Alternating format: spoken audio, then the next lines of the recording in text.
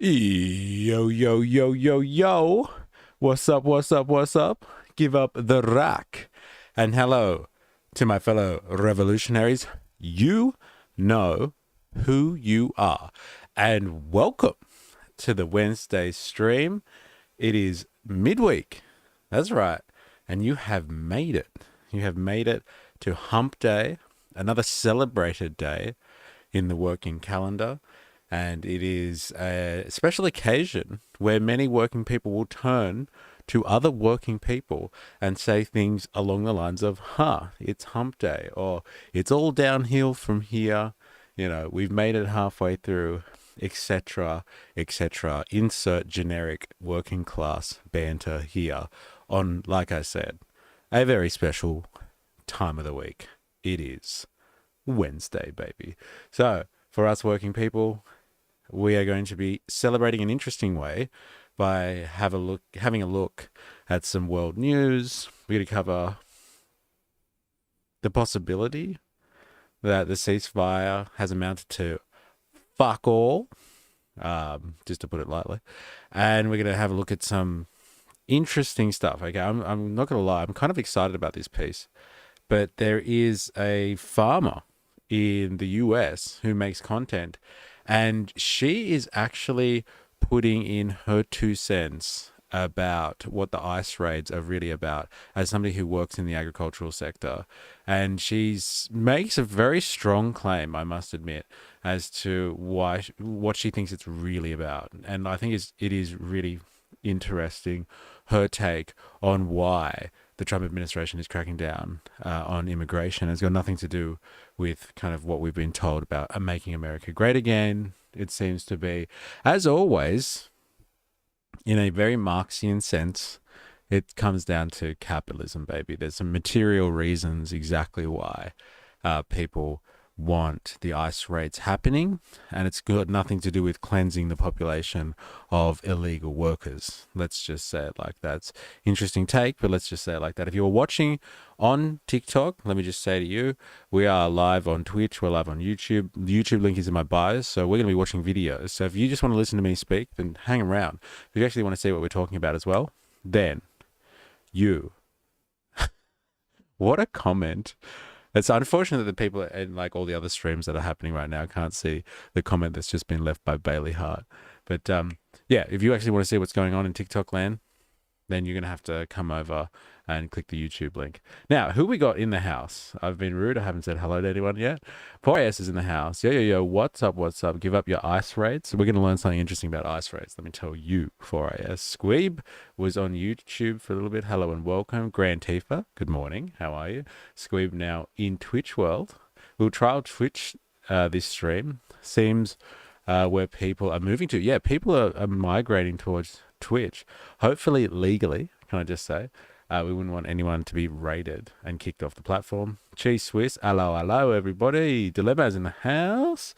Welcome to the House of Pain. That's what we do here, I guess. Yeah, why not? Inter-screen greetings to 4AS. Wings of Cheese, mystery, hello, dude. I just learned of the 4-year Gombe Chimp War. It has me thinking about the implications of historical materialism for people. Far out. Can you tell me more about this? Obviously, humans are extremely unique animals, but I think it's interesting when you think of like warring and fighting over resources. Obviously, chimps can produce commodities, can't produce commodities, but yeah, interesting. I would like to know more about this. If you could drop some propaganda, how about that for a take on historical materialism? Okay.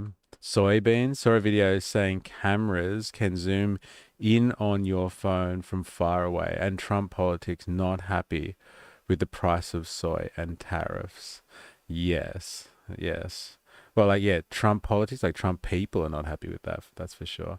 I basically have a tenure at work, hence why I can listen to a 4-hour stream in the middle of the day and talk crap. That's hilarious. Okay, I've always wondered what it is like if you work some incredible shift work or something, so you're just available during the day. No, you can talk smack because I got tenure, baby. That's pretty funny. Ninja Nurse is in the house. Hey guys, how we doing? Actually, I can read from over here. No way. I'm gonna do that from now on. I think I can read from both angles. I've got this covered. And Dr. Nathan's in the house.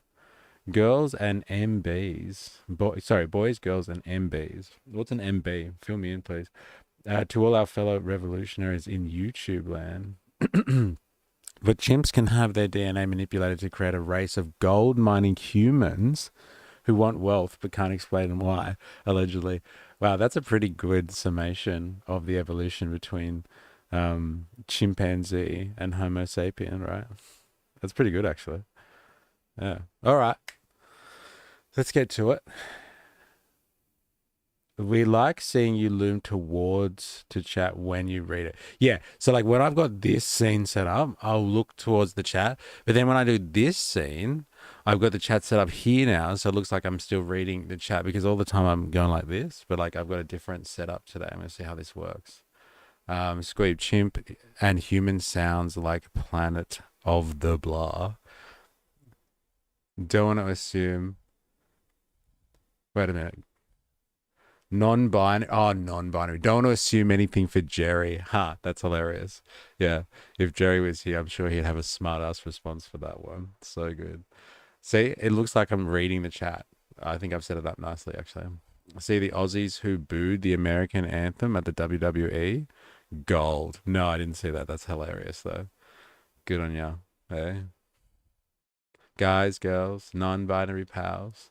All right, so we're going to have a look at here to start us off before we get into like the truth behind the ice raids, which is like groundbreaking stuff. I've got to say, like, it's honestly, I've not heard anyone give this take about why we're seeing, unmasked, not unmasked, unmarked cars rolling up with masked officers in them who don't identify themselves, but they're from ICE, and start like taking people off the street in mass numbers. There's a material reason behind this, which is more than just the culture wars, and more than just the obvious material reason, which is hey, rich people kind of thing, and they're controlling policy. No, there's actually something to do with agriculture that's behind a lot of this. So we'll get into that. But first of all, my God. I feel like, I was really trying hard to play devil's advocate all of last week and early this week. And everyone's just like, dude, it's not a ceasefire. It's not a peace plan. And I was like, no. Give it points, give it points where it's due. If it stops people from dying, then it's a ceasefire. It's good. And everyone, all of you skeptics have been like, no, man, it's not going to happen. And here we go.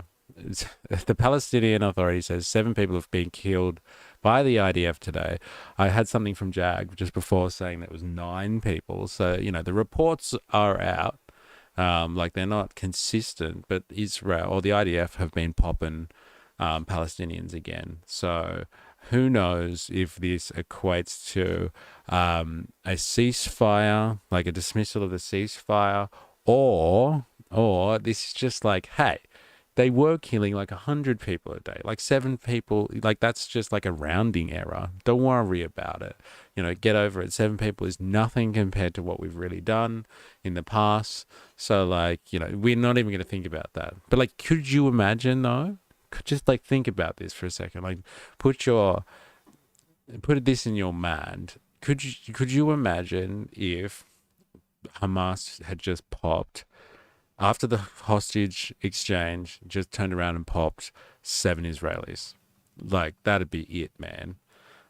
Like Israel would be like nuking the Gaza Strip or something like that. It'd be all over. Bibi doesn't care. Confirmed. No, it was a fish trap. Grand Tiff, you have to explain that one. Squeeb, no, bro. IDF in there doing a special military operation. Don't worry about it. Okay, fair enough.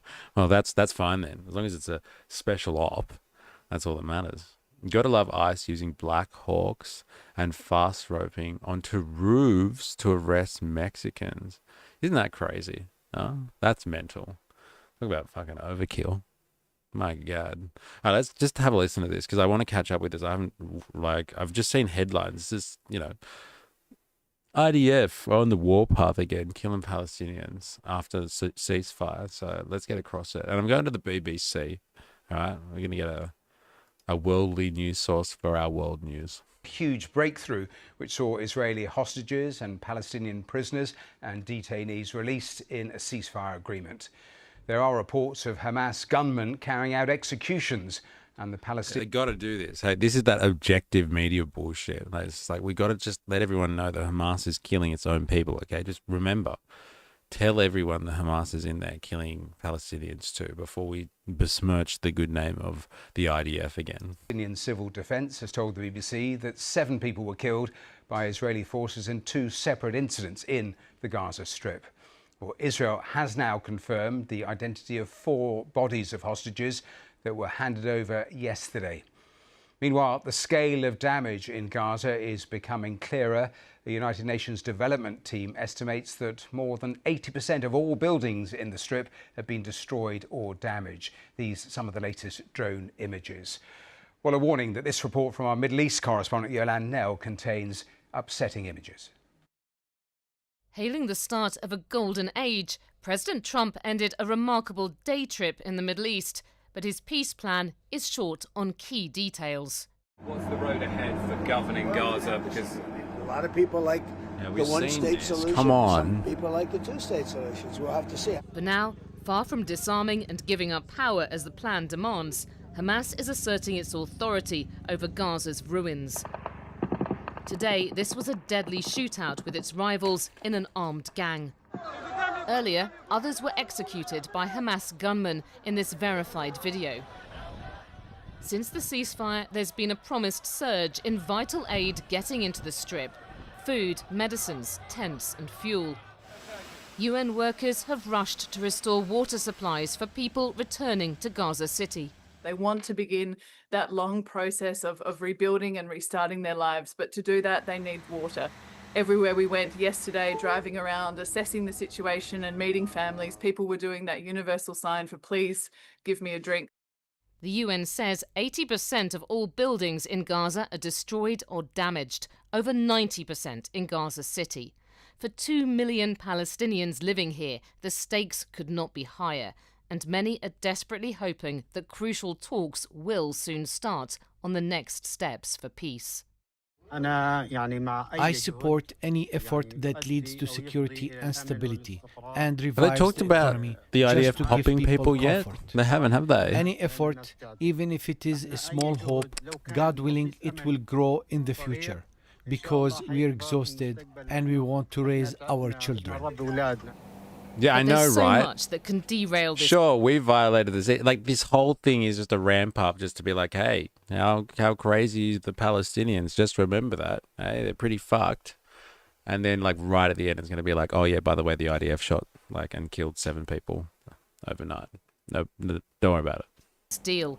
Israelis accuse Hamas of breaking the initial agreement after it sent back the bodies of only 4 deceased hostages instead of all 28. It's like the soul been taken as well from us as families. We've been kidnapped as families. So that's why this closure is so important. We cannot pass into the path of rebuilding Gaza, going to phase 2, phase 3 in the Trump framework until we have all our beloved ones back. Now, with the US president back at the White House, there's a danger that his attention moves on. Just as crucial decisions must be made for any real chance of peace. But in he's the on the Middle board East. of peace. What are you Yolande Knell, talking BBC about? News, Jerusalem. He's going to be all over this like a rash. It's his job. He's the director of the board of peace. Like, come on. What else do you want? Grand Tifa, herding them into one area for easy pickings. Right. Got it. Got it. That makes sense. It's a lovely imagery too, isn't it? Seriously.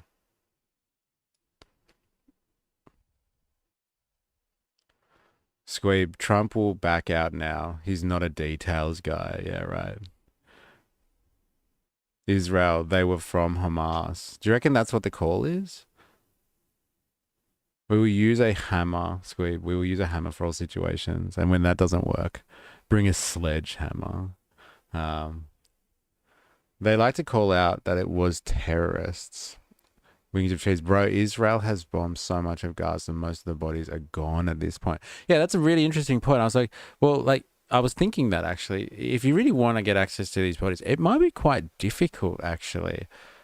for people to maintain dead bodies for an extended period of time in a war zone amongst all the absolute chaos and destruction. I wonder if that's got something to do with it. Dilemmas these days, I don't know what's more alarming, more killing in the Middle East, or that idiocracy predicted people wearing Crocs and a WWE wrestler is president. Trump is basically a DC hero, peacemaker, peace at all costs. Peace even if they don't want to. Larb Jeff in the house. Brother, how you going? Welcome to the stream. It's good to have you. All right, I really hope they get to the actual title of the story. I hate when they do that, misleading titles. Let's speak live to the former UK ambassador to Qatar and Iran and the Director General of the Middle East Association, Nicholas Hopton. And Nicholas, thank you so much for being with us. Just walk me through the critical questions that need to be answered next here. I think, yeah, fuck your questions, bro. City it's in. Have they talked to, like, did they even mention it?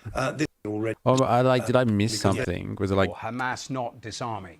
Exerted leaders must also the government them within remove label. Man, they didn't even talk about it. Government. That's awful, in the region, bro. In the long. That's awful. All right, I'm gonna get the article out from Jag. Let's have a look. Quite disappointed with that. BBC, useless bastards. It's from newarab.com.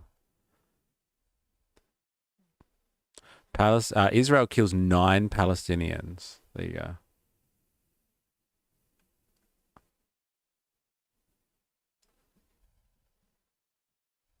Let me drag that out a bit so you can see it. Can you read that? Does that fit in the window? Yeah. Israel kills 9 Palestinians just hours after Gaza truce begins. I mean, I'm all over the place today. You charge this too.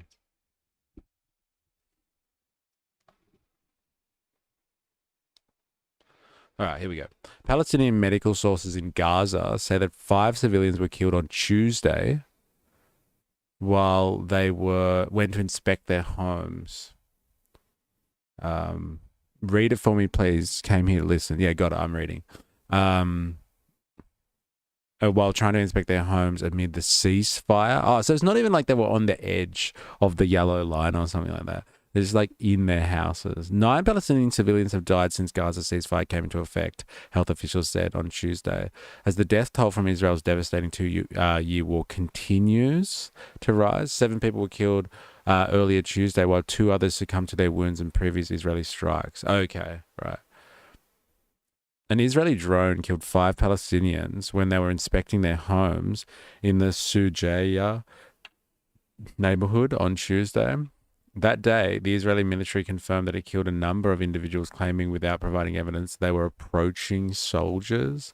A number of suspects were identified who crossed the yellow line. There it is. They crossed the yellow line and approached IDF forces operating in the northern Gaza Strip, which constitutes a violation of the agreement. A telegram statement from the army read, a source in Gaza's emergency services also said Palestinians were also wounded after Israeli forces opened fire in the Halawa area of Jabalia. I guess you would say that. Is that how you say it? All right, let's change that. On Tuesday, earlier Tuesday, 2 Palestinians were wounded by an Israel fire in Han Yunis, southern Gaza. The latest development comes as Gaza's civil defense crews told reporters that since the truce started, workers had started to uncover bodies trapped under the rubble. The civilian defense spokesperson said that teams have recovered about 250 bodies since the war ended, and that many of them were lying in the streets, in comments made to Al Jazeera. A major shortage of heavy equipment was hampering the ability for teams of reaching the living and the dead trapped under the rubble. Gaza is also riddled with explosive material and the remnants of weapons, which again pose a threat to lives of civilians, the emergency group said. Over 80% of buildings in Gaza have been destroyed. Israel's war on Gaza has killed about 67,000 Palestinians. Now, remember that article that we read, which was basically that is off by a factor of 10. So it's actually like 670,000 Palestinians, actually. That's crazy. Well, there you go. So they got people that were crossing the yellow line. There we go, ladies and gentlemen. Who knows? Read into that how you will. But so much for a ceasefire, I guess you would say. So much for a ceasefire. It is sad as my God. They did, indoctrinating, they did mention it just before they talked about Hamas. Oh, but it was like a blink and you missed. Okay, like what the hell? Like that was it. I was like, oh, by the way, they killed him. Oh, and Hamas, by the way, has been killing their own people. What happened to the old school foreign correspondent? The ones wearing a helmet with bombs going off in the background. Now we have nicely dressed experts talking from their home office. I'll tell you what, though, like to be honest, the Israelis killed a lot of journalists in Palestine over the last 2 years. I think they actually have the record now for the most journalists killed during a war. And like, there's been some crazy wars, you know, over the last 100 years. But like, they take the cake now. I'm pretty sure they took out Al Jazeera reporters and all that sort of stuff. Remember how the IDF shoots people approaching aid stations or gathering? Yeah, I know. Yeah, so like the yellow line means nothing, right? If they're able to, if they like were killing people trying to get humanitarian aid. Jabalia. Thank you. Still, it feels like the equivalent of a wellness expert talking about health while you have a hospital full of experts who aren't listening, who we aren't listening to. Yeah, I know, right? They also didn't let journalists into Gaza. Yes, that's true, actually. Indoctrinating 278 journalists confirmed already. Dilemmas. Do you know who's good at rebuilding countries? Halliburton. Savage, bro. Seriously. They consider cameras as potential RPG and valid targets. Yeah, people holding up a camera. Yeah. They definitely killed Al Jazeera people. Yeah, okay, there you go. Mark, if you just joined us, reportedly seven people have been killed by Israeli drone in the northern part of Gaza. Just yesterday, right? I don't know what Tuesday. It's hard to tell, like what Tuesday, but like yes, yesterday. So, maybe just recently for us. You know, like a few hours ago for us. If it's still Tuesday for them. That is a shocking statistic. 278 journalists have been popped. And because they have, cameras that look like, hey, he's pointing something at us. Watch out. Get him. All right, we are like, I just wanted to cover this because I think it's important. Because, yes, like I said last week, I was really trying to play devil's advocate hard for this whole situation, despite all of the speculation and the cynicism, might I say, from this community. I was really trying to, like, look, you know, if they stop killing people, like, that's a bonus. And it would appear that on the edges of the ceasefire zone, the IDF still rules with impunity and maybe just doing stuff for target practice purposes. Who knows? Still technically in peace. Yeah, technically. Like, you could say that they were technically in peace before, right? They were just trying to get humanitarian aid in. And that was just going wrong all the time. They were making mistakes. You can prove anything with made-up statistics. 73% of people know that. Yeah, no, right. That's like Uncle Jimbo from South Park. Oh my God, they're coming right for us. Yes, don't you reckon? That's the Jimbo defense. So good. Yes, oh my God, they're coming right for us. Who would have thought? My God, it's heavy. Ninja nerds. That is such a good Futurama quote. It's one of my favorite Futurama quotes ever. You are technically correct. The best type of correct. For a bureaucrat as well, the best type of correct. So good. 60% of the time, it works all the time. Such a good quote as well. All right, we are going to change gears really significantly here now. And like I said, there is this farmer from the States, and I think she describes herself as a small farmer. So like she's not in leagues. She's not from some massive family that owns, lots and lots of land. What's the Monty Python thing? She has huge tracts of land. Yeah, she's not a farmer that has huge tracts of land. Or is she like in bed with a corporation? It would seem. But she has a story as to why she believes the ice raids are happening. And it's all like materially based in the agricultural sector, it would seem, and trying to push people towards a particular type of visa arrangement that is required for people to live on farms, to work on farms. And I'm just going to leave it there because it will shock you, the revelations that are coming out of this woman. Honestly, it will shock you, I think. Jag, Israel also apparently having the number of aid trucks, halving the number of aid trucks because they say Hamas hasn't returned all the dead hostages yet. Yeah, so we just saw that there. So it was like 4. They've returned 4 bodies out of 20 or something. And like the question from the chat was, and I think this is a valid question. It's like, well, fuck, you just have bombed them into the Stone Age. They might not actually have the resources. Like they got the people that are alive back. That's good.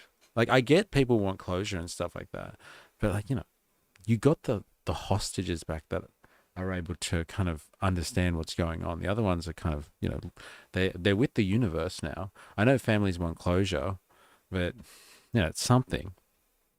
It's something. And so they're halving their aid, and on top of that, there are like 500 aid trucks that were like at the border ready to go. I think near Egypt, and the Israelis have only let 300 of them in, not 500. They're controlling the supply. Let's just say controlling the supply of how much humanitarian aid gets in at any one time. I don't know what the benefit of that is for them, but we saw footage just then, like the UN's in there, and like they've got their engineers and personnel on the ground, like fixing infrastructure, critical infrastructure, like so they can have water and stuff like that. But maybe it takes time to get her the dead, unless that's a reference to something, to get the dead. Bring out your dead. Like there's another Monty Python reference. What's the repercussions if Israel doesn't hold to the deal? Repercussions for Palestinians is pretty obvious. Yeah. Like usual bourgeois stuff, I would say, Dr. Nathan, like international condemnation. World leaders will write angry letters to other world leaders and to the UN, that sort of stuff. Gather. Oh, right. Maybe it's time to gather the dead, right? Yeah. Peace deal is a joke. So much skepticism. Like, honestly, can't wait for Zoran to win the NYC mayor's race just to watch the anti-communists and counter-revolutionaries lose their mind. That's. Are you ready for this? Just to fill up your feeds and just be all over the conversation. We won't be able to talk about anything else as soon as that election starts taking off. Sanctions. I don't know, man. Angry letters. Do you reckon they'll actually sanction them? Israel being held accountable. It worked for Russia. Not. Strongly worded letters. Eh? What reality do they live in? All right, let's look at this. This is honestly, it'll change your life. Okay. Because there's so much footage at the moment of crazy ice stuff. I saw some stuff from the streets of Chicago this morning, from the east side of Chicago. And it's just like a suburban street. It's like any typical suburban street from anywhere in the world it could be. And you see all these people just gathered in this intersection, and there's all these ICE agents out. And then like these people are taunting the ICE agents, and then they just like everyone just cuts and runs, and the ICE agents just start like chasing random members of the public. I don't even think they're people that they're trying to get because they're undocumented or something like that. They're just literally just chasing people through the streets and stuff. So like it's mental, all the ICE situation. It's not just the raids, it's the implications that it's having like these basically private militias that are on the streets doing the bidding of the Trump administration. And so, but like the implication or the impetus we're always told for this is like, you know, we're making America great again. We're getting rid of people that are illegally here. They shouldn't be here. And so this is like a purge. Like this is how you purge the system and get people out, and how you purify the country again. And like you have America for Americans only, et cetera, et cetera. And that's been the impetus. And so it would seem that like potentially the culture wars are behind the rise of ICE and the ICE raids. But it would seem that there is actually potentially a material basis for this, which is something that we look for on this stream. So, or at least I do, and I just drip feed it to all of you out there, whether you like it or you don't. So tough. I'm partly joking, but that question is why the deal is a fraud. Yeah, I know. It's going to be hilarious. And we got the Albo Trump meeting on Monday. Yeah, you're so ready for that, Dilemmas. I think I might just hand it over to you. You can run the stream on Monday and tell us all about it. You seem to be the most excited about Albo meeting Trump. It's conspiracy Christmas every day in this timeline. Did you see the Portland stuff I was running last night? I didn't get to see that, but I have seen a lot of the people in costumes and stuff. Like, do you remember the first time we saw one of those people in Portland doing it? It was the frog one, I'm pretty sure. And that was like last week. And they got the mace or the pepper spray or whatever they use, and they were trying to spray it into the hole. So the guy in the suit was getting choked up. Dilemmas. Hegseth fired the chubby National Guard soldiers. Not a fan of the military being called Meal Team 6 and the Gravy Seals. That's hilarious. Put a video for you in stream chat when you're ready for a good laugh. Oh, yeah? Okay. Oh, yeah. Why isn't my stream chat rolling on? It should be rolling. Damn. I have lovers in the house. Yo, yo, yo. How you going? I saw this kind of madness. Israeli soldiers torched food, homes, and critical sewage treatment. Yeah, of course they would. Yeah. Still a genocide for them. All right, let's have a look. And this is the one that you're talking about as well, Dilemmas, I'm pretty sure. This one here with the Portland mascot march. You know, I was reading like a few years ago, I read a book by David Graeber called Direct Action. And during, I can't remember what it was for exactly, or like what year, it was early 2000s. He was a big protester, like a professional protester, I guess you would say, from New York City. And they were protesting, I'm pretty sure, some convergence of like all these heads of state from around the world about some type of neoliberal trade policy that was going on. And this type of stuff has been done heaps of times before, apparently in the past. I didn't realize. Where people dress up ridiculously to kind of de-escalate the incredible threat of violence that is being imposed by the state forces.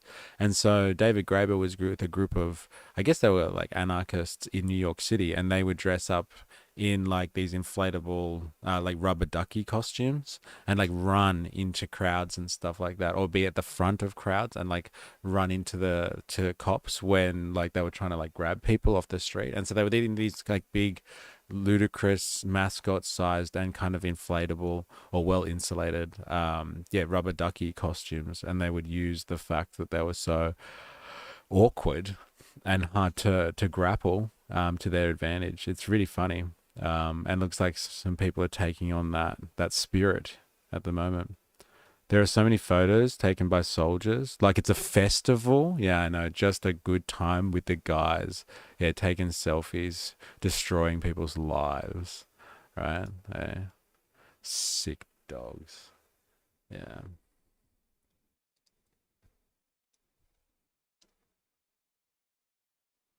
All right, let's have a look at this one. gonna be funny. ICE agents falls like a stone chasing an activist. All right, this will be good. Let's see if I can increase that a little bit. Trust you to find this. Anything to watch the pigs go down, bro.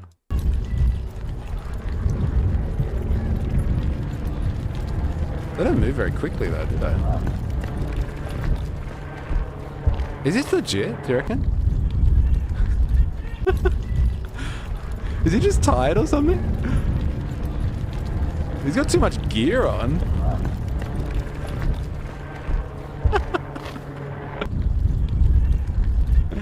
That was pathetic. Pete Hegseth is not going to be happy. Eh? He's probably lucky he's not in the Department of War, because Hegseth would be all over his ass. Eh? All over his ass. ICE agent falls like a stone. So good. Take that. Unfit. It's too much gear. They got way too much gear on. Okay, now think about that dude there. Okay. Ooh, Solar Bear in the house. Morning, all. They never do. It's hard to shoot. Reptar. Left, right, and center. We all love Reptar. That's so good. Florida are weakening child labor laws. Don't got to pay kids much. I haven't heard about that. Every Friday stream should be mysteries with friends. We've actually got far right Fridays at the moment, Mark. Courtesy of Jerry Poppins. He's been curating a massive playlist that we've been going through slowly. I just want to see Aussie Trump fans realize he's not coming to save you. We got to do it ourselves. Yeah, stark realization. Look, consider that and just think about that ICE guy pathetically running after someone. It looks like it's staged. It's so awkward, don't you reckon? So awkward. No, don't do that. Sort of roll this up. Yeah, think about that awkward guy chasing an activist and be like, why is he even there? Why is he chasing an activist? Isn't he ICE? Isn't he an immigration and customs enforcement officer of some sort? No. What's he really doing? And what's the impetus behind him even existing? You know, cosplaying Soldier Boy. Let's have a look. So remember, she's a farmer. She'll explain it all though. As an employer, I don't want to be competing with. Slavery. I don't want that. You know, I don't find that moral or financial calculation actually that difficult to do. ICE raids are only half the story. What everybody's talking about with farm labor is the ICE raids, because they are out in the streets, in public, in a city where there's a lot of other people to see it. So the ICE raids are getting all the attention. But you need to know that the ICE raids are only half the story. And today we're going to talk about the other half of what's going on with farm labor. What happens when all the undocumented workers are locked up or expelled from the country? Then what? And that's the question everybody's been asking, right? What were farmers thinking when they voted for this? When they voted for a guy who promised to expel all their workers from the country? Yes. I've been asking that, like, materially, what are their interests in voting for Trump, who is like going to wipe out their workforce?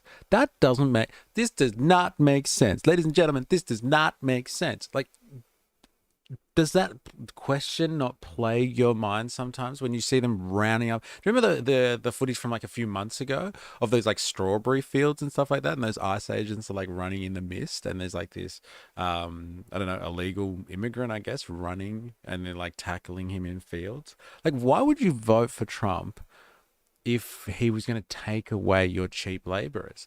That does not make sense. What is really going on?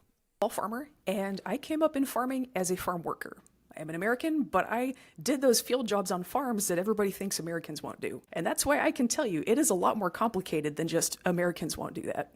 So we're going to talk about some of the inside story about why U.S. farmers thought it was a good idea to expel their own workers from the country, what they thought was going to happen after that, and how it's a lot worse than you probably imagined. I think the main thing that folks need to understand about farm labor is farmers will get their workers no matter what. One way or the other, they'll get them. And so the question is not will farmers get their workers? The question is how. will farmers get their workers. For the last couple decades or so, it's been a lot of undocumented labor. It's been a lot of undocumented people coming across the border on their own. As someone who has been a coworker with a lot of these folks, I like to call them freelance because it really drives home the fact that they're just gig workers. They can pick up and go to the next job whenever they want. A lot of farm employers, farmers, the people who hire farm workers, don't like that. They don't like the fact that there are all these workers that they depend on, but if the job's not good, if it's not paying enough, if they're not being treated well, they can just leave. This is an extremely important concept. I'm not adept in this world at all. What she is explaining here is a very interesting phenomenon, I must admit, and it is undocumented workers. Yeah, they might be cheap laborers, or they might be the laborers that they can get access to in the market in agriculture, right? But think of them as freelance workers. They are free laborers. So if they don't like what's going on, there are other farms out there, and they'll off and go work on another farm, like the American ideal. They fought a civil war over this, ladies and gentlemen. The American ideal is, slavery versus free labor, like industrial capital versus like slave capital situation, where you own people like property and use them as a legit, like a real commodity, as opposed to kind of a variable commodity that that has self-determination and stuff like that. You either control them fully, you control them as the labor input in the production process, or you allow them to freely do whatever they want and just entice them to come and expel their labor power for you. This is a problem, that these undocumented types consider themselves these, uppity, undocumented types coming in here and treating themselves like free laborers. Outrageous. And that's a problem for a lot of farm employers. Speaking as a small farmer, there's a lot of things that my fellow farmers don't like about undocumented workers. And it's not the fact that they're illegal, it's the fact that they can pick up and leave at any time. A lot of farm employers wind up resorting to threats, I'm going to call ICE on you, to basically get people to stay even when the job conditions are bad. And the big problem with that is it's a lot of work. Even though the workers are cheap, it's a bit of a management headache. And that's also a big part of why they don't like hiring US citizens either. And they'll give you this whole thing about how Americans don't want to do the hard work. I would point out that I live in Fayetteville, North Carolina, next to Fort Bragg, which is home to tens of thousands of people who volunteered to work hard outdoors, getting shot at, for not a whole lot of pay. So you cannot tell me that Americans don't want to work hard is the problem. There's more to it than that. The big thing about farm labor is it's a dead-end job. And I've done some videos on why and what we could do to change that. That's a whole nother thing besides what we're talking about today. The bottom line is, yeah, Americans are totally willing to work hard. The thing is, if the hard work that you have is a dead-end job, then the Americans who are willing to work hard will go do that hard work somewhere else, where that hard work is going to pay off. So this is an interesting concept that I've heard people talk about as well, which is like, well, look, undocumented workers and stuff like that make up a significant portion of farm work that is necessary labor in the US because, Americans don't want to do that job anyway. And like Americans are all lazy. Like, look at Gen Z, eh? Lazy bastards. Look at all those people that are chronically online. People like us, like they don't want to get out in the fields and do some backbreaking labor. No, they are useless members of society. And so like we're going to have to do something about the illegals and encourage people to get back to traditional, good old fashioned hard work, ladies and gentlemen. But like she's giving a different angle on that story. That's interesting, right? Look at the National Party in Australia, Ninja Nurse says.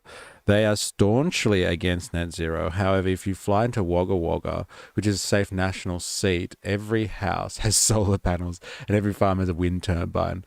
I'm not convinced that this is what the farmers want. It's more what the party that the farmers vote for want. It makes sense. Interesting. That's interesting. All right, back to her. It's not that Americans don't want to work hard. It's that we want there to be a point to working hard. So that's the issue here. There's a few other things too, but that's really the big one. So rather than deciding to build livelihoods that Americans want, the U.S. farm sector has decided We'll just hire immigrants instead. Now, when most people... That's a really interesting claim that she's making. All right, let's just zero in on that. From a Marxian perspective, capital is about the control over labor. So there is, in the central core feature of a capitalist mode of production, you have the force of capital meeting the force of labor. So these two things come together, and with our powers combined, they create value for all of us to live off, right? But like capital controls labor in the sense that capital puts labor into motion, and like labor therefore then makes like nice shit, like all the stuff that we have, like stuff that we eat, for example. Which is important, right? Humans need food, okay? Like, we can all get down with that. But what she's talking about here is that instead of building a system that incentivizes Americans to actually want to go and do farm work, it is actually more treated, because like materially, that's what it is, as kind of a dead end option. If you're going to be a farm worker, like where do you rise through the ranks? Where's the social mobility? You go and work on a farm. The pay's not that fantastic. It's not drawing you to the system to want to use your labor in that fashion. There's no incentive in a free labor environment, in like a labor market. There's no incentive there to do that. And so they have to plug the gaps with other forms of labor, because the labor is still necessary. And so what do they plug the gaps with? Well, up until now, up until the ice raids, they've been openly just plugging the gaps with undocumented types, but that seems to be something they're turning away from now. Again, these are the same people that voted for Trump and knew he was going to raid their farms and take people away from them, so they still did it anyway. So what's really going on? But what she's highlighting here is a very important thing to understand when you're trying to understand about how capitalism works. And instead of being forced, this is a market, and labor is on the market, like everything else. Instead of the farmers setting up a society or an industry, an economy that workers need, like, are able to work in, because like that's just the way it is. We're gonna have to do this now in a way that attracts workers, American workers, and encourages them to come to the fields. Then without producing that form of economy, that form of industry where people are incentivized to work there, they will find other labor sources. So there is a material basis for what's going on. And what she's talking about here is the dismissive line that Americans just don't want to work in the fields, or like they don't work hard. They're all lazy. They've all got these cushy lives now, and like it's beneath them. She's like, that's rubbish. She's like, I know a lot of Americans, I know a lot of people, I'm one of them, that are, willing to work hard, but they want prospects.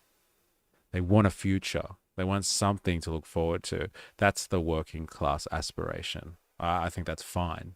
I think it's an interesting point to bring up, to be honest. I think it's a great thing to bring up. People don't want to work hard. Have a 20-liter spray pack on now that says different. There it is. Hey, like people do work hard, but people expect that the market will compensate them for their labor power. I think that's just something that we've been promised by this mode of production. Solar makes sense for rural areas, but 100% renewables will kill this country. It already is. I grew up on a farm, and I would trade city living for farm living every day of the week and twice on Sundays. There you go. Interesting. It's not just American. Yes, good point. But like, obviously the context here. All right, let's go back. Hear farm workers, they usually think undocumented. And that is true. Many of my coworkers are undocumented. However, there is an actual legal visa immigration program for farm workers. It's called H-2A. So that's what we're going to spend a lot of this video talking about. Farmers have gripes with the H-2A program because it's expensive. Workers have gripes with the H-2A program because slavery that happens under the table with that thing. So yeah, you can have a farm labor program that is so not functional that you have both overcharging and slavery. The H-2A system is proof that you really can't have it all. First, let's talk about what farmers don't like about the H-2A program. And I will say farmers don't like the H-2A program with a big ol' asterisk, because if you look at how many farmers are hiring H-2A workers, the number is going up very rapidly every single year. It's kind of funny to me how much the farm sector insists they don't like the H-2A program and it has to be changed or they all go bankrupt, because they keep hiring more and more H-2A workers every single year. Which is, it kind of feels like the market telling you it's working. This is the problem with letting women go to college. They learn economics and start getting ideas. There are other issues that farmers take with the H-2A program, like there's a lot of paperwork. We're going to get into that later. And because these workers are not local, you're having to get them from another country.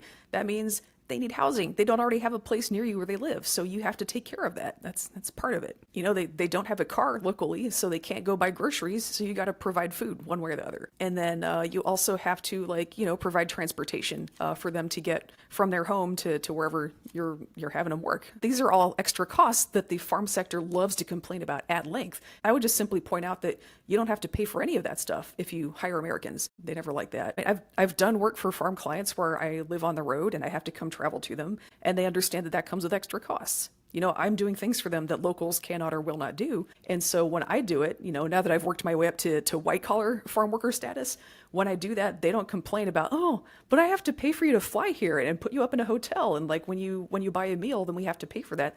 That's understood to be part of the cost that comes with hiring somebody from out of town. But when it comes to manual labor farm workers, all of a sudden that's just too much. That's interesting to me. That is interesting. It's a very interesting insight, actually. And like, if you're going to counter someone who is, I guess, in the agricultural sector and they're looking for farm workers, and they're like, well, okay, you're going to bring in undocumented workers on some visa system, H-2A, as she's calling it, and you have to house them, to give them lodgings, you have to feed them, and then you have to then provide them with any other provisions that they need in order to live near where their employment is, because you're shipping them in. You're bringing people in here who aren't from this area. They don't reside here because they don't have citizenship status or any stake in the community. They're not involved in the broader economy outside of the fact that they're just shipped in to work.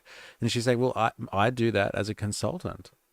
I'm now a white collar farm gal, and I get, like, when people want my labor, my expertise, they fly me in, they put me up in accommodation, they feed me. She's like, that's what happens when there's a gap in your own market, or if you're not willing to pay for people that live near you, then you have to ship people in. And so then if you ship people in, there are costs associated with that. I think that's a fucking fantastic analogy, and it's interesting to see her bringing it up in this level of detail. I haven't heard a lot of people, like I said, analyze this issue before, because fundamentally this is at least a massive or a large portion of the discussion when it comes to undocumented persons working in the United States. It's not just people that are like hanging out at Home Depot or something like that, or working in factories. It's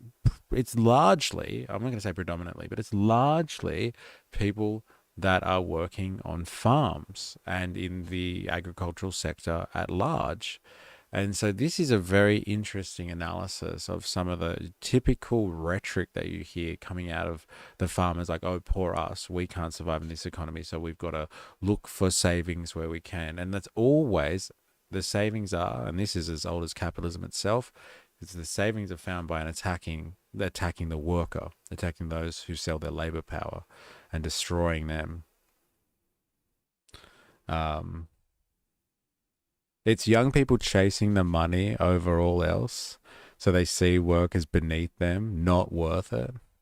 I always thought younger generations need to be closer to cities to have more opportunities, more pathways, as if you don't enjoy the farm life, there is nothing else out back. Dilemmas. When I was 9, I watched our farm manager bite the balls off a baby sheep during docking season and throw it to his dog to eat. A lot of city folk could use an education about where produce comes from. Interesting. You charge back the rent to the workers you flew in, but charge the e-worker for. And you end up paying them nothing, assuming you're giving them the landlord experience you learned from the cattle farming. It's true. Some people can't do the farm life. My old man hated it because he couldn't go to the pub and get drunk with his mates every night. It's not for everyone. Yeah, fair enough. And like office work is not for everyone.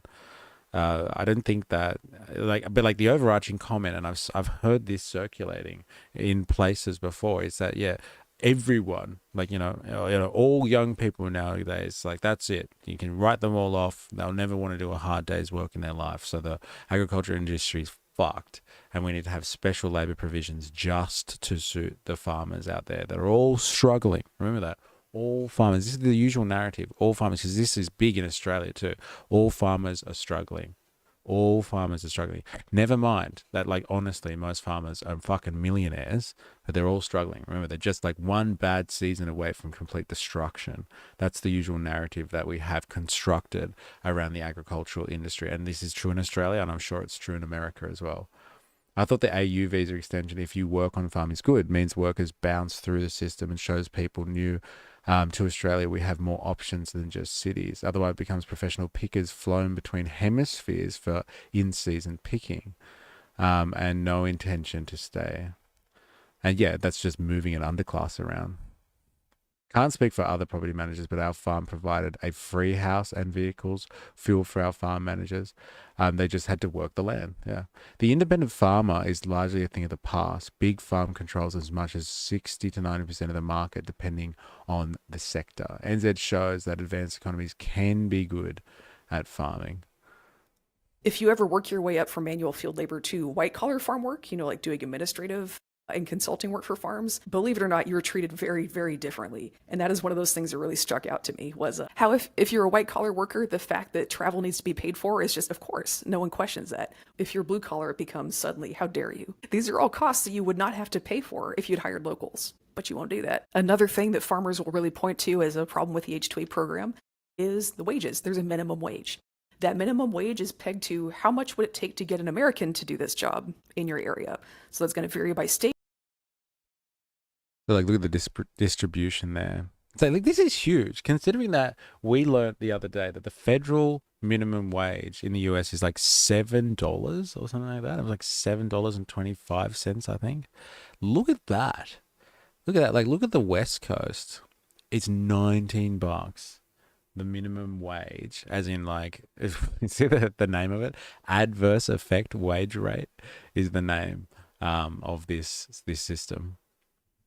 So basically, yeah, like what it costs as a minimum to attract a worker in the US to the farms, like a US worker, not an undocumented one, like somebody that actually is supposed to be there. All right, look at Florida's, like, seems to be cheap, right? $15 in Texas, it would seem.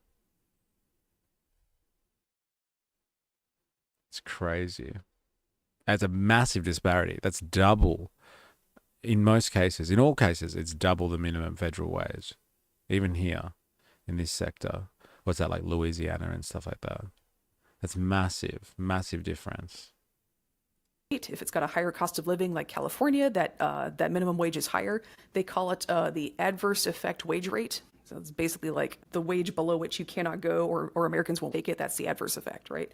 So it's AEWR. It's just a minimum wage. The minimum wage for H-2A farm labor here in North Carolina, last I heard, $16 an hour. Big update. The Trump administration just lowered this minimum wage for H-2A workers. So that's something farmers were really hoping for. Really shed some light on why they were so eager to vote for this guy. Despite him destroying their markets, there's a mentality that as long as we don't have to pay for anything that we need done, then we'll make money no matter what happens. Some of us may come up with different math on that, but that was the mentality a lot of people had, and that's a big part of why people... So just to reiterate, he reduced the rate of the minimum wage that is required on farms in the US to attract workers under this H-2A process.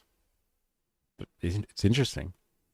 people voted for this. So yeah, those are the challenges that farmers cite with the H-2A program. That'll be things like there's a minimum wage they don't want to pay. There's a lot of paperwork because we want to make sure that people coming into this country are, we know who they are, like, because that's the whole thing with legal immigration, right? We need to make them stop at the border and tell us who they are and vet them a little bit. Well, that's called paperwork.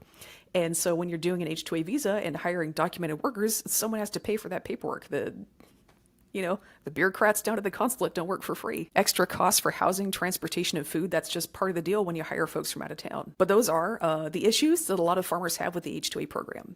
Now let's talk about the issues that workers have experienced with the H-2A program. The big one, already mentioned it, slavery. There have been multiple cases of people who were brought into this. Let that sink in for a second. All right, just for a second. Just let her, that last sentence that she said, just let that sink in. And you can let that sink in while you're gone, Scrape. She is making an accusation here, which seems to be well-founded if you actually look into a little bit of the recent history of agriculture in the US. But she's making a claim here that slavery is alive and well in the US in the agricultural sector.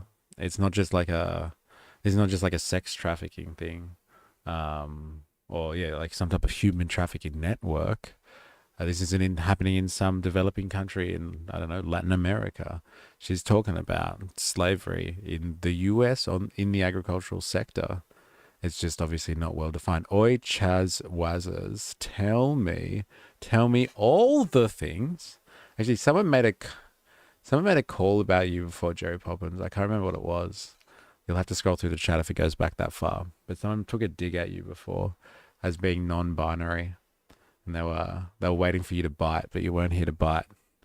So welcome to the chat, by the way. Our non-binary representative. And we're waiting for your response, your retort to the slander. So, all right, back to her.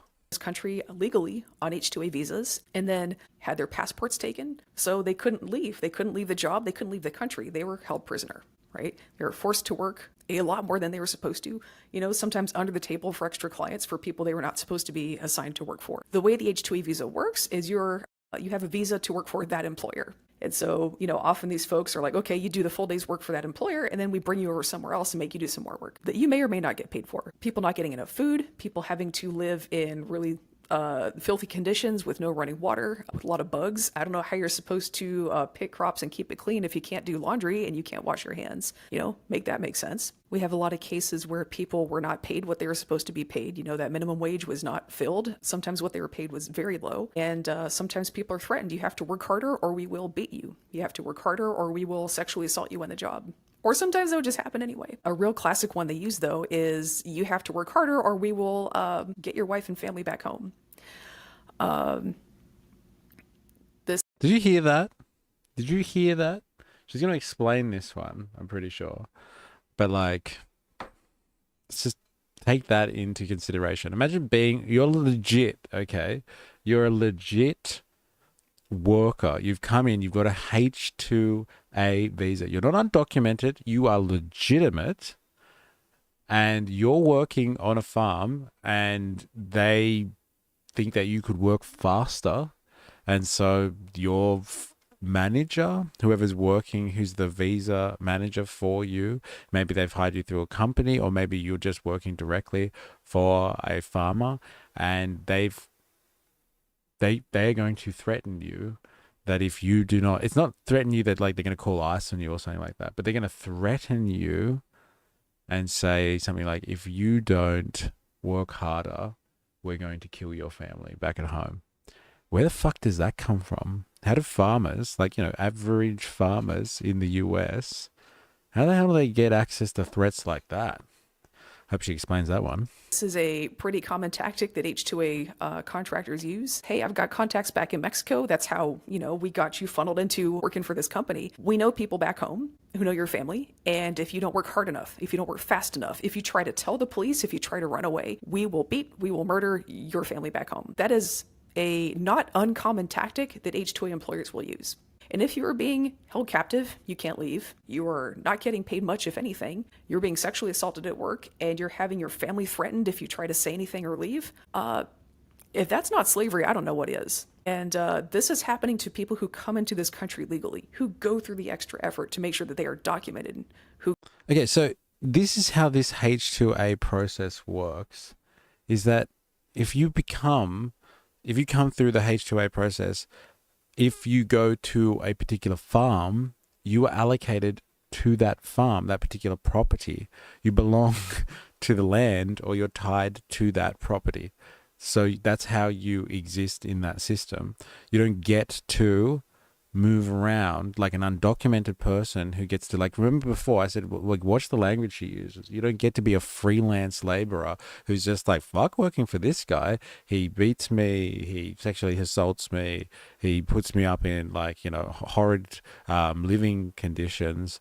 Like, I'm going to go somewhere else and then, like, hope for some better treatment somewhere else. And, like, that's how the free market will sort itself out. But, like, if you come through a H2A process, if you go directly to a farmer and not through, like, an agent, you get locked into a property. And so, like, at the end of the day, you're stuck to that farm. And if, you know, at the end of your working day, they ship you up and take you to the neighbor's house, they put you in the back of a lorry and then take you over to the neighbor's place and you do some free labor for them. You don't get paid for that either.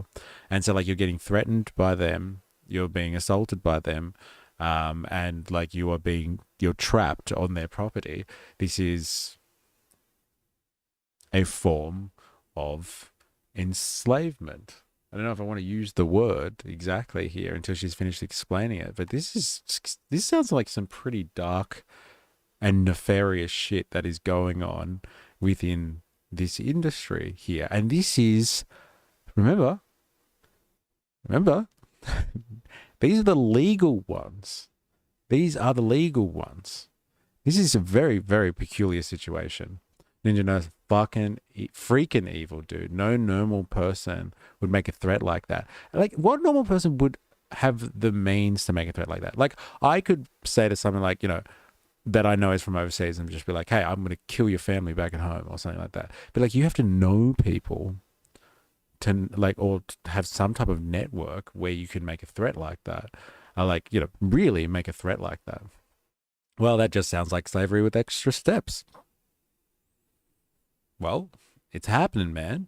Go through the effort to do everything right. If you can do everything right and still have this happen to you, I got to ask you, what is the point?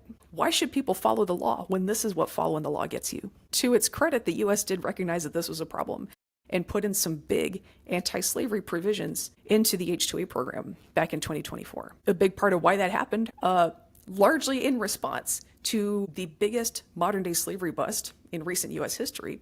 That was in 2021 in Georgia. And actually did some work around there at that time. And I can tell you it was an open secret. People knew it was happening. It still took a several-year investigation to take that ring down. Biggest bust in modern history, is that what she said? Let's get the research assistant out. I can't get over this. This is absolutely mental. Why do they talk about this stuff? And, like, the actual conditions of, like, farm work and stuff like that, instead of just being like, they're taking your jobs, man. Like, I get why, but it would be interesting to know more about this stuff. See what's really going on the ground. Can you explain what has been described as the biggest slavery bust in modern history in the US, I am assuming, and it occurred in Georgia in 2021?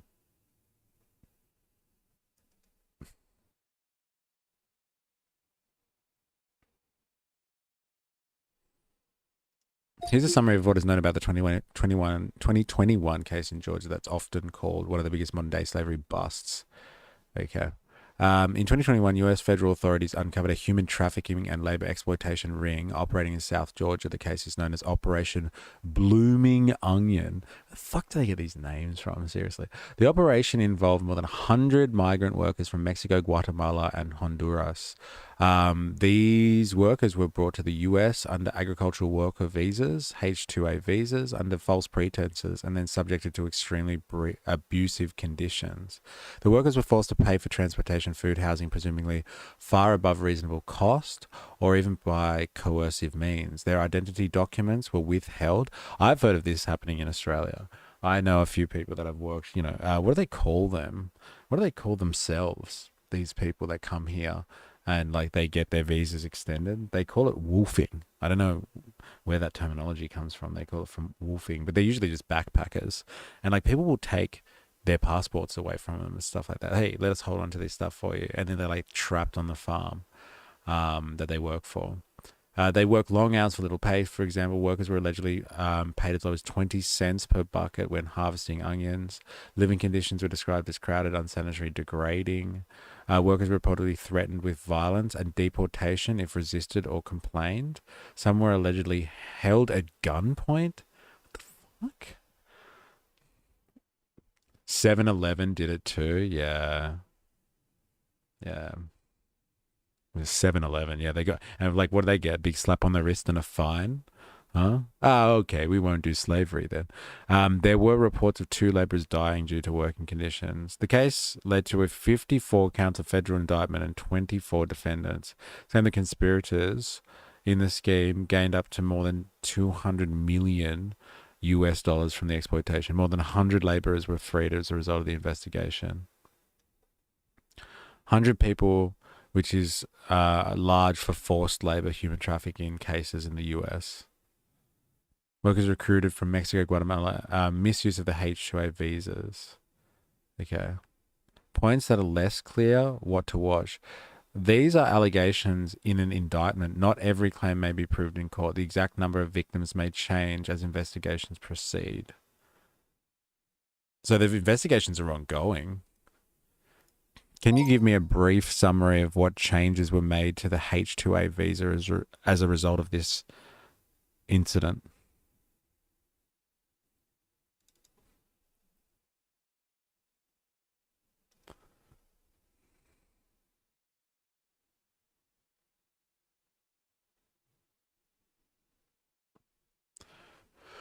The Department of Labor issued a final rule amending the H-2A regulation to improve protections for agricultural workers and improve the application of certification processes, stronger housing standards, clarification of employer liability in joint employment situations, greater transparency in employer-recruiter relationships, rules to protect workers from abusive practices, prohibition on withholding passports or immigration documents.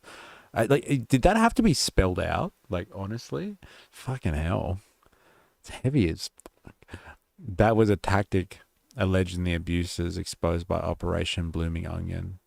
Enhanced protections around termination of employment, rules to prevent arbitrary firings, better transparency, requiring employers to disclose identities, contact info of supervisors, previous businesses. All right, let's get back to it. Ninja Nurse. Many of these people would be fleeing danger from their home country. You don't necessarily need to have the means, but the threat is enough to scare someone into submission. Remember when it was the Democrats who were the pro-slavery party? Yes. Yes, that's true. Yeah, that was, only 150 years ago, not even. 7-Eleven did it too. I had a few friends who did wolfing in Australia. That's what it's called. Why does everyone outside of Australia know this word? But like Australians, I never come across it until I met backpackers who are like, yeah, we're gonna do wolfing. I was like, what the fuck does that mean? Yeah, they like work on farms. They're like basically they're pickers. A lot of them. Indoctrinated. Our biggest issue is that we hire Pacific Islanders, yes, to do a lot of our farm work. Yeah, we fly them in, fly them out. The difference is they're getting Australian paying conditions. When they take that money home, it actually improves their material circumstances, but it doesn't pay enough to improve the local workforce standards. Like if there was a pathway to farm ownership, involved ID, guarantee, people would take up a rural lifestyle. Yeah, I think if there was more incentive in the market, in the labor market, people would make different decisions. But you got to get people there. You got to incentivize. That's the thing. And that's what the free market is supposed to do. And if the free market fails, I'll just say it again for anyone who's not across this, but when the free market fails, that's why you have to state. And so you nationalize these sectors when they fail, and then they take over, and then they employ who's needed, and they have high enough standards and conditions that workers will meet to want to get in on the game. And like that's what happens in the free market system, right? A ton of backpackers will do that for a year because the wages are decent and it helps their journey going in the cheaper countries in the SEA. Yes, that's true. Like the ones that I was talking to, they get like an extra year in Australia for like spending 6 months. Not even, like maybe a few months wolfing or whatever. And like, yeah, they get paid. They get paid for it. Like there's a lot of dirty tactics involved with that type of stuff as well, but they get paid. They get paid holiday, working holiday. I'm not clear on how many people they had wrapped up in that. 100. But that slavery ring in southern Georgia had made $200 million. So who would have thought exploiting labor is profitable? Anyone ever heard of that one before? Ain't definitely no one in this stream. I'll tell you that much for free. Exploiting labor, $200 million of 100 workers. You want to like, when people talk about like making sense of Marx's surplus theory of value, like surplus labor and like just the general value theory and all that sort of stuff from the times of like Adam Smith and all that sort of stuff. There it is in action. You have 100 laborers, picking onions over a long enough period, and you travel them around and let all your mates use them as well, and like whatever surplus value that they produce on your farms for you can be sung to the tune of $200 million. There's surplus value theory for you right there. I've done a bit of wolfing too, although I'm not sure we're talking about the same thing. Isn't wolfing a Russian sex act that involves a bear rug and long, smooth icicles dipped in vodka? Oh, fuck. I keep getting caught reading these ones out. I wonder if that got through onto YouTube. Huh? No, it didn't. Yeah, it didn't. I just read it out. There's your free pass for the day, Jerry Poppins. Very good. Involving a bear rug and long, smooth icicles dipped in vodka. Yeah, give me the smooth icicles any day. slavery is a big business. There's a lot of money to be made in forcing other people to work for you and not giving them anything back. Just something to think about. Where the rubber hits the road? Because there are a lot of hoops to jump through with hiring people through H-2A. You can't just go to Home Depot and pick people up. You have to actually do paperwork and stuff because there's official vetting. That's how it is. When a farm has to do that paperwork, it feels very stressful. It's a lot of work. And there's also the whole thing with where the workers need housing, transportation, food. That's a lot of extra work on top of what farms already do, like plant crops, harvest them. So a lot of farms are like, well, that's too much. I can't do that myself. What they will do is they will hire an H-2A labor contractor. So an H-2A labor contractor is just a temp agency for farms. Right? So a quirk of the H-2A system is it's not here's your ticket to enter the country and go find a job. It's more like a matchmaking service. So as a worker, you apply for an H-2A visa and a job, and also the employers apply to hire H-2A workers. So then the H-2A system is like a matchmaker matching people up. So when you have that H-2A visa, you can only work for that employer that you got matched to. So every farm might only need people for 2 to 6 weeks. So that's a lot of paperwork to do just to hire people for 2 to 6 weeks. Remember, that's fucking crazy. The H-2A visa, unlike an undocumented worker who's like, as she's described, a free laborer, a freelancer, let's say, who can make decisions in the labor market. Hey, God help us. Hey, so much for the American dream. But if you come through H-2A visa, the legitimate legal process, you get pipped to a farm. And the farmers might not even want that because it's seasonal work in certain cases. And so they don't want you fucking hanging around all the time, and they need more flexible systems. But you are tied to the land. This is very feudal, can I just say? So a cool trick that people figured out was, what if I just hire people through a temp agency and then they work for the temp agency? That's their employer. And then the temp agency can just rent them out to different farms when they need them. So that's how the H-2A system actually kind of works in practice. Most of them work for temp agencies instead of farms themselves. So that adds a lot of convenience for the farms. They get to skip a lot of the paperwork and the providing the necessities of living. for the employees. The downside is when a lot of the extreme abuse in the H-2A system, slavery, things like that, it's usually the labor contractors doing it. The other nice thing that farmers get from using temp agencies, in addition to convenience, there's also plausible deniability. As a farmer, you can hire H-2A workers through a labor contractor, and then if it turns out that labor contractor was doing a slavery, it's not your fault. Doing a slavery. That's like, you know, legit though. Like, hey, they were doing some slavery. Oh, really? Fuck, I had no idea. They just bring the laborers here every day. Isn't that awful that they were doing that? So can I have my laborers now, kind of thing? Technically, if a labor contractor is doing crimes in slavery on your farm, you can be liable as the farmer, but that prosecution is rarely actually done. I do believe that that is part of why farmers were so eager to vote for Trump, though, was because he promised them that he would not do that. He promised that if someone is doing slavery on your farm, you will not be prosecuted. That was... I'm a fact checker in this one. But like Trump has made a lot of those types of promises before. That like he's not going to prosecute like certain things or not going to investigate certain things.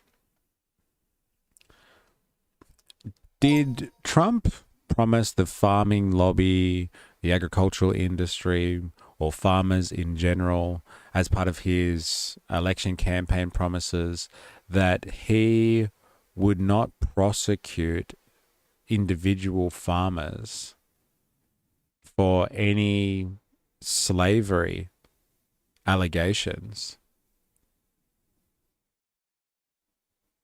with regards to the H-2A visa process, where farmers were getting laborers through H-2A visa agencies?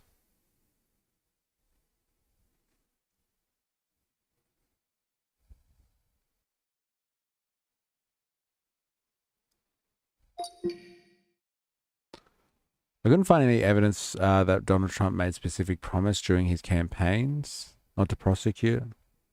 What I did find were recent statements and proposals that come close. What is on the record? Responsibility for the workers underserved. Trump has more recently said that he's considering policies where, in the case of good, reputable farmers, they can take responsibility for the people they hire. This seems to be more about preserving legal workforce stability. Vow to protect farmers on immigration enforcement that hurts their workforce. There are statements that enforcement, deportation raids is hurting farms and food production, and changes are coming to reduce harm to farmers. Suspension of certain types of protection, regulatory rules. The Trump administration has suspended enforcement of some Biden-era farm worker protection rules, including protections for H-2A workers, and is loosening regulations that were viewed as burdensome by the agricultural industry. He's suspended. So like those changes, remember how she was like, oh, they made some changes? We looked at it as well. We made changes.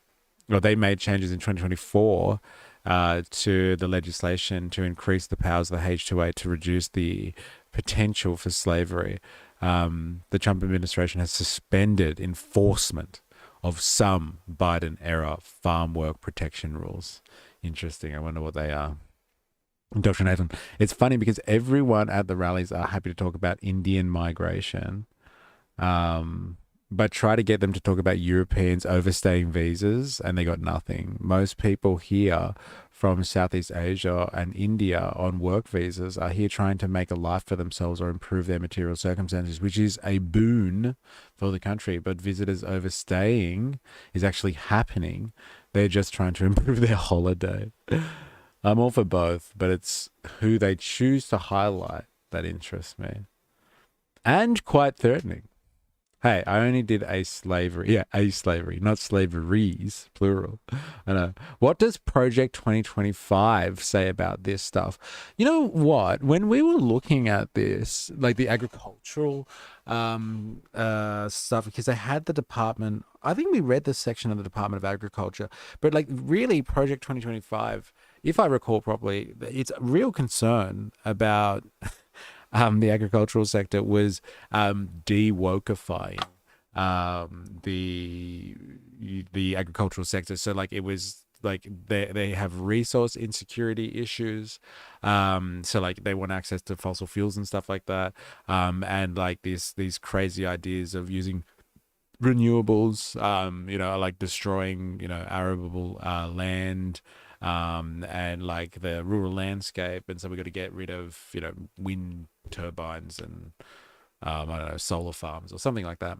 But like it was geared towards de-wokifying, the energy policy in the agricultural sector largely. I don't think they spoke much at all about this stuff.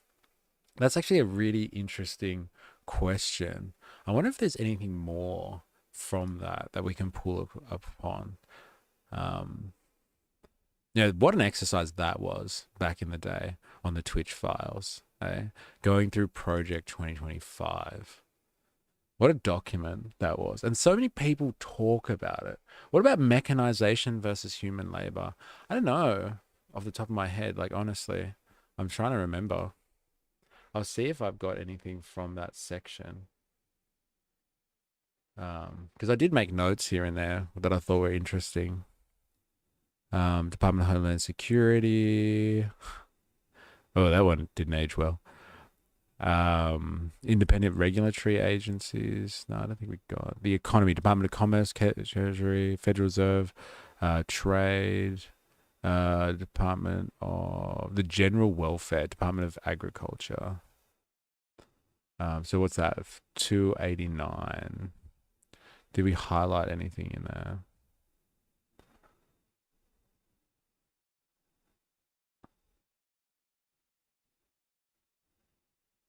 I don't know if we highlighted anything in here then.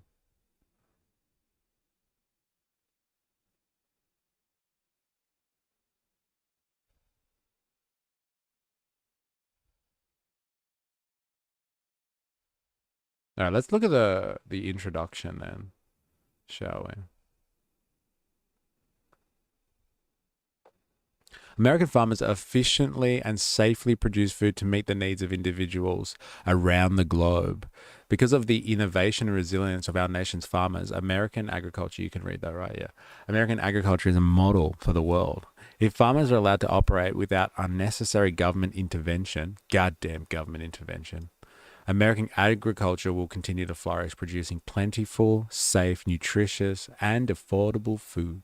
The U.S. Department of Agriculture can and should play a limited role. It's cut back. There was a lot of that throughout this document. It's just like, cut back government, man. The big hand of the evil government coming to get you. With much of its focus removing governmental barriers that hinder food production, otherwise undermine the efforts to meet consumer demand, the USDA should recognize what should be self-evident. Agricultural production should first and foremost be focused on efficiency, producing safe food. This chapter provides an important background on the USDA and identifies many of the USDA-specific issues that we face in incoming administration.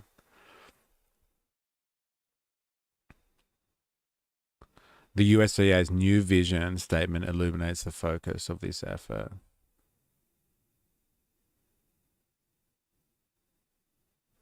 So it's all like here. The current mission statement stated by the Biden administration highlights the broad scope of the USDA to serve all Americans by providing effective, innovative, science-based public policy leadership in agriculture, food, nutrition, natural resources, protection and management, rural development, and related issues with a commitment to delivering equitable and climate-smart opportunities that inspire and help Americans thrive. The first part of this mission statement regarding the issues covered is not new to the Biden administration. It reflects the overly broad nature of the USDA's work. However, the language bringing in equity and climate change is new to the Biden administration and part of the USDA's express effort to transform agriculture production. The USDA's new vision statement illuminates the focus of this effort: an equitable and climate-smart food and agriculture economy that protects and improves the health, nutrition, and quality of life of all Americans, yields a healthy land, forest, and clean water, and helps America thrive and feeds the world. The effort is one of a federal central plan to put climate change and environmental issues ahead of the most important requirements of agriculture to efficiently produce safe food.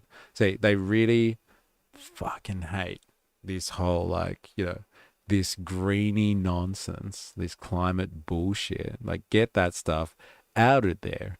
And it seemed to be a lot of that sort of stuff. Congress must limit the USDA's role. A proper mission would clarify that the department's primary focus is on agriculture and that the USDA serves all Americans. USDA's client is the American people in general, not a subset of interests such as farmers, meat packers, and environmental groups.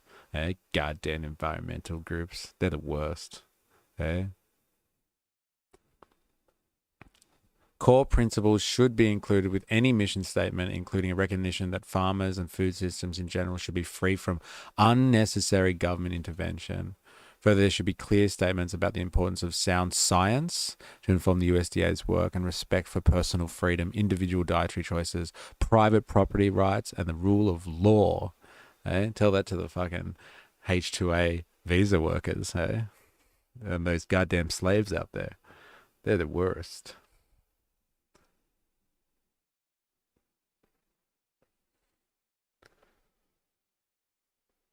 If God didn't want us to use fossil fuels, why did he kill off the dinosaurs and they just happened to make the best fuel? I thought it wasn't just dinosaurs. I thought it was like whole, like, you know, forests that like covered the globe that were like, you know, lost to time and ended up becoming huge reserves of fossil fuels. But like, let's go with the dinosaurs one. That's good. Great logic dilemmas. We couldn't definitely draw similar conclusions with Mexicans and how hard they work. You too, seriously. And good one, America. Just forget that Australia makes enough produce to feed 75 million with a much higher standard. Yo, what's up? It's Razor. How you going? I'm saying that right. Razor. I'm going to say Razor. Welcome to the stream. Biggest cattle ranch in the world is in South Australia. He needs sound alerts still. Oh, really? Did something happen in Twitch land? Let me have a look. About to beat your last record. Keep up. Did someone do something over there? Indoctrination is gifting a 5-year sub to... Oh, thank you. Thank you. Wow, who did you gift subs to? To Igdaba. I don't know who that is.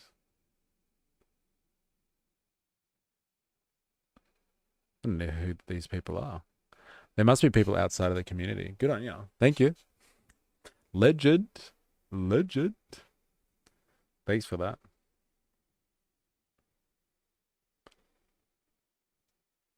I got lurkers and Squeeb. I got lurkers and I got Squeeb too. I got it. Legend. Thank you. You goddamn legend.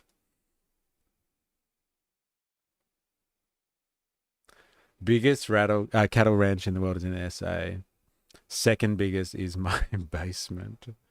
Oh my God. If America really cared about feeding the world, they probably shouldn't have pushed the war in Ukraine, you know, the world's breadbasket. Them Slavs got that rich black soil. Yes, they do. Hey? They definitely do. Yeah, they should have let the Russians have access to it. Hey? They definitely would have fed the world. That's for sure.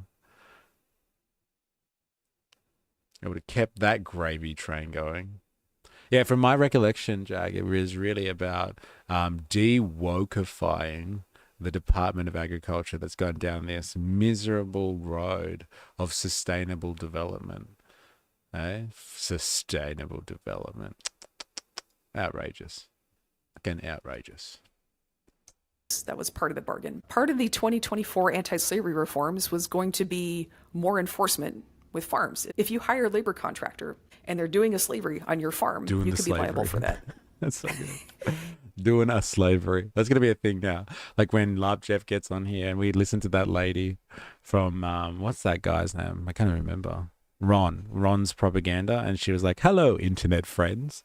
We're going to say when like we're worried about labor issues now, we can say like, oh, they're doing a slavery. Someone's doing a slavery. Finally, I have a sassy cat. There it is.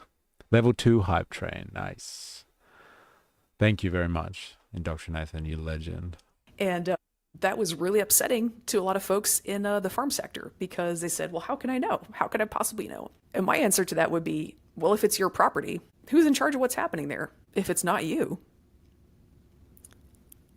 who's in charge? My feeling is, as a small farmer and as an employer, if you cannot take responsibility for what's happening in your own business, what are we even doing here? Who do you think you are? And I know it's really easy to say, well, but you're a farmer. This could happen to you. Maybe that's part of why I am so firm about this. If I am on record saying this should not be done, then I'm holding myself accountable to behave better than that, to not take those shortcuts. So I think it's really important to be on record as a farmer that I don't think we should be doing this. I think we should be able to take responsibility for what's happening on our own properties. Because we're always talking about how we're fierce and independent and, hardworking and, like we really understand what's going on. But as soon as someone asks us to actually live up to all that, it's no, we couldn't possibly know. We couldn't possibly.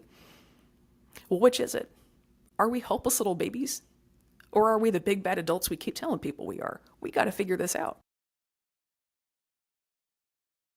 So we got to talk about these 2024 anti-slavery reforms because I think this provided a lot of the oomph for the farm sector to really come out rooting for Trump. They were already like that, but it got everybody extra energized. So let's talk about what was in those 2024 anti-slavery reforms. A lot of it was really basic stuff, like, seriously, don't take people's passports. For a very simple reason, if people are supposed to be documented, they need to have their documents. It is outrageous, isn't it, to think about that? Like, hey, don't do that. It's not nice. If they have passports and they're here legally, right? Don't take their documentation. That's not right. That's like, they used to do that. They call like Shanghaiing, and they used to take people in the middle of the night, get them drunk, and then they'd wake up and they're on a fucking ship somewhere. And like they'd have to serve on the ship for the next like few years as it goes around the world. Just, what are they going to do? Swim home? Good luck to you. So like this sort of stuff I thought was like pretty logical. But, put it in legislation then. But we just saw, we had a look, and Trump has promised to remove those evil Biden era restrictions and regulations that stop people doing a bit of, how does she say it? Doing a slavery. Eh? Can't have that. Where has our resident right-winger Ron been anyway? I am probably responsible for that. A couple of weeks ago, I think it was a couple of weeks ago now, I gave Ron a hiding in a stream because he was, I can't remember exactly what he was saying, but he was basically just calling people evil because I think socialism is evil or something like that. So he's just calling everyone evil. And I said, look, if you're not going to contribute, and you don't care about like working people basically. And he's like, no, I care about working people. I do. And I'm like, well, then contribute somehow that improves all of our understandings of the working class struggle. Yeah, I told him to answer a question or like provide value, really. I told him to provide value instead of just calling people evil or fuck off. And he chose the latter, I guess. So yeah, Mystery told him to answer questions. But he wouldn't answer my question. I was like, do you actually care about working people? Or are you just trying to tell everyone that they're evil? And like, it seemed to be the latter for me. So like, I gave him an option and he hasn't returned. So yeah, they can't swim anymore. Trump renamed the Gulf of Mexico to America. Now they are illegal in the waves as well. That's good. I'll pay that one. I'll pay that. And see, like you didn't have to like breach any terms of service with that smart ass commentary, right? Ron had no real substance to his argument. Felt like he fell down the wrong right-wing rabbit hole. He'll be back. That's what I've thought as well, Jerry Poppins. I'm like, I wonder if he's just going to come back at some point. It is a shame. It is a shame. Like, I want him to contribute to the conversation as opposed to, like I said, just calling everyone fucking evil that disagrees with him or something like that or pisses him off. Because sometimes he's really amicable and he wants to speak. And then other times he's just like, no, you're evil. You're all evil. Ron will be back when the Crusades begin. Oh my God. Let's get back to these people doing the slaveries. I'm completely stoked by all this. Bits are money too, by the way. Yeah, what did you say before? I missed it. Finally, I have a sassy cat. You get a unique emote if you gift subs or bits during a hype train. Okay, thank you. I know that. So now you get your own special emojis. Wings of Chin. Hi, I'm back. Welcome back. Hey, we're diving down the slavery train, bro. To be fair, he's not wrong with some of us. Yeah, and that's fine. Like, you can be evil, and like, you know, be evil if you want. But like this, we're not here to discuss kind of moral questions and like metaphysics. We're not here to talk about like who's wrong and who's right on the scale of evil and like who's going to hell. So like, you know, just let's talk about what's relevant, for God's sakes. There are a few too many dirty evil commies here, to be fair. Yes. And like, look, you know, call out the commies then. Call them out. But like just calling them evil because they are commies, like tell us why the commie part is the bad part. More than happy to talk about that. But there are some fucking evil commies in here. You're all evil commies. All of you. Even whether you think you are or not. Looks up from trying to ignite a kitchen. Who's evil? Ignite a kitten? You said ignite, right? That's the right word there. Who's evil? All of us. We were getting berated one day by Ron. I don't even remember the circumstances, but he just started calling people evil. And I had had enough at that point. Especially because we took so much time out of our days to look at his propaganda. So I thought he'd be up for a legitimate conversation. I'm just here to do a slavery and chew gum, and I'm all out of gum. So good. We're here to talk about people doing a slavery.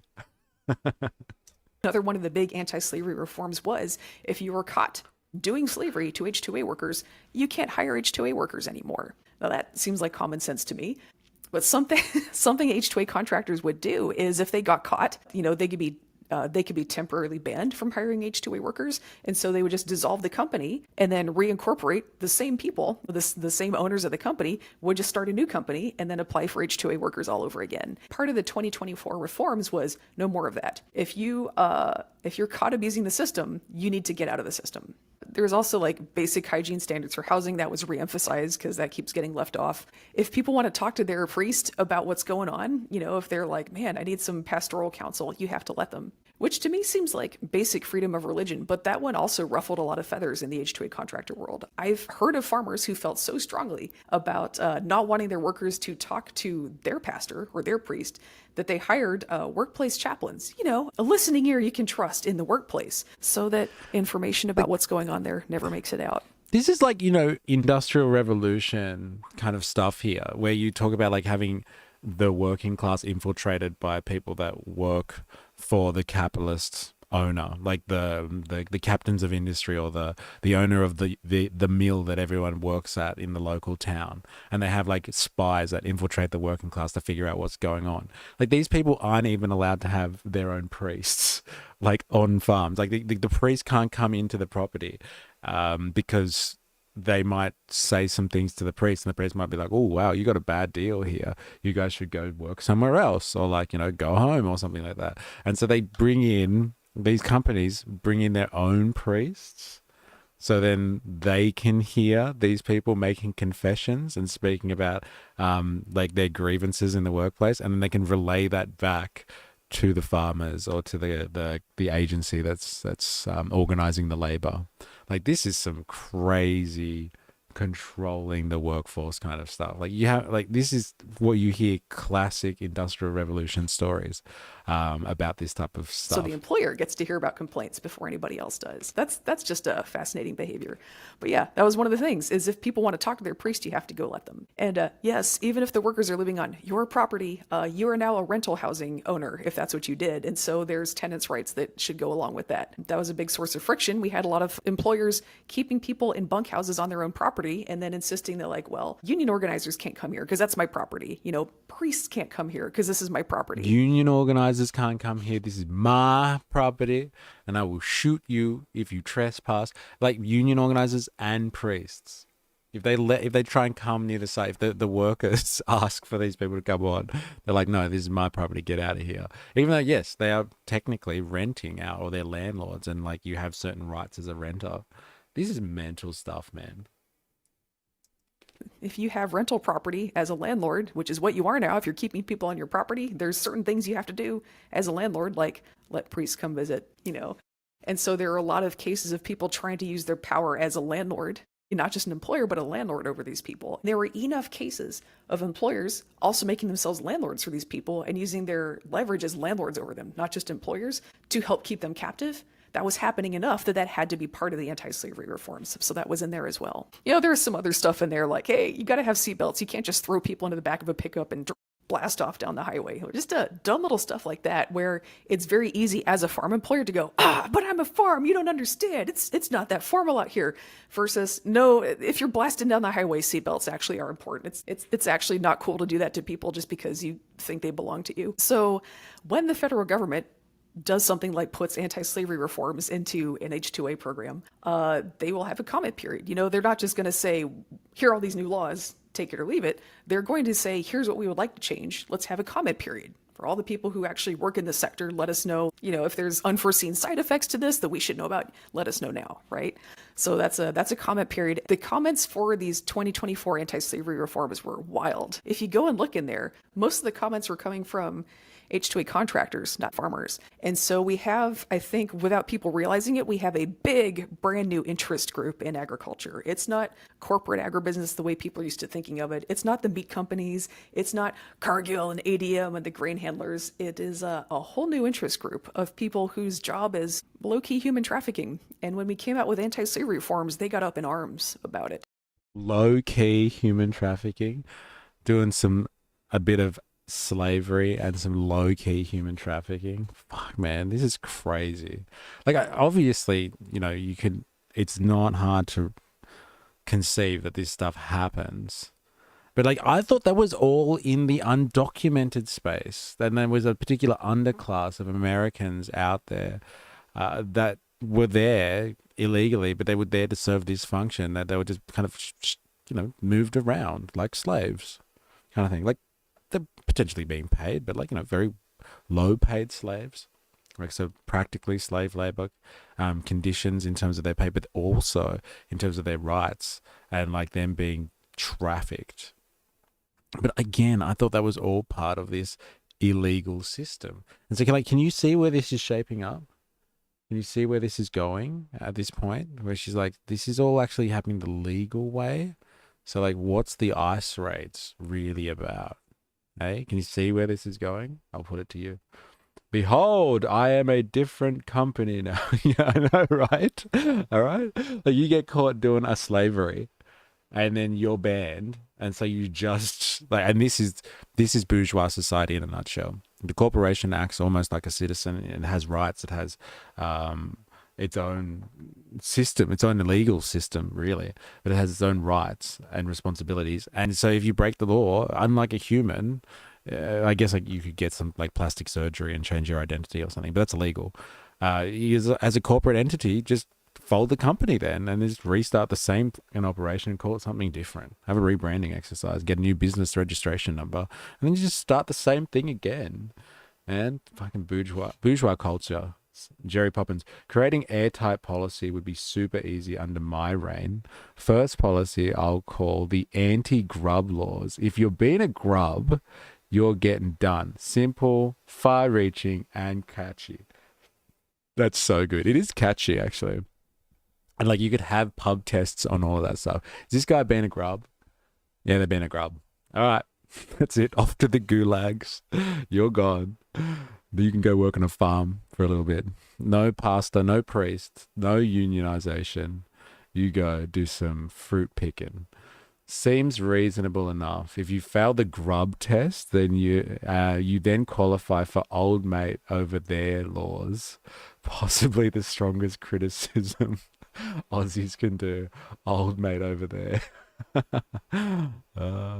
As a farmer, as someone who may wind up employing people through H-2A at some point, just because that's the system that we have in place for it. As an employer, I don't want to be competing with slavery. I don't want that, I don't find that moral or financial calculation actually that difficult to do. It's kind of wild how many people have really just felt like this is a personal assault on them. We got to start wrapping this thing up. There are 3 things Trump has done to make abusing the H-2A system to the point of slavery much easier in the United States. First off, those 2024 anti-slavery reforms he rolled back in June of 2025. Second, he cut down on the minimum wage. Every year, there is a survey that is done to determine what the minimum wage for H-2A should be. Within the last few days of recording this, they rolled out a whole new kind of math they use to calculate that, and wouldn't you know it, it is $2 to $3 per hour less. So that's the second big important change they've made to the H-2A system. And third, now that we have made slavery easier and cut the minimum wage, we have declared that we have to rapidly expand this H-2A program now that it's a lot more lax. And why do we have to rapidly expand this lax H-2A program? Well, because there's no farm workers anymore. This is an emergency. Well, how did that happen? And so this is the thing that did you hear that? Some farm worker groups there it is. I've been telling you, pay attention. Did you hear that? Let's just wind the clock back for a second there. H-2A program. Well, because there's no farm workers anymore. This is we have to. So we've squeezed the slavery issues out, so people can do a bit of slavery. Us slavery. If you want to do us slavery, you can do us slavery just like you could pre-2024. And we're cutting down like this story about having to, charge them a certain amount, pay them a certain amount, So we've wiped out those 2 things. But then the ICE raids that are going on at the moment have constrained the industry. So there's less workers out there. Hey, it's all lining up now. Let's shore up the H-2A program that is effectively people trapped on sites and trapped with particular companies so they can't move around like free laborers like they were before.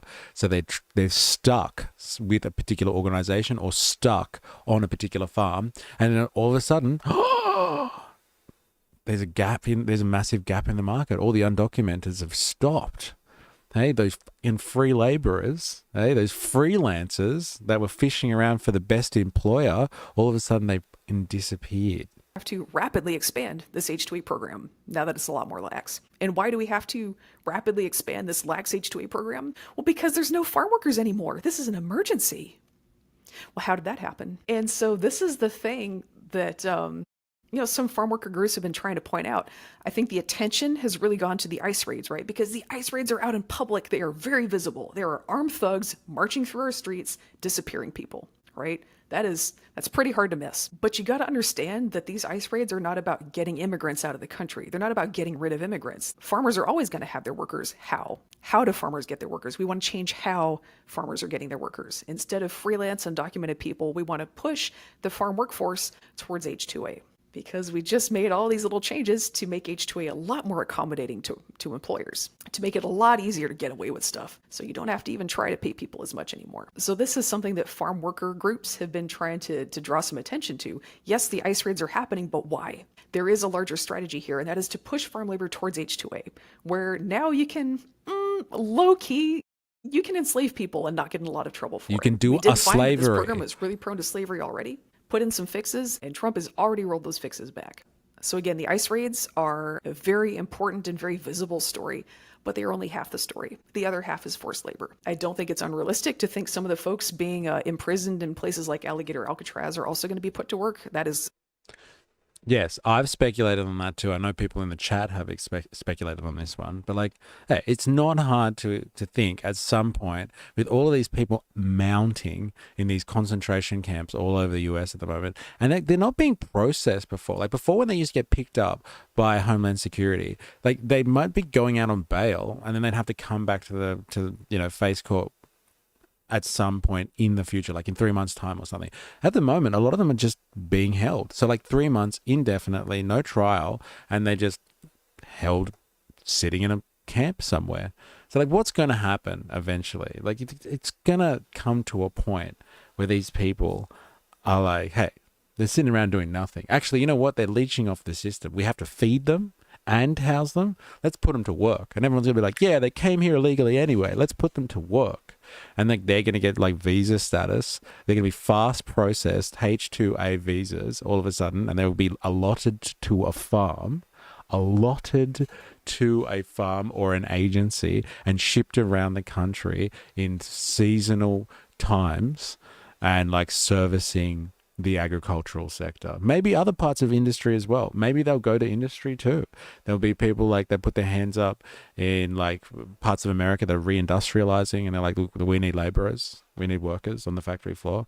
All right, let's expand the H2A outside of the Department of Agriculture to well, it's already facilitated by the Department of Labor. So let's get the Department of Labor to expand the H2A provisions to allow for critical industries. And then bang, you can start moving these people. You want to be here? Fine. Then you got to go on this visa and then bang, straight onto straight onto working in some necessary industry or something like that. This is mental. I've been looking for the link for ages. I know we all have as well. Like, what are they fucking doing here? And what are they going to actually do with these people potentially in the facilities? Like all of these, like she's mentioned Alligator Alcatraz. I'm pretty sure they shut that down because of some legal process. But like, there's so many of these places out where all these people are just sitting around. Like these are valuable laborers here in a capitalistic mindset. Like all those people sitting around, they're just mouths to feed. Like put them to fucking work. And here it comes. And like, it's not just going to be them. They're going to round up all the anti-capitalists and the trans Tifa warriors. So all of you people, hey, you're all trans Tifa. You're somehow classified as anti-establishment. You'll be rounded up too and put in a fucking concentration camp. Seriously. I know you don't have chat rules, but don't be a grub would be perfect. Yes, that would be hilarious. Yeah, lady, wrap it up. I got a slavery to do later. HB 1225 and SB 918, if passed, SB 918, would allow employers during the school holidays to schedule any 16 to 17-year-old Floridian, I don't know how to say that, person from Florida, for unlimited hours and days without breaks. I've heard about there being some changes to labor laws in that sense. Schedule any 16, 17-year-old from Florida for unlimited days without breaks. That's crazy. HB 1225 would allow employers during the school year too. Sorry. Yeah, some good investigation here, mystery. How crazy is this woman? Like, where is the conversation that she's having being amplified elsewhere? Like elsewhere, you have to go straight to, like with most things, I guess, you have to go straight to the experts in the field to cut through, again, like to cut through the culture wars. Like, don't get me wrong, the ICE raids are outrageous. And so people should be, if they're upset, protesting out the front of ICE detention centers because that draws attention to it. And it definitely does draw some great attention to it, in my opinion. The reason why people are starting to change their minds, like we looked at that fucking Joe Rogan clip the other day, and Joe Rogan was kind of like, being sad about like people that are being ripped away from their families, and like, man, these people don't have a heart. Kind of thing, like, what are they up to? And he was like getting all upset about that one. You're like, well, you kind of are the reason why this is happening. Like, you did encourage people to vote for Trump, and now you're a bit upset that like the ICE raids are a little bit too much, and they're like helping you're losing sleep at night. Like, people are starting to notice how outrageous the ICE raids are because of the attention that is constantly being drawn to them by people that are protesting. But like, I think this is the most appropriate title for a YouTube clip of 2025. That's only half the story. Like, that's important. But like, why are the raids happening from a material basis? It is cutting the supply of undocumented workers, which is the argument you hear from a lot of people that support this stuff. It's just like, well, these fucking employers shouldn't be hiring them in the first place. They shouldn't be going to illegals. They should be hiring Americans. And you're like, well, yeah, you're right. Actually, they should be hiring Americans, but there may not be Americans that are there to do the job easily and readily available in the market. But if you have a system like a H2A visa system that you can push people onto and then help, you can refine or deregulate to make it a slavery, then like, why not just do it that? Round up the illegals everywhere and just give them all H-2A visas. And then they're kind of trapped in a particular industry where the labor is necessary.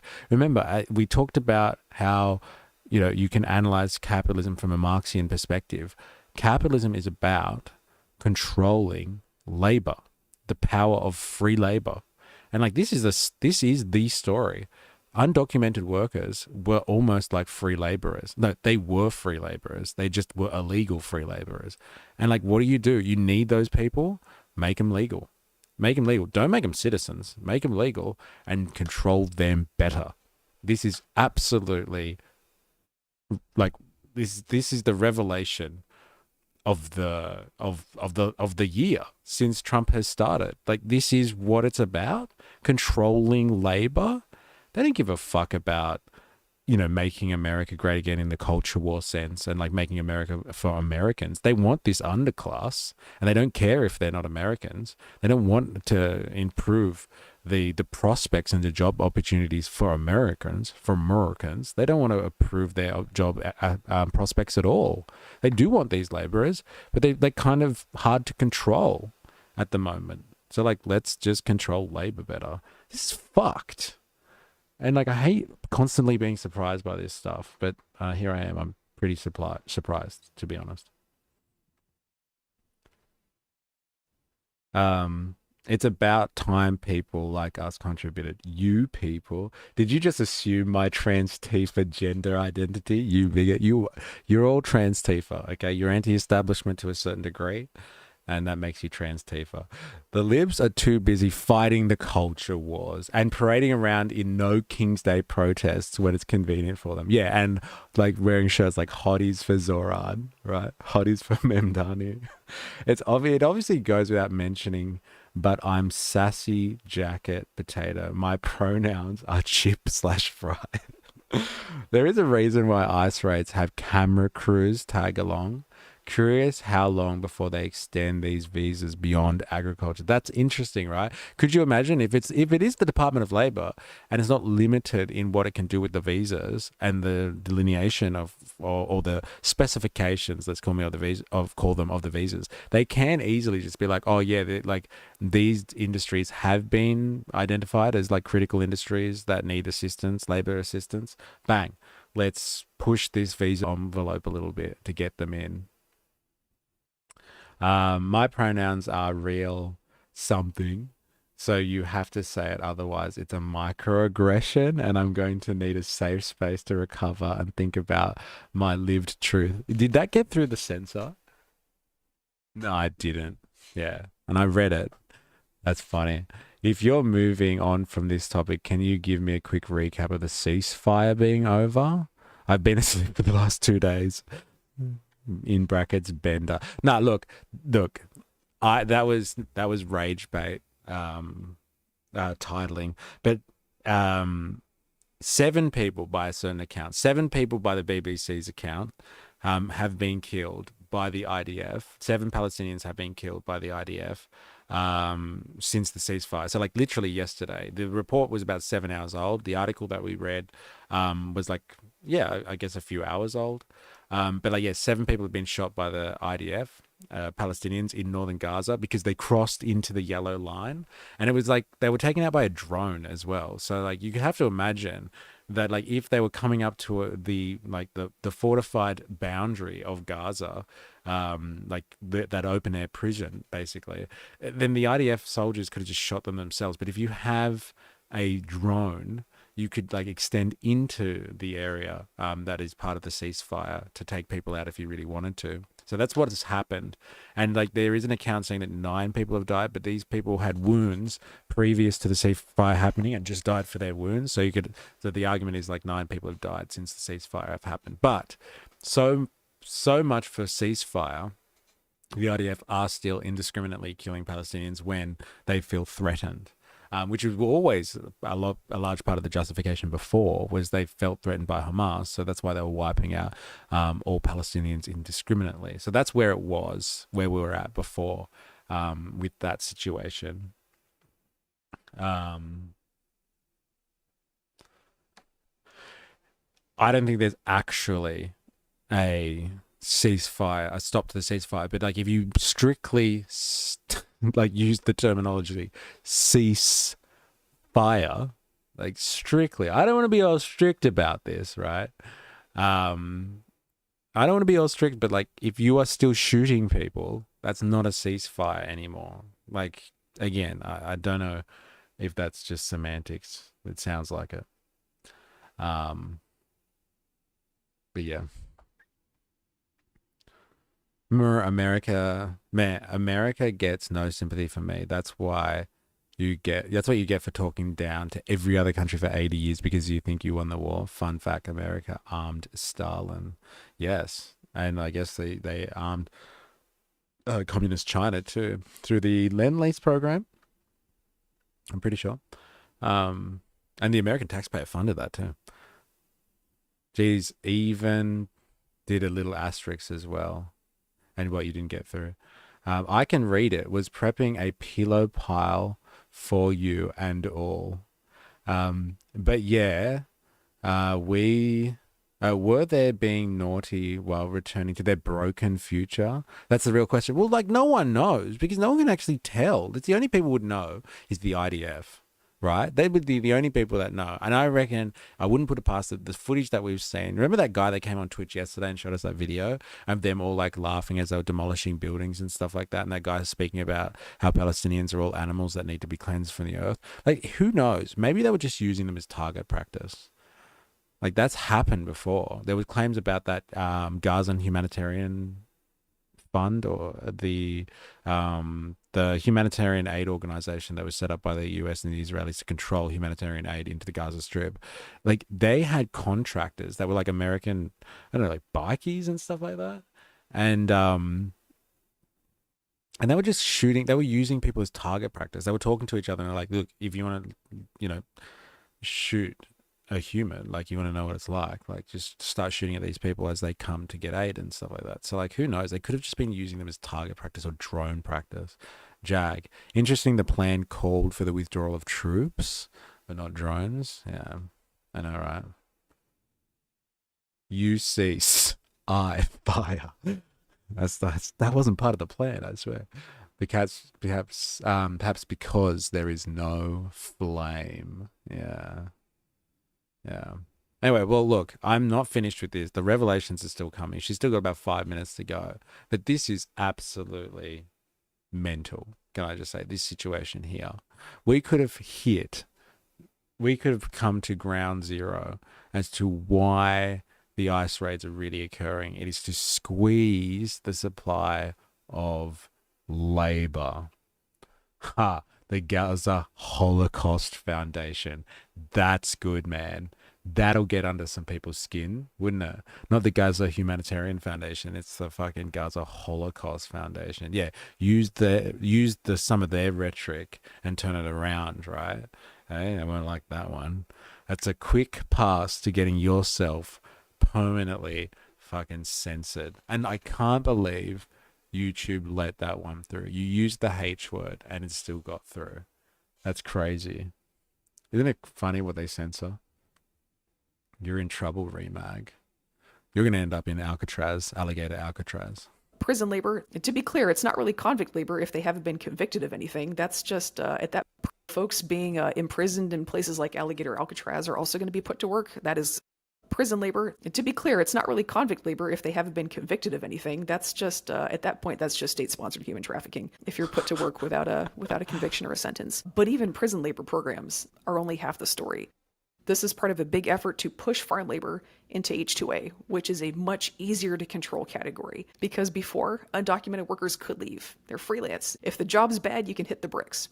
And that was apparently not working out for a lot of U.S. farm employers. They really liked H-2A because once people were there, they were there and they couldn't leave. That was really appealing, but they didn't like how you had to pay people. The H-2A program made you pay a minimum wage that was competitive with Americans and was starting to have some basic anti-slavery provisions. Didn't really like that. So we've rolled all those protections back and now we're going to massively expand the program. H-2A stories are kind of hard to tell because it's kind of an arcane government program. Now we're diving into the inner drama of visa systems, right? But you got to understand there's slavery in this country, and we are doing things that will make it great again. That is the other half of this story. The ICE raids really do not make a lot of sense. There is slavery in this country and we are making it great again. What a sentence. Like, doesn't that just cut to the heart of, like, cut through the hearts and the minds of American people? Like, unless you're like a staunch Confederate, right? I think, I assume, I'm going to have to just assume on this one. It's a dangerous territory to go down, but I'm just going to assume on this one that most people in the US are freedom-loving Americans. And despite, even if they're from the southern states or they're Confederate sympathizers, they would still uphold the American value of not believing in slavery, I guess, or believing that at least that they're past being a slave society. And so, like, you'd have to assume that, like, that would just cut you as an American, I guess, if someone is just like, well, really, they're trying to make slavery great again. Like, that is just an awful indictment on where your society is at the moment when someone says they're setting up programs to make slavery, like, kind of acceptable again. Like, they fought a fucking civil war over that shit. Like, when people talk about, oh, civil war kind of thing, because, like, there's some people protesting at the fucking front of an ICE facility, and then that is, you know, that is repeated on end by media outlets around the world. It's just like, come on, man. Like, the right-wing media outlets use that to fearmonger among their bases, that there's a civil war around the corner. Have you been to Portland recently? Like, kind of thing. Have you been to Chicago? Like, kind of thing. People are protesting. How outrageous. They've shut streets down.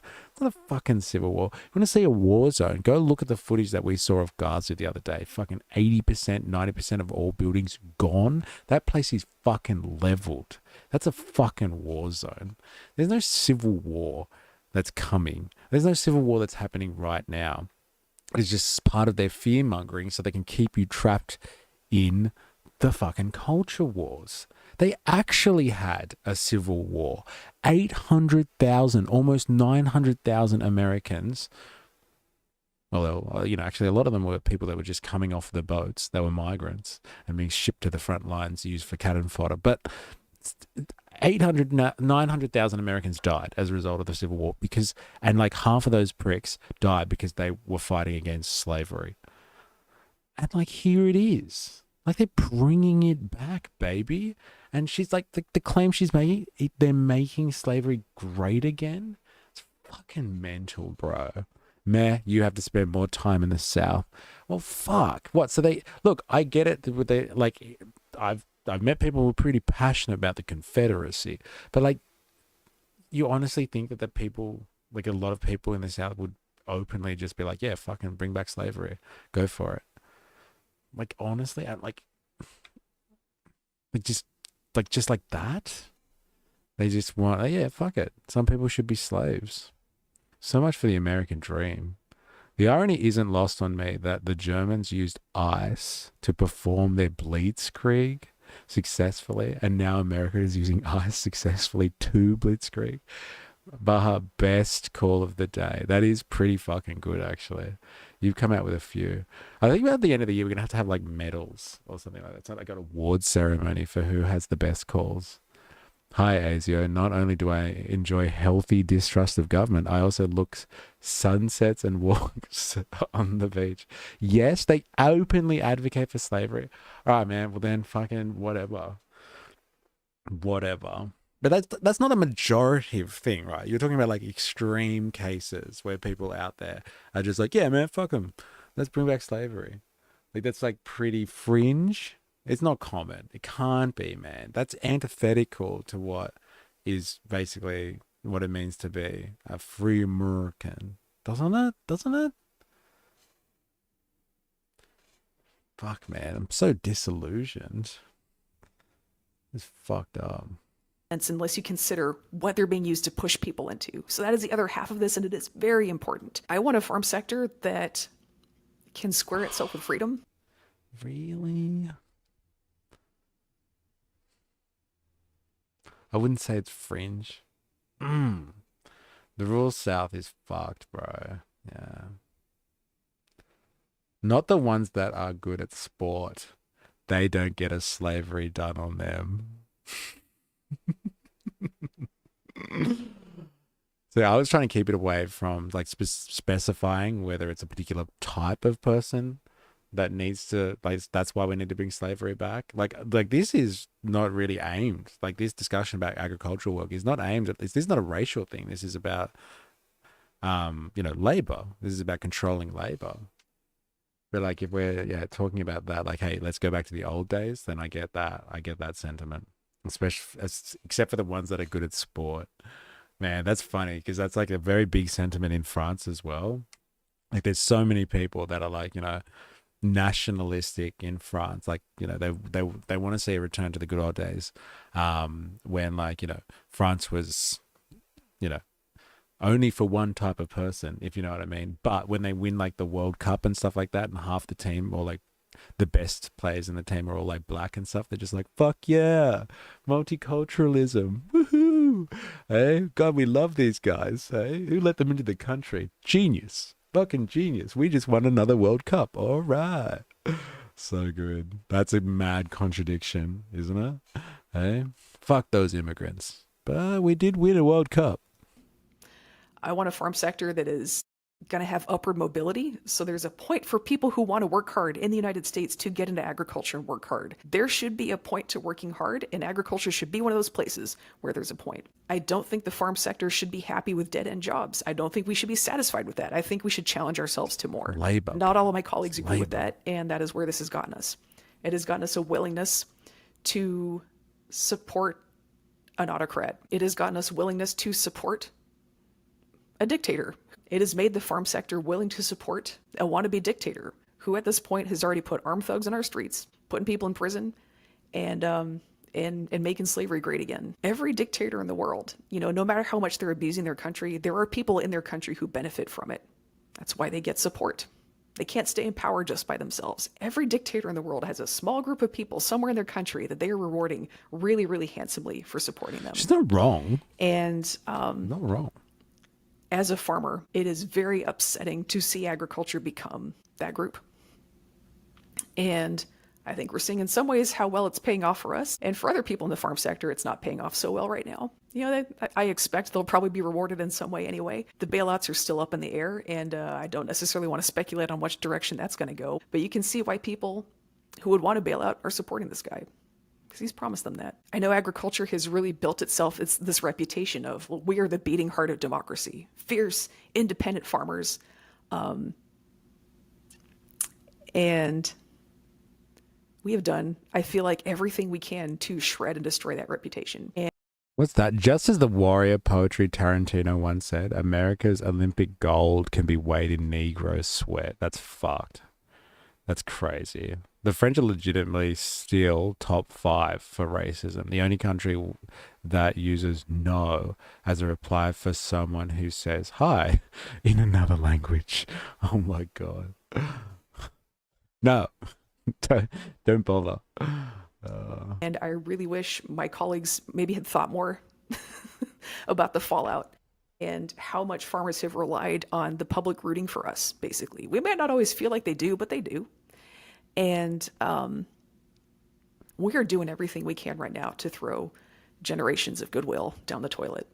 It's just good when we think through the long-term consequences of the things we do. This is a really important point that she's making. And like the culture wars is strong on this issue. And this happens big in Australia. Like this is a huge phenomenon in Australia. Like the image of the struggling farmer, don't get me wrong, I know a lot of people struggle, but like there's a lot of fucking people struggling everywhere. But like the image of the struggling farmer is used as this cudgel to beat the population over the head so we can continue to subsidize and use, I don't know, taxpayer money and all this sort of stuff to subsidize the agricultural sector. Now, look, I am all for subsidizing, small farmers or I don't know, working class farmers or middle of the road farmers, but like the people that really benefit off the narrative that all farmers are actually struggling and they're one bad harvest away or one bad season away from, complete bankruptcy and demise. And there's a continual existential threat out there in the agricultural industry for anyone involved in such a delicate industry. That in picture that they painted there is complete propaganda, because through that narrative, it's the big corporate farms, like the massive corporations are just like, yeah, we're all struggling together. We're in this together. You feel sad for those farmers that you see on the news and stuff like that. And by the way, when they make policy decisions to help those struggling farmers, they are the ones that end up getting all of the juice. They get all of the love out of those policy decisions, for sure. No argument there. For ourselves and for other people, and how that might pay off for us in the long run. I grew up in a really conservative household where we were always talking about the law of unintended consequences. And, the law of unintended consequences is not just for folks in the city. It's for all of us. That's what you need to know about what's going on in farm labor right now. The ICE raids are only half the story. Here's the other half. There will be more news on this, and this story will be evolving, I am sure. If you're still listening to this, thanks for listening. If you like well-informed inside farm news that is not in lockstep with the farm lobby and with the big guys, like and subscribe. Let's all make good choices out there, everybody. Do it.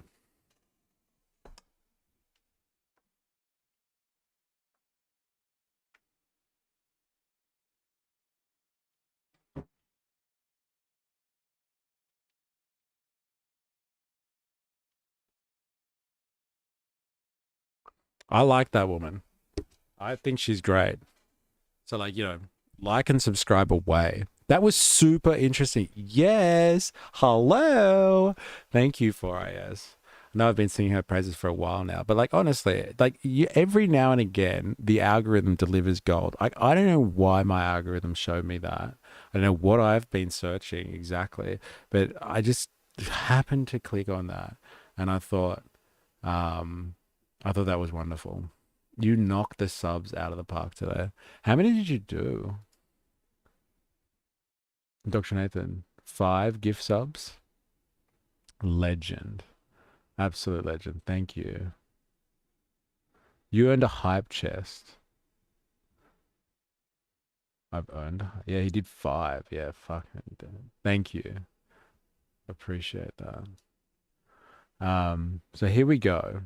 That's the situation. So if you've just tuned in and you've clicked on this title, maybe from YouTube or something like that, and you're wondering why I've put something as clickbaity as the truth behind the ICE raids, let me just summarize it really, really quickly for you. That there is a massive issue with undocumented workers in the agricultural sector in the US, because as undocumented persons, they do have the ability to kind of move around the agricultural sector and fish around to a certain extent for jobs if they're getting abused by their employer or treated like crap. However, under the actual visa program, all of the workers that migrate to the country to work in the agricultural sector, 500 biddies, thank you. As part of the agricultural sector, there is a H-2A visa process, and the ones that come here legally to work on farms, they are actually trapped on a farm. They actually belong to the farm of choice, or they belong to an agency that will then distribute, takes all of the agricultural workers on the H-2A visa, they take them in and then they send them out to farms. And so they're in total control. So they're either controlled by the farmer that they're with, or they're fully controlled by an agency that sends them out to different farms. And so under that system, if you're trapped on somebody's site, there has been all of these abuses of that system where you can't go anywhere else anyway. It's not like you're like an undocumented who can move from farm to farm. You stay on that farm, and they've been doing things like they take their visas away, or their documentation, their papers away. They take their passports away so they can't move. They make threats to them about we know the people back at home that helped you get here in the first place, and we make threats to their family. They abuse them physically or sexually to get them to work harder because they're trapped on that farm anyway, and then they end up subcontracting them out to other persons that need farm labor as well. And if they're subcontracting them out and they're not working on the farm that they're supposed to be working on, then like they're not going to get paid for their work properly, if at all. And so there's a lot of literal like unpaid labor, i.e. slave labor-like conditions that are existing in the H2A process. And so here's the long-range take for you. The reason for all these ICE raids, or for a large part, outside of the culture wars, which are an important part in this puzzle. Like people are spurring on and motivated to become ICE agents and like all that sort of stuff and crack down on those immigrants and start rounding them up and throwing them in detention centers. But like outside of that culture war issue, which is like we need to make America great again, and get rid of the undesirables, the other part of it is the agricultural sector has the H2A system that is deplorable and akin to a form of slavery. And they tried to fix that up and they've deregulated it again. And in order to control labor, you start rounding people up everywhere. Close the border, which they have pretty successfully done to a large extent. I think there's a lot of people that are kind of in consensus that the amount of people that are coming into the country illegally now has been reduced significantly. And so they've tightened the supply of labor coming into the country. They're starting to round people up, whether they're in the cities or the rural areas, it doesn't matter. They're just rounding them up and throwing them in detention centers. And they're going to make these people become legitimate visa holders in the country. Instead of being undocumented, you can go and work on a farm now under a H2A visa that we've rolled back the restrictions on to make it more slave-like than ever before, or just like it was in the good old days. And this is about controlling labor. So the ICE raids are the internal pressure. The external pressure was closing that southern border, locking that thing down, cutting off the labor supply. Then inside, drawing the labor supply as well and funneling it into concentration camps and cutting off labor supplies. And so like this undocumented labor that exists out there is starting to sap up. It's starting to evaporate. And so in the confusion, in the chaos, industries will be like, hey, we need labor somehow. And so like they're going to start dipping into those reserves, those industrial reserve armies that are being concentrated in ICE camps all around the country. And they'll be like, all right, you guys want to work? You guys want to be in this country? Fine, take up a H2A visa. And then they're just going to be shipped around the country where the labor is. And they might extend their visa programs to allow them to get back to work in certain industries, but they'll be on visas now and they'll be controlled by particular regulations as opposed to these undocumented types that just go around like free laborers. You expect in a capitalist system, in a free market system, free laborers who get to choose their employer, like they come, you know, that classic idea in a free market society, like both people come to the plate, employer and employee, as equals, and they decide, you know, how to be compensated for their labor. Like that thing is annoying. You know, these undocumented shouldn't have the luxury of being free laborers. Let's control their labor. So it's just really 21st century slave or second-class citizen labor control. I'm going to try to not use the S word, just to not kind of over dramatize the rhetoric, but that is pretty much what is happening. But like we could just call these people an underclass within the labor sector. And that's pretty much what we've been looking at today. It's absolutely deplorable stuff. Scummy capitalist subcontracting. There's an underclass of workers that is being institutionalized. All right, they've come here, we need their labor. Because I've always wondered, you know, like I've thought about, like I conceptualize hard on this one. How does the US reconcile the fact that their economy will be fucked if they literally round these people up and deport them? And like, they're not really doing that. Like, they are deporting some of them. They're like, look at the criminals. We're going after this guy's part of Tren Nicaragua or some, I don't know, MS-13. Like, look at the tattoos they have. And they make a big deal in the papers about shipping these people off. They're rounding them up and they're going to take them to, I don't know, Sudan or like some random country or like El Salvador or something like that. And like, they make a lot of deal about these illegals who are criminals and deporting them. But like, the rest of them are just sitting in camps at the moment. And I've always wondered, like, how do they reconcile losing that labor in the economy? And if you try and say that, then like, you know, people will come after you and be like, see, you support people being used for illegal labor and stuff like that. And you support slavery. You support slavery by allowing these people to be exploited by people because they're undocumented workers that don't get paid properly. So you can't question it. You can never question this stuff. Yeah, how do you say the name of the gang? I can't remember what it's called. It's not Tren Nicaragua then, obviously. It's some other gang.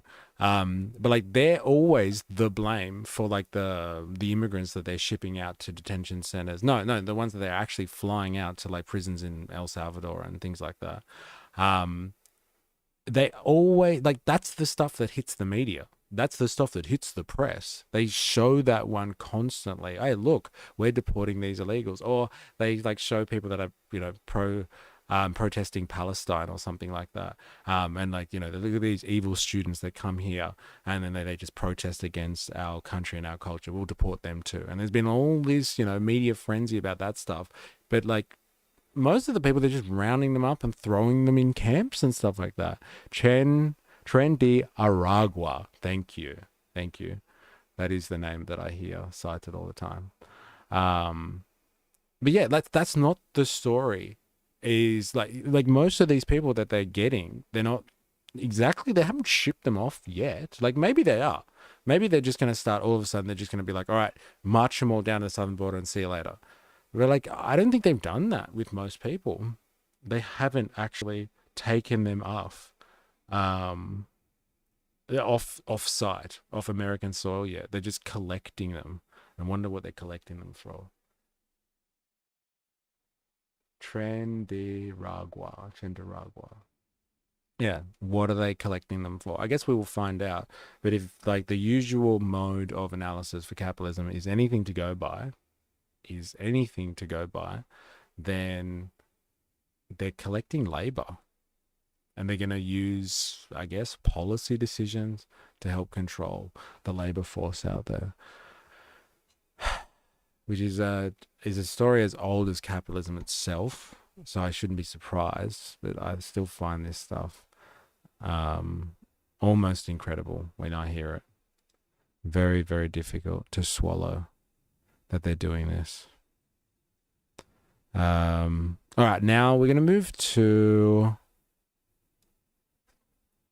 Let's have a look at this. Yeah, I want to have a look at this one because we looked at this last week.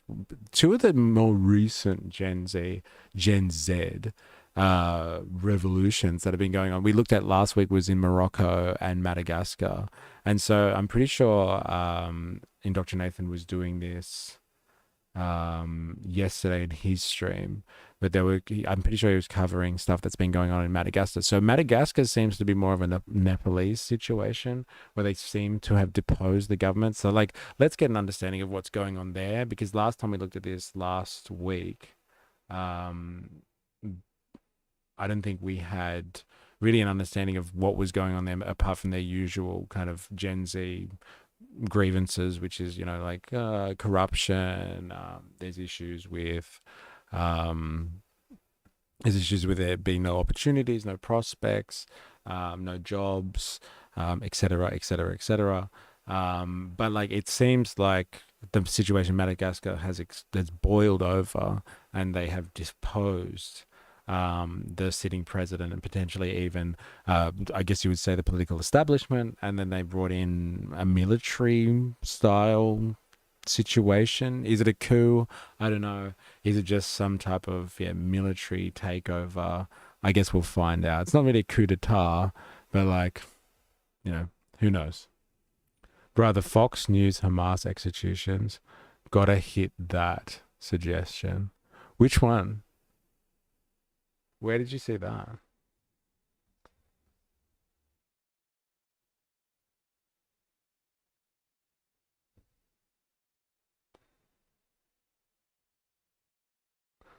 Who was that? I might have to.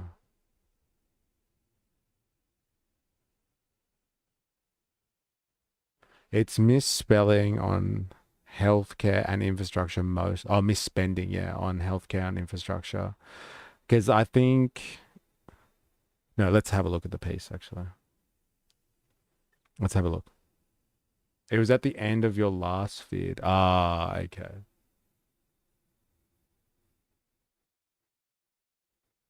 Yeah, give us a Kenyan one if you want, as long as it's not like an hour-long piece or something like that.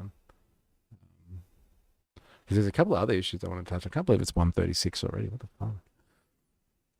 Yeah, give us a Kenyan angle if you got it. It was on the end of your last feed. All right, let's see if it comes up again in the suggestion.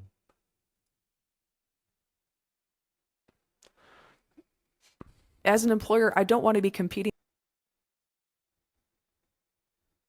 Oh, is it Sky News one? Disgusting Hamas gunmen carry out public executions. Is that the one?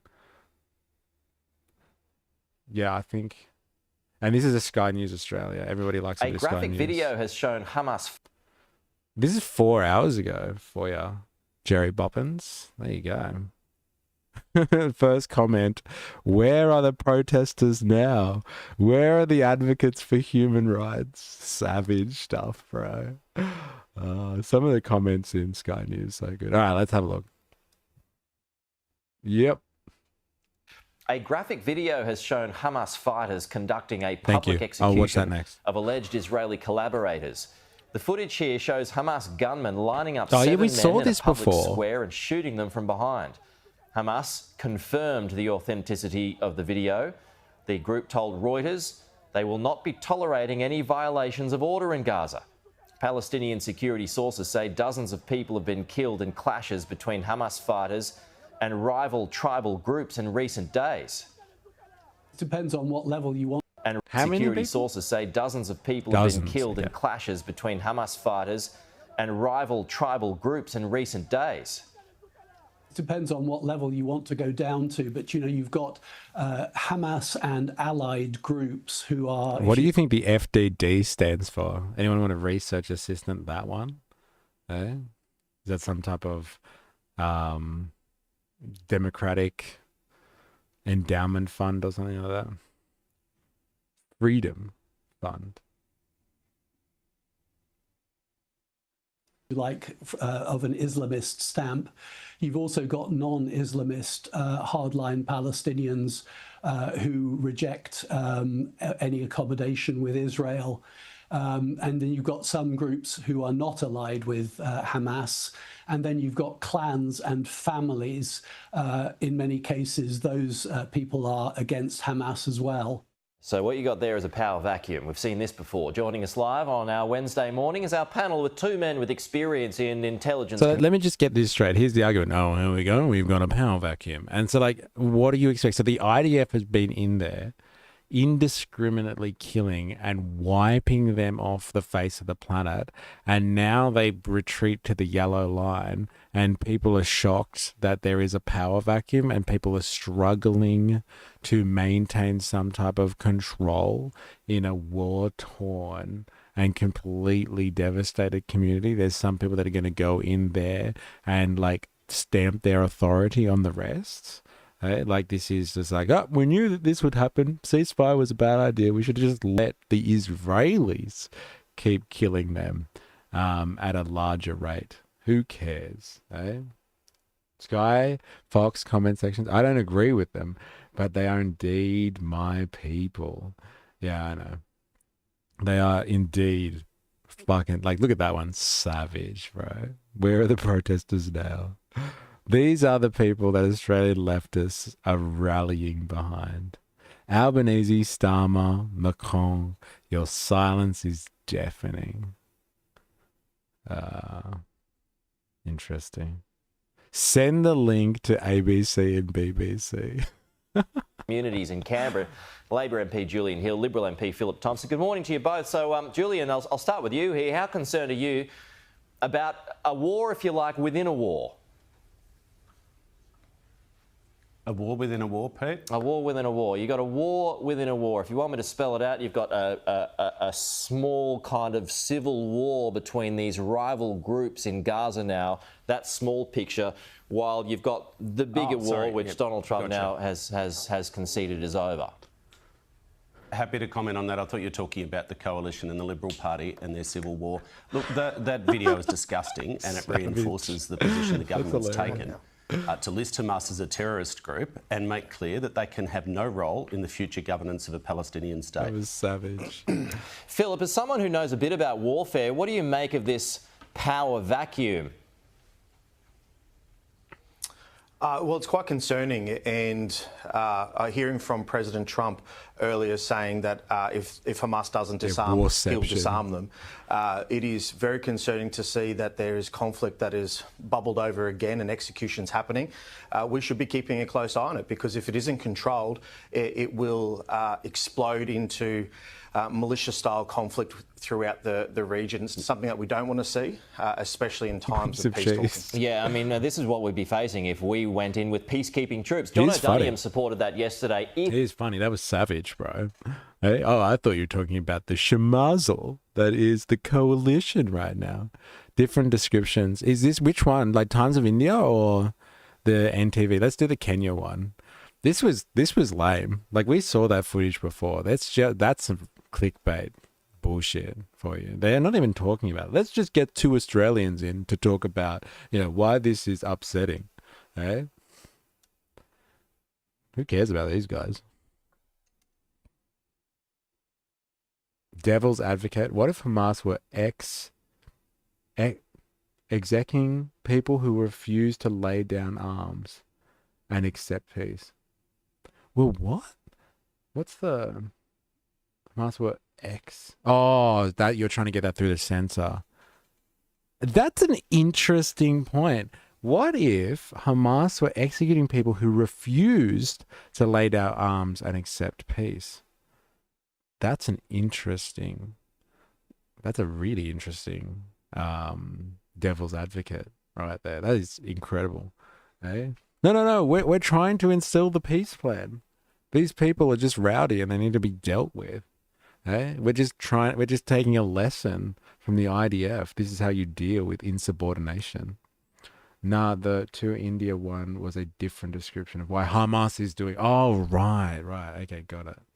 Sorry, I'm not even reading. Sorry. Hamas hunts down Israel-backed gangs. Yes, interesting. Yeah, actually, let's get to that next.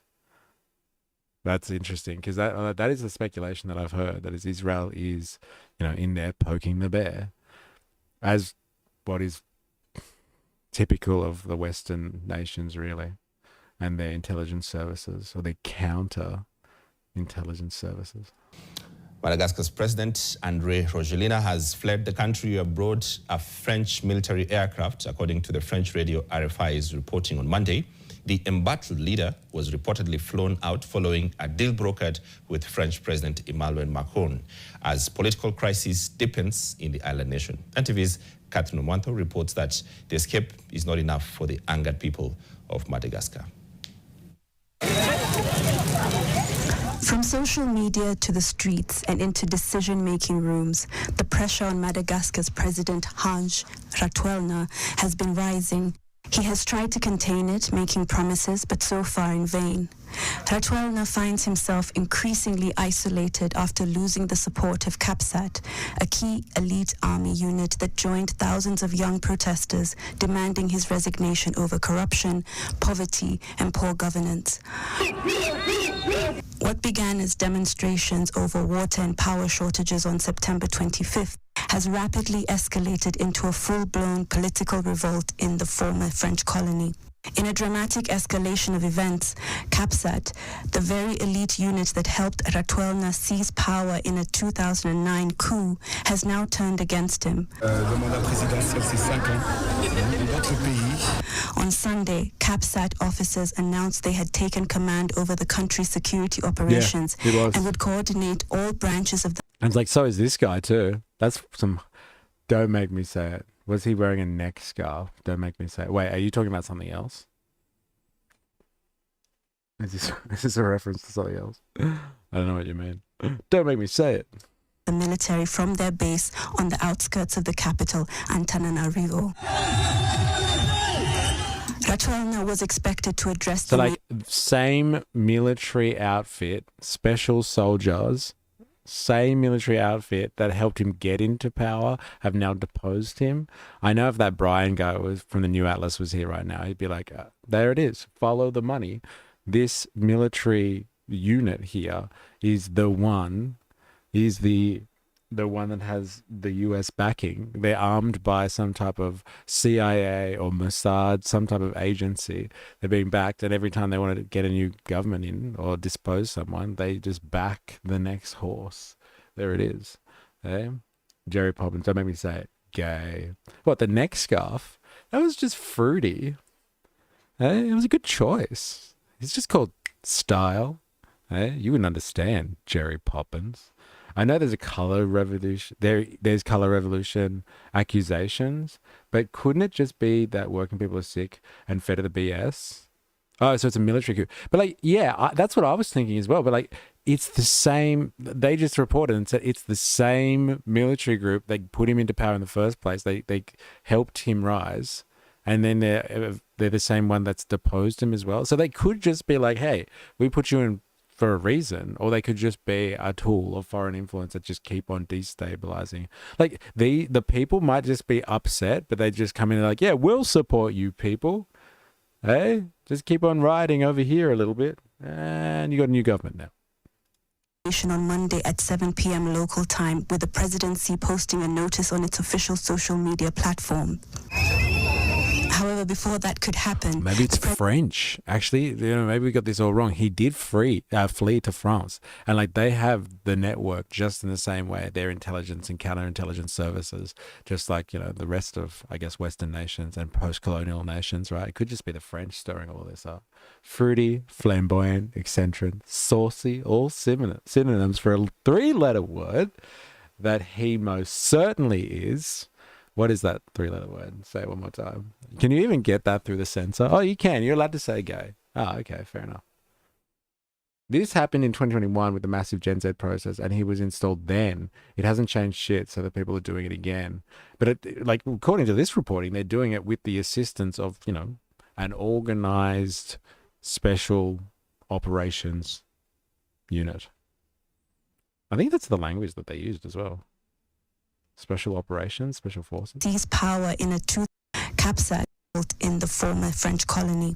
In a dramatic escalation of events, CAPSAT, the very elite unit that helped Rajoelina seize power in a 2009 coup, has now turned against him. On Sunday, CAPSAT officers announced they had taken command over the country's security operations and would coordinate all branches of the military from their base on the outskirts of the capital, Antananarivo. Rajoelina was expected to address the nation on Monday at 7 p.m. local time, with the presidency posting. Yeah, I think Hamas wants to get rid of people who betrayed their own.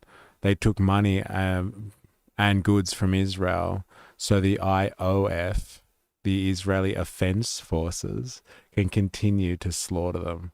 Yeah, do you reckon that is part of it? Because that was the insinuation from the devil's advocate there by Grand Tifa. And pretty good devil's advocate, right? What if they are actually sorting out political differences?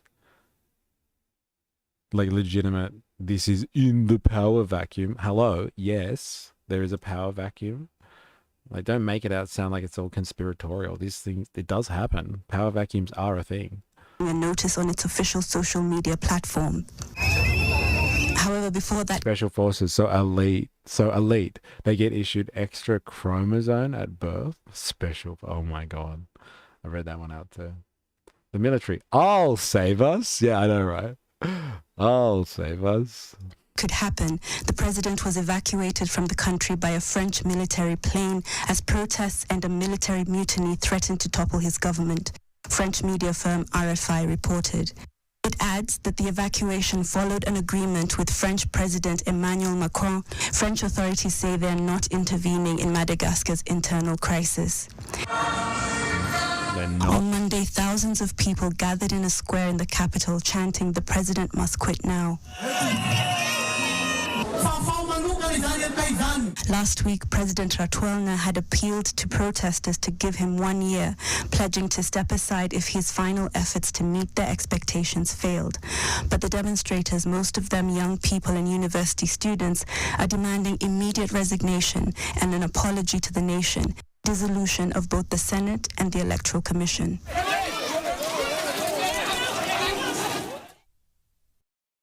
Interesting. Very interesting. The fact that he fled to France does not help his case. I know, right? Like the optics on that one. And like the French are just like, no, we had nothing to do with it. Like, here, quickly, here's a plane. Escape. Should we do live investigation of the Madagascar events? Yeah. Eh? I so want to see what Brian has to say about this, because he's had time to touch on Morocco and Madagascar. We should do a live investigation. Imagine if people did this for politicians that became weapons lobbyists. I know, right? Get him! He's a merchant of death! Yeah, that would be interesting. Give me 1 second. Gotta answer the door.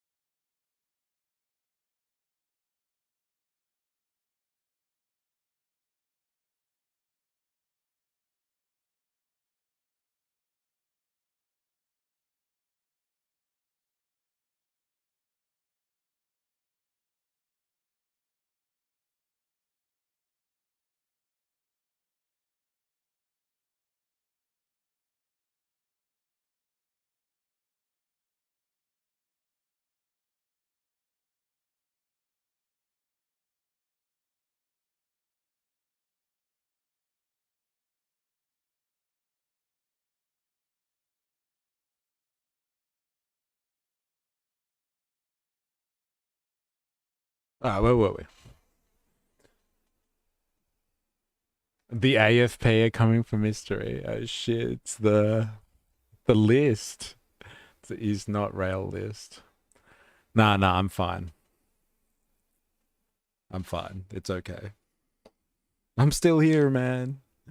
Alright, what are we gonna look at next? Let's get Times of India. Fucking Sky News was appalling just then. They're just gonna get two douchebag politicians in to argue over stuff that's really happening, you know, and bring that into the culture wars. Fuckwits. Times of India. Hamas hunts down Israel-backed gangs, clans in Gaza, after deploying 7,000 fighters. Damn. Oh, it's one of these AI-generated ones. No, let's get the scariest footage we can find of Hamas fighters and stuff. Like, that's just an average weapon on a shooting range in Texas somewhere. Eh?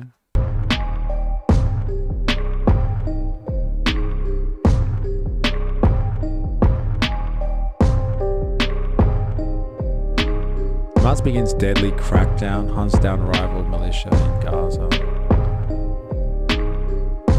Palestinian militant group Hamas reportedly begun eliminations of its rivals in Gaza.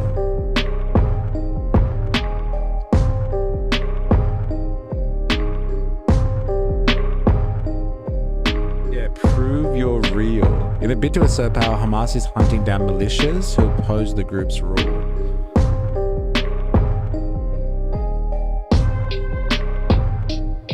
Saudi Daily, Azkra al-Sat reported Hamas hunting down drive in northern Gaza.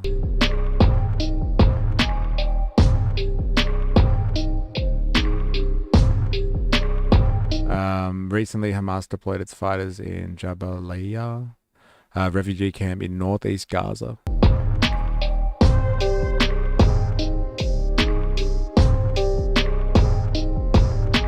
Oh wait, prove I'm real. I thought you were talking about the AI slop.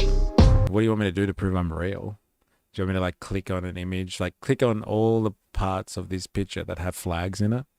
Okay, I'll do that one.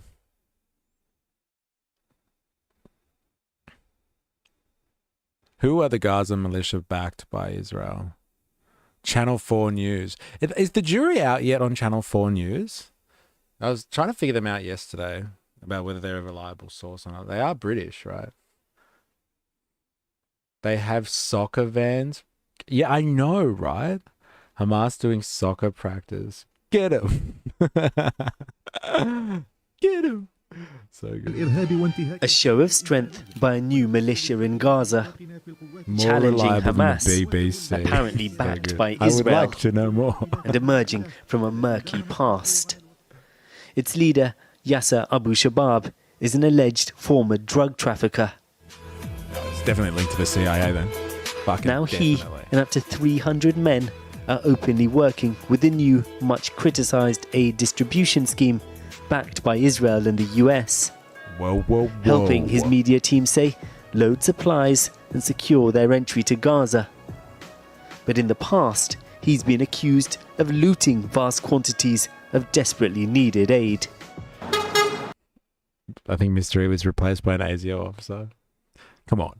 Eh? Could they really replace this? Eh? They couldn't get this plat right if they tried. That's for sure. Good luck. Oh my God, he touched his ear. Clone. Nahid Shoheba is the head of the Trucking Association in Gaza. His vehicles have been repeatedly targeted by looters. You might have only just seen him in the news, but we've known about Abu Shabab for a long time. Lots of our drivers have been stopped by his gang. If the driver tries to escape, they shoot at his tires or at him, or they beat him. He once took 100 trucks in a single day. All our drivers have encountered him.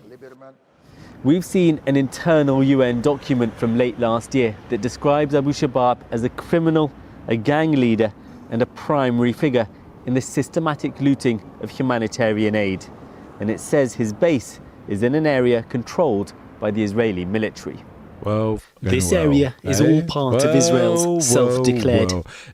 Do you remember, Jerry, just the other day when we were talking about this, and they were just like, look, Hamas is executing people and stuff like that. And I was like, I wonder what the angle is. Why are we seeing this propaganda? And that fucking prick, whatever his name is, why would he be parroting that propaganda for? Mystery Week 3 times to tell us if you have ASIO handlers behind the camera. Okay, I'll let you know. They're watching me right now, so I'll wink later during the afters. Shh, they're listening. Oh man, I hope this doesn't become a thing. He's been compromised. Oh no. He winked. Military buffer zone in Gaza. No Palestinians are allowed to enter. But his alleged head of a looting gang, Abu Shabab, was said to be based here by the Rafah crossing. Abu Shabab, sick name. Now his men are escorting aid trucks entering Gaza from Kerem Shalom and heading to the Gaza Humanitarian Foundation sites in southern Gaza. This was 4 months ago. And so this is it. This was released 4 months ago, and like these are the people that are helping getting aid into the Gaza humanitarian association. This is it. That's crazy. So we've already got them documented as a gang, and so is this what Hamas is doing? It's like retribution. They're coming after them. Oh shit! I knew we should have set you up with a dead man switch. Look, I'm telling you, people, I am real. And I haven't been compromised, okay? I swear. This video, Abu Shabab's group, calling itself the Popular Forces, show themselves erecting tents they claim displaced residents of eastern Rafah can now return home to, despite the area being within the Israeli military zone. Last week, the Israeli Prime Minister appeared to confirm supporting figures like Abu Shabab in order to undermine Hamas. On the advice of security officials, we activated clans in Gaza that oppose Hamas. What's wrong with this? It's only good and saves the lives of IDF soldiers. Today, What's wrong at a with Gaza this? Humanitarian Foundation distribution site, an eyewitness said Abu Shabab and his men were guarding the area. After several Palestinians waiting to receive food were shot and killed, the group issued a statement denying it had been present. Up until recently, it was the UN that was bringing in most humanitarian aid to Gaza. Sam Rose played a key role in overseeing it. What do you make of the fact that this man, Abu Shabab, alleged to have been a leading figure in the looting of aid, is now being given a role supposedly securing it? Oh, there's a total irony that the one entity that we know and is on the record. Isn't that interesting? Like when Bibi was being interviewed by those Nelk boys or whatever the fuck they were, and he was just like, "Oh yeah, we let the aid in, and then Hamas fucks it up and like takes it away." Like he wasn't wrong either. There were people that were inside, but like there were people that were on the Israeli payroll or set up by Israel. Fuck, what a slimy prick. The 10 has a window. Nice touch. Maybe it's an op. Andy is a double agent trying to get access to that sweet federal honeypot. Yes, please. Okay. Now he gets it. Traders get the wall. How much of a prick would you have to be to collaborate with the G word occupying force? I know, right? Talk about opportunistic. What douchebags. That's crazy. Also, so Mr. Netanyahu activated Palestinian groups to kill Hamas. He'll fight Hamas to the last Palestinian. That sounds familiar. Yeah, I know, right? Yeah, crazy. Crazy. For having been involved in looting is now the entity that's been put in charge of managing the security around the looting. But look, this is part of a much bigger irony in that the entity, in this case the government of Israel, that's been responsible for blocking the supplies of aid coming into Gaza is now the entity that is supposed to be the one to guarantee that supply. Last month, Hamas released... Travesty, isn't it? Hey? They've been wiping them out, and the only way for them to survive inside the open-air prison is to get aid. And so Israel like, yeah, okay, we got that too, man. We got that footage covered. of the group targeting Abu Shabab's men. They insist they're helping protect local residents and deny collaborating with Israeli forces, but that doesn't seem possible. Israel has long sought to play Palestinian factions off against each other, with bloody consequences. Another dark chapter now looks to be unfolding. Israeli forces and local gunmen who appear to be working with them have again opened fire on Palestinians heading to a US-backed food distribution centre. The Gaza Health Ministry and hospitals said 14 people were killed. Early this morning, Israel intercepted a boat of campaigners carrying aid trying to reach Gaza to break the sea blockade. On board were Greta Thunberg and 11 other activists who were all detained and taken to Israel. Let's go live to Paul McNamara in Jerusalem. Paul. Yeah, the talk here tonight isn't any possibility of any calming intentions. It's the possibility of yet another escalation. We understand that right now, Prime Minister Benjamin Netanyahu is meeting with security officials discussing Iran. This afternoon, he spoke with President... Okay, that's old news. Bibi is cheating on his wife with Abu Shabab. Abu is trafficking naughty consciousness, altering consumables. The real question is there a power vacuum in Gaza, or is Hamas consolidating power to get through the next phase of the G side? Yeah, well, interesting. And that was the thought experiment. That was the devil's advocate from Grand Tifa before, right? That was actually really good. It's like, is it them just trying to stabilize the situation so they can meet the terms of the ceasefire? It's a pretty good question. It's a fair question. But you have to, there would be some form of a power vacuum. If you had an occupying force just disappear all of a sudden. And like you're allowed to freely move and like come out onto the street if you are someone of an authority. Like you can freely move around now. But like I get what you're saying. You know, is it just them trying to sort things out locally so they can start to determine themselves what's going to be happening here? It's a fair point. It's a really fair point, I must admit.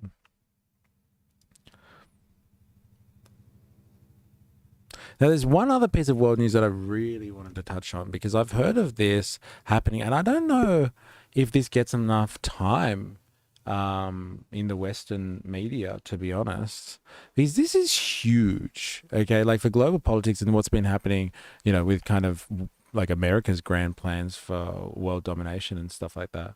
Not world domination, but like world control, continuing world control, especially a world where they don't have to cede much of their power to China. Like Pakistan and Afghanistan have been going at it. Like this happened over the weekend, and I'm not sure if like you've been across this, but like this has some huge implications, I would think. Jerry Poppins said ceasefire is a fast. Just get it over with and start building a Hilton Inn already. Yeah, I know, right? Yeah, but like it's better for them if they can do it under the auspices of peace, right? It's bad vibes for the Hilton if they're built on a Palestinian graveyard that didn't seek peace first or didn't get blessed with peace first. Right? There'll be bad vibes for all the people staying at the Hilton. That's for sure. So yeah, considering all of like the geopolitical situations that we've seen recently, so in this area, we were speaking, I think like last week, maybe a couple of weeks ago, about how Saudi Arabia and Pakistan signed like a NATO-style peace security pact, and like an attack on one is an attack on the other, etc., etc. Saudi Arabia's got the money, Pakistan's got the guns and the nukes. And so like Pakistan is in bed with Saudis very officially in a security perspective, from a security perspective now. Pakistan and India, they just love each other. And so like they've been kind of fighting recently, which Trump takes full credit for ending that war, apparently. That's right. There'll be no more confrontation between India and Pakistan ever again, because Trump is here. But like, yeah, Pakistan and Afghanistan have been fighting each other. And so like, there's been some things supposedly that the Taliban has been doing that the Pakistanis are not happy with. And so there's been a bit of argy-bargy on the border, let's say. And Afghanistan and the Taliban are supported by India, because India just wants to do anything to get to the Pakistanis. And like the Pakistanis are also supported a bit by the Chinese because they buy weapons off them. So like there's all these people in this region that are like, you know, crisscrossing all over the place. And so like this could result in something huge. Now, as we know, right, learning things from how America maintains its control, its hegemony over the world, is less through direct power, or not as much through a direct power like having army bases everywhere, which they do, but like they can also do it by just destabilizing regions. And so the Americans have recently, like Trump recently made it very clear that he has intentions for taking the Bagram Air Base back in Afghanistan, because I think that's important for them strategically against China. So he says like that's the excuse. But like really, I think it's something that they can use, like the Israelis can use, to kind of ensure that their security is protected against like Pakistan or any of the Arab countries that look for some type of retribution. So like having the Bagram Air Base makes sense for them. And lo and behold, just after Trump has come out saying that he wants Bagram back, now we have destabilization along the Afghani border with Pakistan. The timing's pretty interesting, I must say. Like I can't get out of my head now analyzing things like Brian from the New Atlas. And like destabilization is a huge foreign policy arm, and like it all comes to you from intelligence services and like, you know, undercover agencies. And so why not? Why not have a little bit of destabilization on the Pakistani-Afghanistan border and see where that goes? So let's just have a quick look at this. Pakistan artillery and drones target Taliban positions close to the Afghan border. Dozens of Pakistani soldiers and Taliban fighters have reportedly been killed. It's the worst fighting between the neighboring countries since the Taliban retook power in 2021. Thousands filled the streets in Khost province, eastern Afghanistan, demanding Islamabad be punished. A few days ago, the government of Pakistan brutally violated Afghanistan's territory and carried out drone strikes, an action that is in complete violation of all international laws and principles.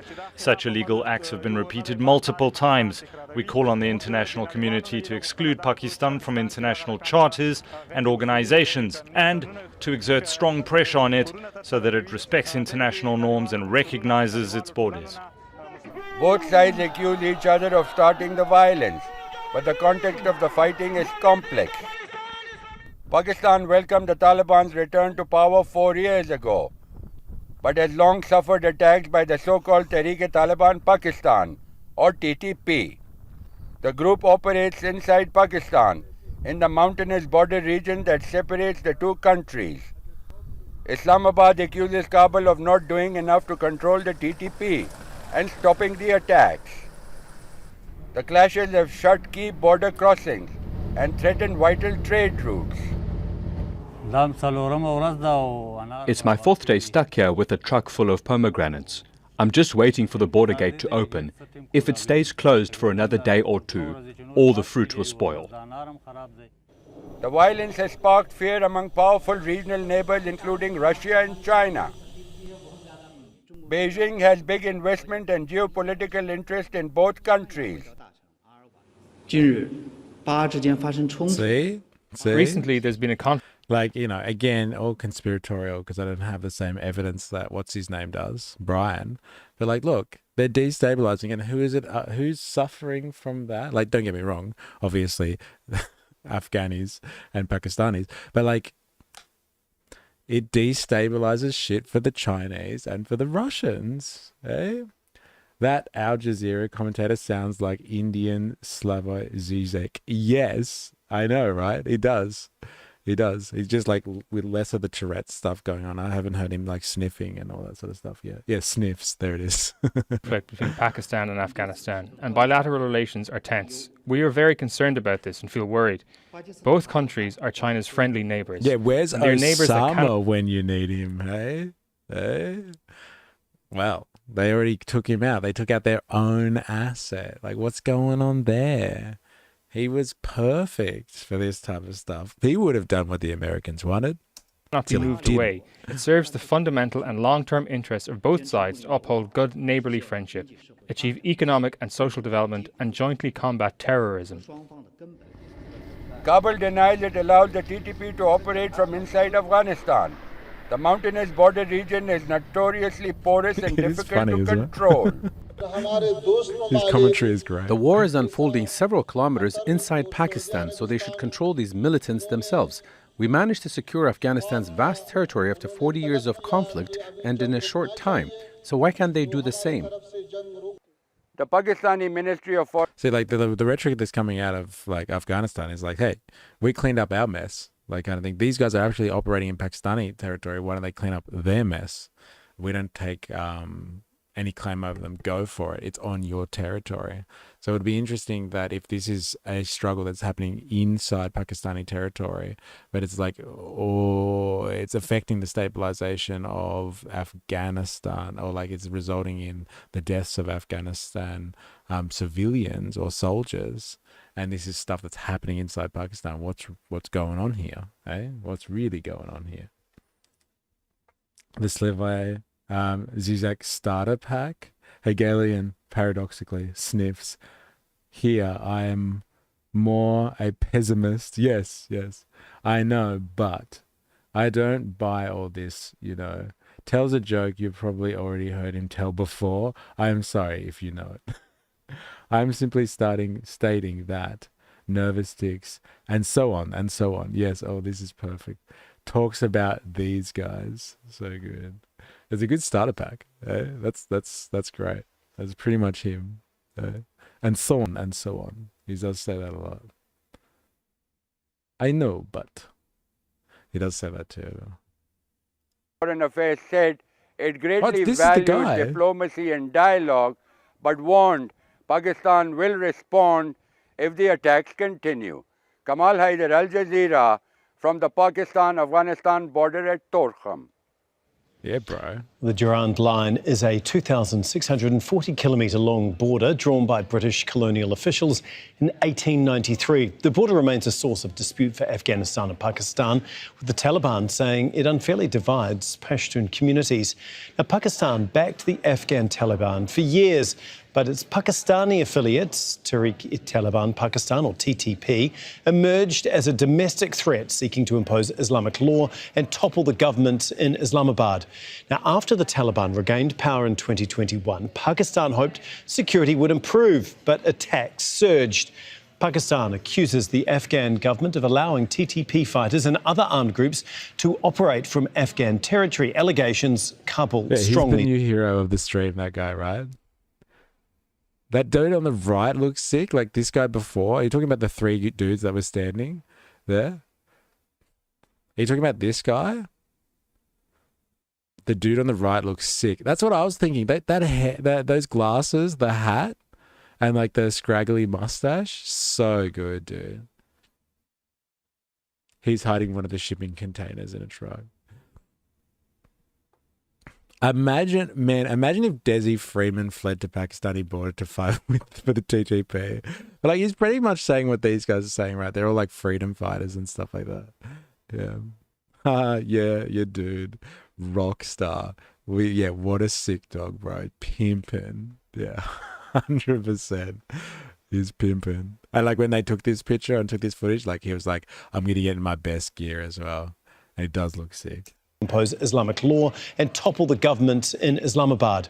Now, after the Taliban regained power in 2021, Pakistan hoped security would improve, but attacks surged.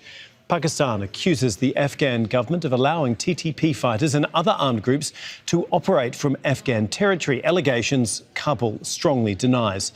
The TTP has carried out hundreds of attacks in Pakistan, including the country's worst on the Army Public School in Peshawar that killed more than 130 students in 2014. To help us talk through all of this is Michael Semple. He is a visiting professor at Queen's University Belfast and a former EU representative in Afghanistan. He joins us from London. Thanks so much for being with us, Michael. You've obviously followed Pakistan-Afghanistan relations for decades. How does this flare-up compare to previous periods of tension that you've seen? Well, the overall tension between the two countries along the border has been there for decades, as you sort of hinted.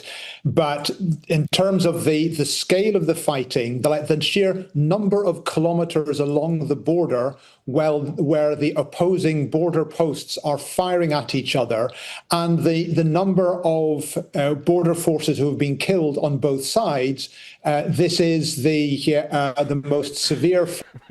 Are you talking about that guy? You can't park there. The guy that has the gun and the huge turban with the black thing that's hanging out the back, and he's like regulating the traffic. Is that what that reference is? You can't park there. Flare-up that has happened since the Taliban retook power 4 years ago. Right. As we heard in the story that just played, Islamabad has accused Kabul of harbouring militants behind attacks inside Pakistan, while the Taliban has rejected those claims. I mean, from your vantage point, how credible is all of this? The Taliban are facing the problem of trying to conduct their international relations on the basis of lies and dissimulations. For anybody who follows the dissimulation, their international relations on so what's he claiming? The Taliban to conduct their international relations on the basis of lies and dissimulations. For anybody who follows the development in Afghanistan and Pakistan closely, it is clear that the TTP are headquartered in Afghanistan, that they are using their presence in Afghanistan to wage the insurgency in Pakistan. And they are not just being sort of harboured or ignored, they are actively being supported as a policy matter by the Taliban leadership, and their security apparatus. And it doesn't matter how many times Taliban spokesmen deny this, the Pakistani authorities are well aware of what is going on and are bound to respond. OK, why? What do they get out of this then? Very interesting question. Now, some people would say, they are creating an existential threat to their own regime by provoking their more powerful neighbor.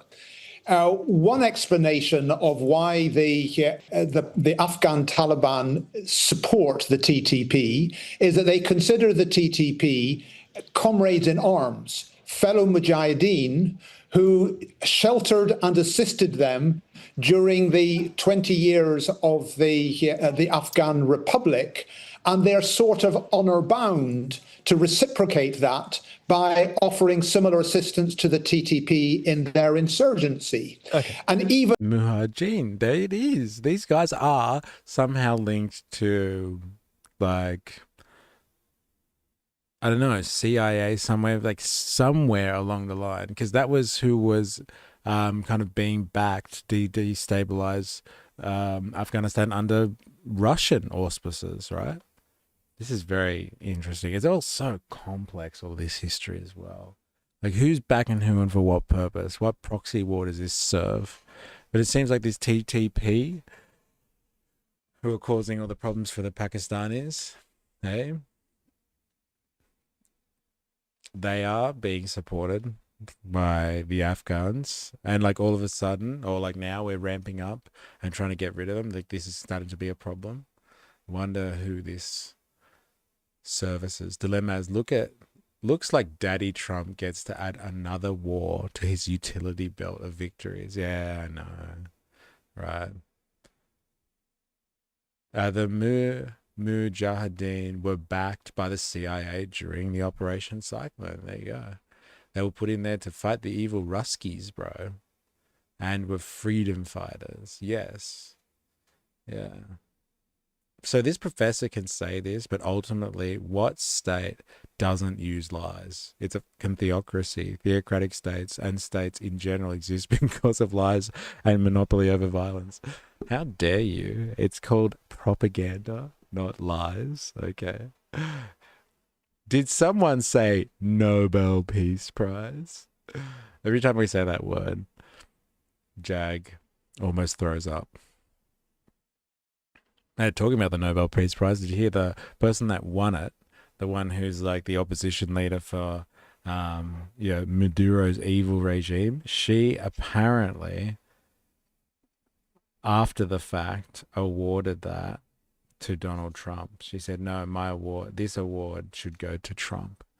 So he got it in a roundabout way. Maybe that's why they did it. They couldn't directly give it to him, but they knew that she would back him somehow. Did someone say Nobel Peace Prize?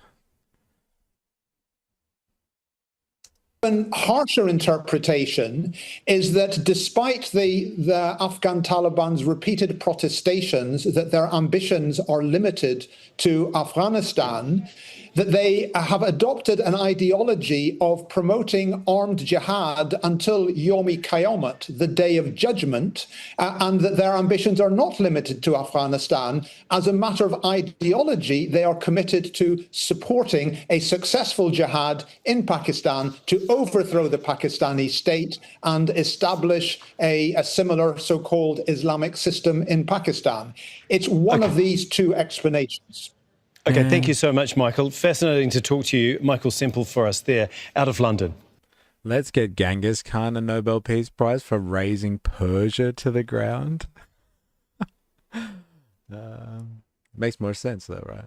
I've heard rumors America sent a lone soldier to Afghanistan to help fight the Ruskies. Legend has it he shot down a Hind with explosive-tipped arrow. Is that down a what? Is this some Rambo reference or something? She's definitely avoiding a questionable suicide, say. Huh. Yeah, right. Dilemmas, that's just Greek mythology. A questionable suicide, say. I love the pig Latin. Bring it back. That's how we get around the censor. The AI would never pick up on that. Doesn't even understand. It wouldn't understand, man. And Jade, dear, welcome. Welcome to the chat. Hope you've been well. It's been a while. Oh, Hind is Russian attack heli. Oh, okay. So let me read that again. Now I've got some understanding. Legend has it is shot down a Hind with an explosive tipped arrow. Yeah, tell me. It's got to be a Rambo reference, right? Please. I would like to know more. Hi. Welcome to the stream. I think it's been a while since you've been here. Tell us if you've been lurking for a while now or not. All right, we're going to have a quick break. And then we're going to be back for some afters. Maybe we'll do some Rome Total War gameplay. I have no idea.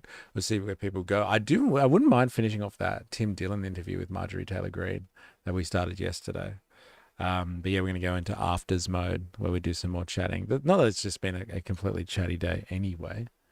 But you've been lurking. Nah, okay, fair enough. Well, welcome. Welcome to the chat.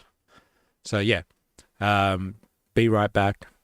Don't go anywhere if you want to chill out and talk.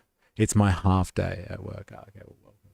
We've got a few people that I have arrived. Matt Bond in the house. Welcome. Welcome. But yeah, we're going to do the afters. So I'm going to have a quick break. Just a few shout outs to people that have been interacting today. Avalava in the stream chat, Dilemmas, Indoctrinathan. Big shout outs to Indoctrinathan, who is massively supporting the movement at the moment and gifting people subs. So massive thank you to Indoctrinathan. If you're interested, go over to Twitch land and join the cause there. It does seem to be where there's some action going on at the moment. We had Razor in there for a little bit, Dilemmas in the house, Jerry Poppins, Indoctrinathan, Jag, 4AS, Wings of Cheese, In and Out, Grand Tifa, Remag. You know who you are. I've missed you. I'm sorry. Lap, Jeff. Thanks for your interactions, everyone, today.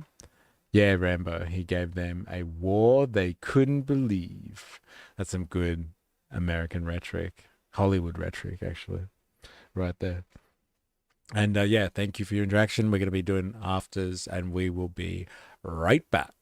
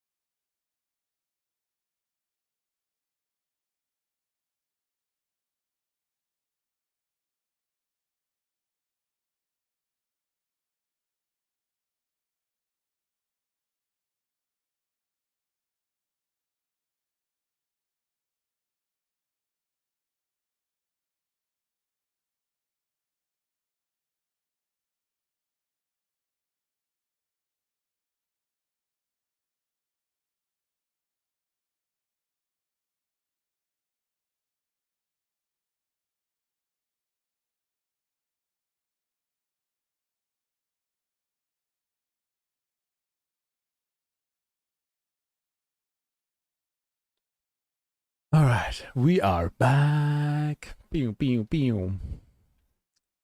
Is that the same Mujahideen that the CIA funded to push back the Russians? You know it, Avalava. The US supported the North Afghani tribes at the start of their invasion. Anything to destabilize, baby. It's just the way we do it. Mm-hmm.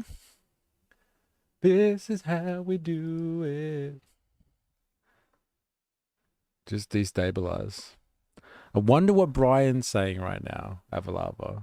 That's what I want to know. What the fuck would Brian be saying right now? I would like to know more. That's what Brian would be saying. All right, let's get that Tim Dillon one with Marjorie Taylor Greene. I do want to hear. I was kind of happy with Marjorie Taylor yesterday. Like up until the point Marjorie Taylor Greene, she wouldn't do the thing. Like she wouldn't say the thing.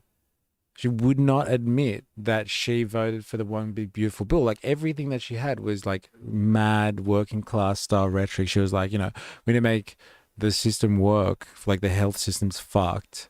And we need to make that work for average people. Like my kids can't get jobs properly. They have no prospects, like all this sort of stuff. And bang. Just like that. She's like, he asked, like in the big beautiful bill, how they cut out funding, and she went silent. And she didn't really even answer the question. And she voted for it. We checked it. She voted for it. And him, Tim Dillon, like he does give this appearance that he's like super objective and just the funny guy, and he just picks politicians and personalities based on like whatever he feels like at the time, right? He's just like one of those guys. I don't care what your political persuasion is. I'm just going to have you on and we're going to have a chat. And like he could have grilled her, but like he didn't. So he's like he's not really a journalist. He's just a comedian, and like he obviously has some form of agenda. I'm not saying that he's being paid off by someone, but like he's obviously got a personal agenda, and like he didn't want to grill Taylor Greene in that one. No, I definitely didn't want to grill her. But like I would like to see if she's got any other rhetoric, because I think she is a type of personality that can cut through the culture wars, or like at least highlights really nicely how to cut through the culture wars.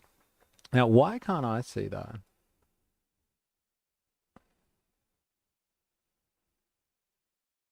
Oh, man, I just refreshed the chat. That was fucking stupid. I shouldn't have done that. What happened on Twitch just then? And Jade subscribed with Prime. All right. Thank you, and Jade. I hope I'm saying that right. Do appreciate it. But yeah. Let's have a listen. I can't remember exactly where we were. Damn, I should have time-stamped it or something. Oh my God. It's going up. Young people have no hope of buying a home. See, and then when the they try working to buy class a home, rhetoric they end is up, strong. like I said, they end up competing with like Blackstone or somebody The else. average home buyer now is 38 years old. It just came out. Right. The Isn't that average home buyer, crazy? 38. On the flip side, baby 38. boomers can't sell their homes. Right. They pay massive capital gains taxes. Yeah, my heart they don't bleeds. know. There are problems much to American family members. Cards. Literally, that's how they're All right, I'll let it so speak much her, to Americans. her These are the rhetoric. issues. I know people Who's hanging that out? literally. Who's hanging out for the afters, by the way? My monitor says I got about 10 people watching. It's hard to tell all the time, but it's not always accurate. But yeah, let me know if you're hanging out for the afters. I'm going to let her speak in the background and try and sort out my screen here.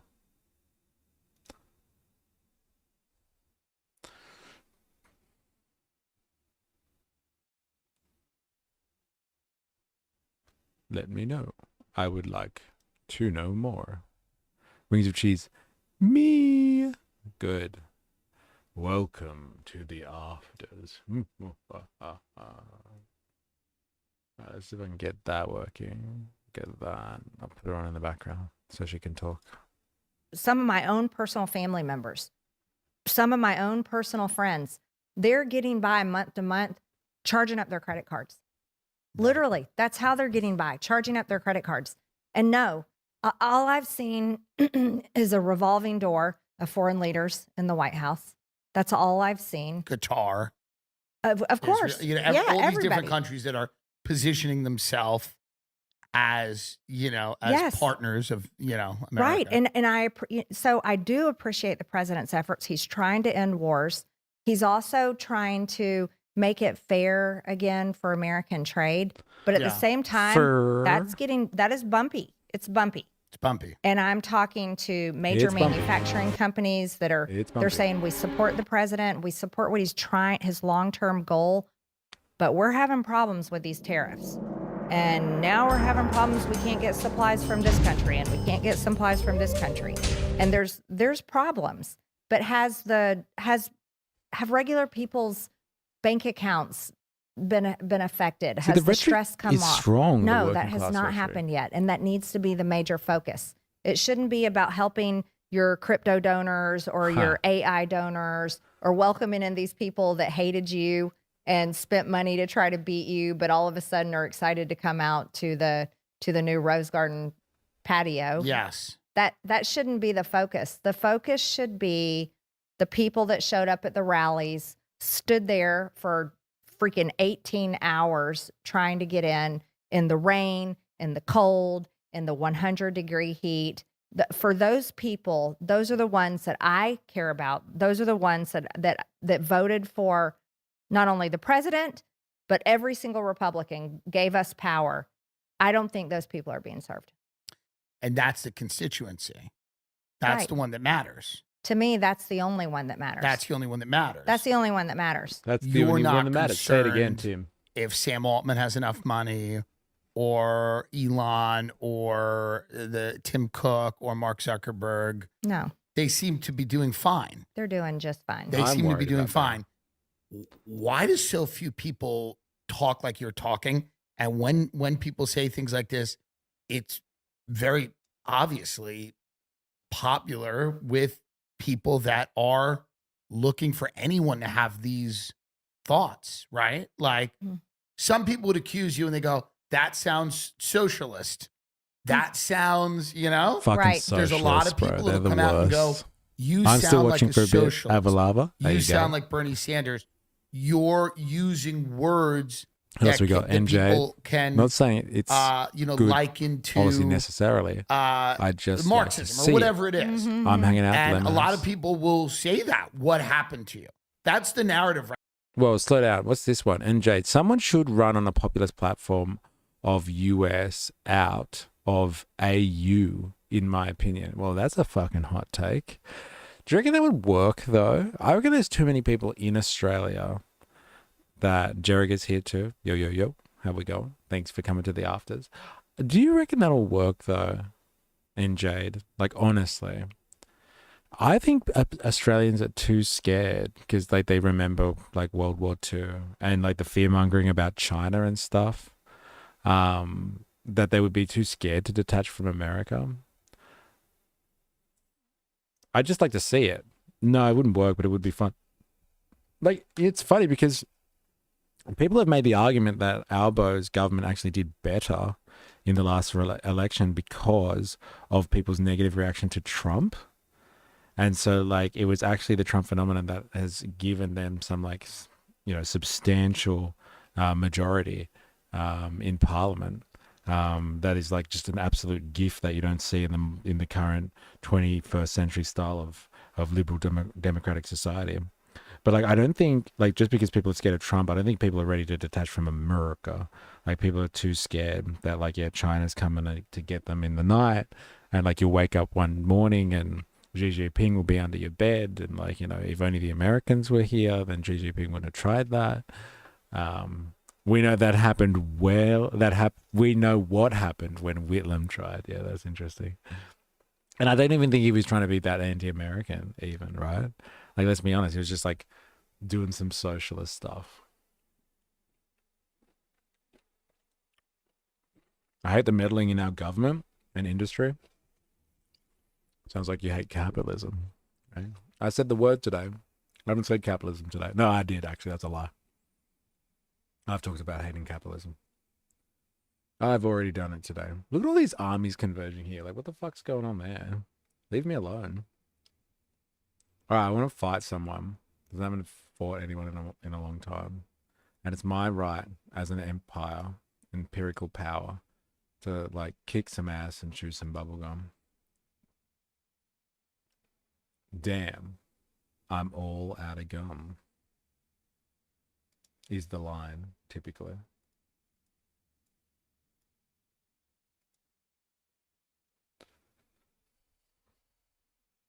All right. Yeah, I don't know if we can get rid of the meddling in our industry. I think that's like just an element of colonialism or imperialism, whatever word you want to use. They're pretty much the same shit. The element is that we are beholden to the US as the core of the imperial core of the capitalist machine. And so, like, we're no different really to any form of colony. We just have higher working standards and, like, laws, the rule of law to a certain extent. Run the tape. Do you have standardized armies in this campaign? No, I have to build my own armies. I don't think China is going to build a 7,000 kilometer supply line to invade a country that supplies China with the ore that they need to maintain their industry and growth.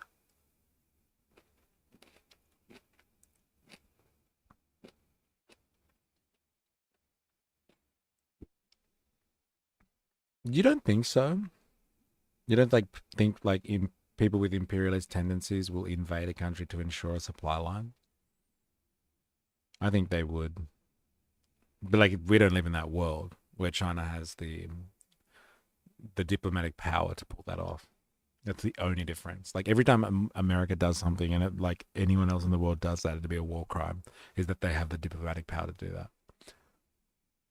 Like, that's literally the only difference. And yeah, I don't think China has the diplomatic power to do something like that.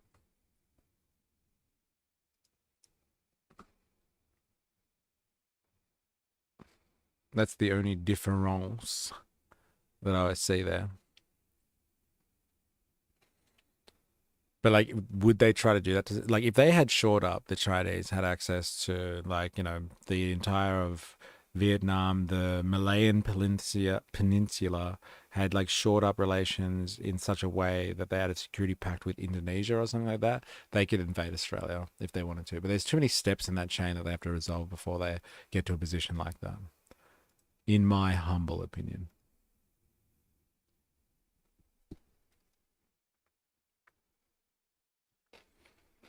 All right, what are we looking at here? Spearmen, archer missile cavalry, heavy spearmen. Yeah, I can take these guys. Let's do this. I'm gonna take these guys. What do you mean by like consistency? Do you have standardized armies? Is consistency another game or something?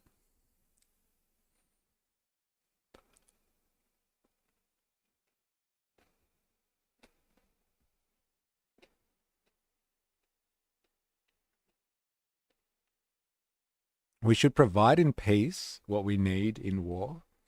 Do you reckon that means, like, when you have war, you have excellent industry, you have everyone working together economically, everyone's rowing in the same direction and like pulling together to make sure we pull through the hard times? Do you reckon that's what that means? In peace, we should provide what we do in war. Imagine if we worked with the same level of solidarity as a constituency, as a group of people, as we are expected to do in times of war. Imagine how productive we could be. Imagine, man. Imagine. Not sure if that's what they mean, though. What that quote means. Great quote, though. Nah, bro. So standardized armies, I just mean composition. So, for example, X amount. Oh, yeah. 100%.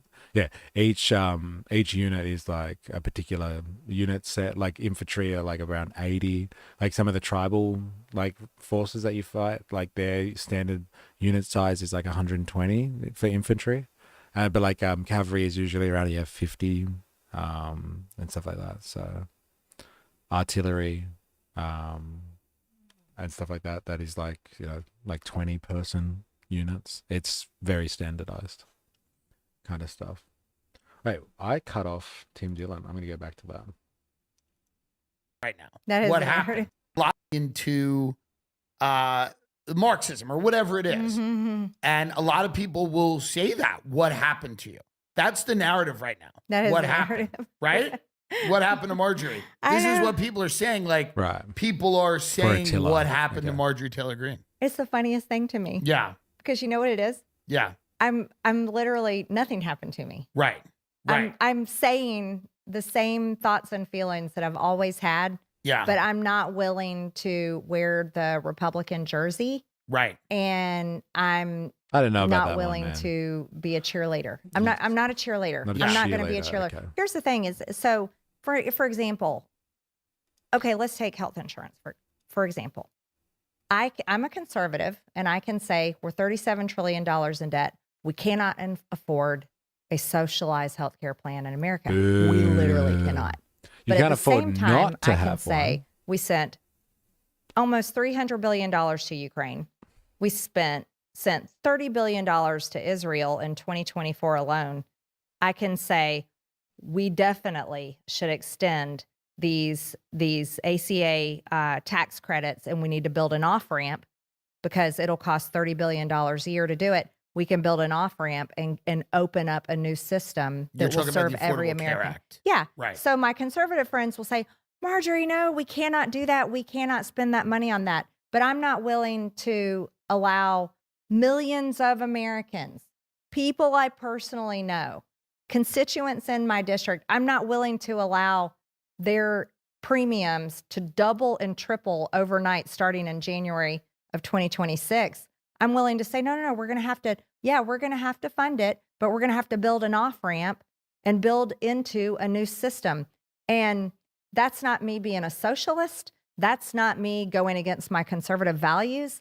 That's saying, stop sending the money to all these foreign countries and let's actually spend it on Americans and actually fix the system. And Medicare so that is cuts confusing to people. They don't understand that. The Medicare cuts are around $700 billion, or is it Medicaid? I forget. Yeah. Yeah, it is tremendous. It's a tremendous. It's tremendous. It. But we're also 15 years into the Affordable Care Act, into Obamacare. Right. And that's outside of Medicare and Medicaid. Right. Right. So a lot of people are wondering why we have these Medicaid cuts. Mhm. Rural hospitals will be affected. Yep. And people are going to be thrown off Medicaid, but we are spending so much money all over the world. Again, when you look at this big, beautiful bill that was passed, I don't know bill, baby. everything in it, but I do know it was an expansion of the federal debt, obviously. Yeah. But she a voted lot for it. of money She voted for it. Was cut from. So I basically have my phalanx hold the line, my knights, my horses, my archers flanking them so they can outflank the enemy into the phalanx. Yeah. I do similar stuff. I love cavalry, man. It makes such a difference. Sending your army out of the walls to run down the enemy, good shit.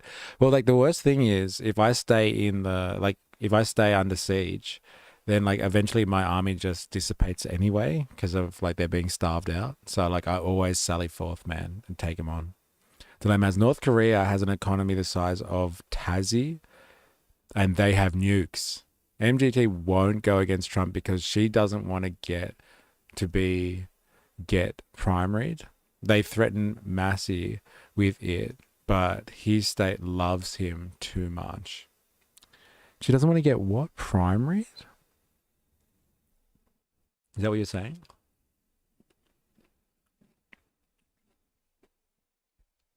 Yeah, she's like, she says the rhetoric, and she does some things like, voting for the Epstein files, which is obviously something that's really popular with her constituency.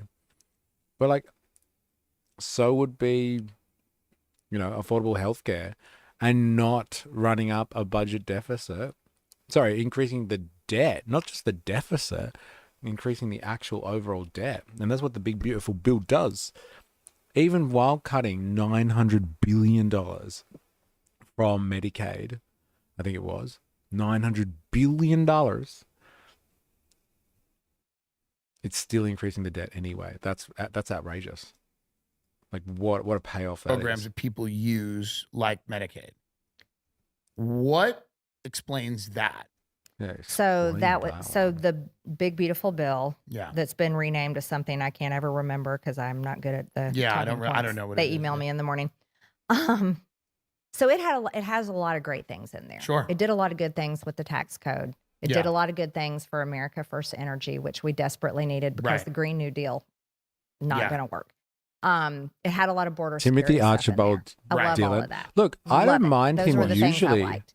It had Jerry 50 Poppins, but like, you know what he's done here? I must admit, like he could have taken her to task on like, all right, you say you're working class and you're worried about all these issues. Why did you vote for the big beautiful bill? Like she spent a lot of time in this interview talking about healthcare. Have you watched this whole thing, by the way?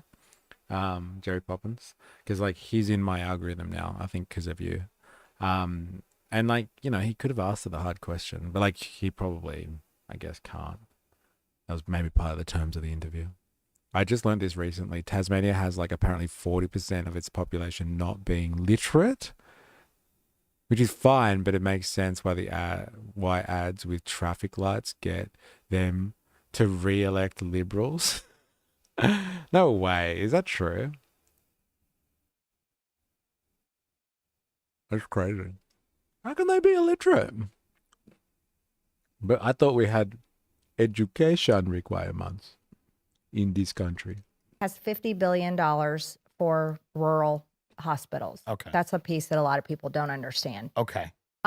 It cut out, what it did is it cut out any payment for illegals, and it takes people Yeah, that there we go. should be working, Fucking put them back to illegals. work and get them Yeah, off the they're the system. worst. Right. That was the idea there. No, so but when if you I hear could lend the people- when caveat, you he's hear comedian people getting first. kicked off of Fair enough, Medicaid, but like this isn't comedy. That's what it's talking about. I is know what you're getting saying, those but this people is not that are comedy. abusing the he's system using his influence here, back and out he into has the workforce. influence. I get it. These things He's a are comedian. incredibly difficult to do. He didn't choose Here's the my thug thing. life, bro. We put so much emphasis on Thug Life chose industries him. like, oh my goodness, the war industry, the military industrial complex. We put so much emphasis into big pharma. We put so much emphasis into the insurance companies. My goodness, they get a tax credit for every single person that has a health insurance plan. We put so much emphasis into all these foreign countries, every foreign country, especially Israel and their wars and whoever they're mad at. We go to war and we bomb them, and then we defend them for whatever they want. Right. I don't think Americans, if you really sit down with a group of Americans and you go, okay, hey, everybody, we have this pile of money. Would you like it spent on your causes that help your life? Or would you like to continue in this system that we're going on? I personally, as a taxpayer myself, would like to take our pile of money that we have every year and literally spend it in ways that help Americans' lives. Right. And I don't think that's a radical thing to say. No. On the military industrial complex. Stop. You know, We talked about this yesterday, but like she just said, like we have tax money and we have a big pile of money. We get to choose what we spend our money on. Well, then she shouldn't have voted for the one big beautiful bill, because they decided with that big pile of money, instead of taking away that money. No, sorry. Instead of using that money to spend on people who desperately need healthcare, they are deliberately cutting that. So more of that big pile of money can go to like tax breaks and all that sort of stuff. And like military spending, she shouldn't have voted for it then. Like that's where it all falls down for me. She's another culture warrior. But like who stumbles upon working class issues. So you got to appreciate her for her working class stuff, but that's about it. Put her on 0.7 speed. It's hilarious. What, really? When she's talking? I personally, as a taxpayer myself, would like to take our pile of money that we have every year and literally spend it in ways that help Americans' lives. Right. And I don't think that's a radical thing to say. No.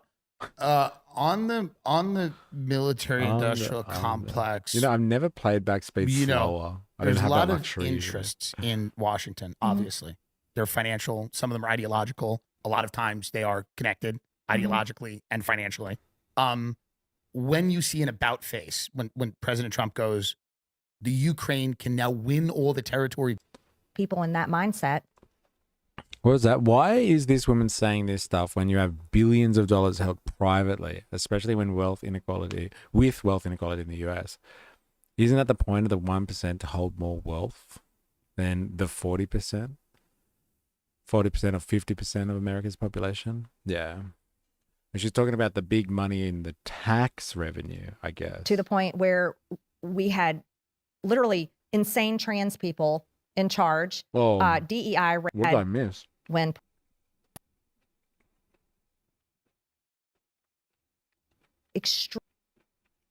here's what's intriguing to me.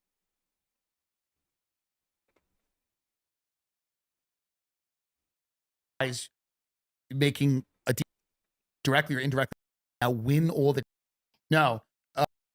life, or would you like to continue in the system that we're going on? I personally, as a taxpayer myself, would like to take our pile of money that we have every year and literally spend it in ways that help Americans' lives. Right. And I don't think that's a radical thing to say. No. On the military industrial complex, you know, there's a lot of interests in Washington, obviously. They're financial. Some of them are ideological. A lot of times they are connected ideologically and financially. When you see an about face, when President Trump goes, the Ukraine can now win all the territory back from Russia, it feels like it is kind of insane that we're encouraging more war and we're going to directly or indirectly fund this with weapons instead of trying to negotiate a peace. Now, he might be behind the scenes trying to do that. I don't know. But what happened there? She sounds hammered at that speed. Are these people in the Pentagon coming in and going, you cannot, we don't advise making a deal here or we're going to look weak is he being influenced by people? Are there generals that are telling him something? Is it that we couldn't strike a deal with Putin on the minerals that Lindsey Graham keeps talking about, these minerals that we need to have, right? Like, what exactly is going on? Because everything we've talked about is everything that I think the American people would say. Yeah. It is, we're in year, what, 3 or 4 of this war with Ukraine and Russia? Oh, I know. It actually started in 2014. And our government was very involved. It's in and out, right? Crimea. And which is a lot of why we can't seem to dig ourselves out of it, right? Well, we've egged this on. But then let's actually go back a little bit. I mean, our country in many ways has been invested in telling Americans, brainwashing us that Russia's bad. Russia's bad. Yeah. Every Hollywood bad guy in a movie was a Russian. Right. I mean, we're supposed to believe, every American is supposed to believe that Russia is bad, bad, bad. Yet they seem to be a pretty unapologetic Christian nation. That I think is also I really think that's pretty cool. And here's what's intriguing to me. But you don't even have to like Russia to not want to be involved in the war, right? I don't want to be involved in the war. I just think when you that, saw her you could down, say she sounds like Putin's not a great Kamala guy, and that after there's a things there that few have happened that are sneaky obviously midday undemocratic. beggings. My concern is like this country. It's how she drags her words. Slow as speed. Makes her Ukraine's not a sound NATO drunk. member nation. Right. Trump They're has not the same even in effect. NATO. Slow as speed. We don't have to defend Ukraine. Right. So there's no reason. Right. But yet somehow it's the most important thing that we've got to get involved in. And that's disturbing to me. And the other thing is we've spent sent tons and tons of money over there, but there's a bunch of extremely wealthy Ukrainians that all have incredible homes and cars and countries like France and other European countries. And I wonder how find that true to be this is. pretty sickening. No. Our own tax dollars were used not only to pay Ukrainian all the government American pensions, tax dollars to bail out small business is going to fund these rich Ukrainian dudes that have all these properties all around the world, and that's where the $300 billion has gone. I wonder if that's true. Hey, they're just getting fat off American taxpayer money. Ukrainian small businesses, when American small businesses were going out of business because of COVID lockdowns. Right. The whole thing is insulting. Yeah, the whole thing seems absurd. But why are we told that we have to fix that war? We don't have to fix that war at all. And why does it make why in any way am I a bad representative of Georgia, by the way? Why am I bad if I really don't care what happens to their territory and who gets it and how it works out? Yeah. How does that make me bad? People of Georgia. But I at the don't same time, believe- yeah. Right. But at the same time, I'm really, really, really angry that my district can't get the appropriations because Mike Johnson wants to pass a CR every other month, it seems like. We can't bring tax dollars back to my district. I can't get my party Who's he being threatened by? I mean, if he's not bringing the House back or releasing the Epstein files, who's Mike Johnson to me seems like someone who's being threatened. This is a completely conjecture. I have no proof of this, but he has the vibe of someone. This is the only thing, like, seems Jared, to like be- stuff like this, like Mike Johnson must be being threatened. That's why he's doing it. Why can't he just be on the take? Why does he have to be threatened by anyone? Like, he's probably in the take. He's probably threatened and on the take. That's how it works with these guys. Like, they all have dirt on each other. And, like, they all have, like, could blackmail each other. And so they're all threatened into doing stuff because it's necessary.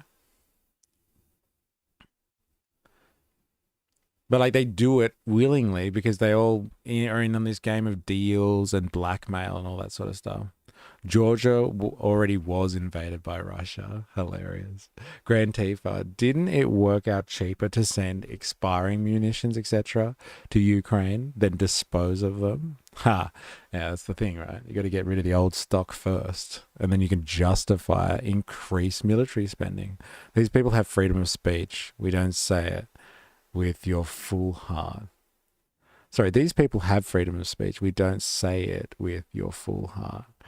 How much better are the people going to defend Ukraine from across the world than these culture warriors are talking about Russia being Christian and shilling for Putin? Yeah, they're right. It is pretty funny how they're shilling for Putin actually right now. I wonder what that's. I don't know. He seems to be incredibly pensive and overly cautious. Or does this seem normal to you? That does he seem? I don't know. I mean, you know him. I don't know him. He seems scared. I think so. It's Mike Johnson's a nice guy. I'm sure. Anybody that meets him, you're going to say, what a great guy. Sure. Do I think he's really up to the task? No. And I proved that when I tried to get him out of the speakership. He's being intimidated somehow. I don't know. I don't have an answer on that. I really don't. Okay. I genuinely don't have an How answer about on Cash that. Patel? But He's another I guy can't that agree seems with like our he's strategy. Cash Patel seems like he's being intimidated. I haven't talked to Cash in a while, so I don't know. Okay, I'm just saying, this is just an outside perspective. I look at Cash Patel, I go, this seems like someone who's, he looks like a deer in headlights. He seems, he's the always messaging over looked the like FBI that, though. seems, I don't know, it just seems, it's not satisfying to anybody that's watching this. I was just talking, I have a neighbor that lives in my apartment building, and he's retired from the FBI. And we were talking about Mueller and talking about James Comey. And he was describing to me how the FBI used to be. And he said that those men absolutely destroyed the FBI. How? Completely radically changed the institution. Right. So, and I do believe that about many of our government departments.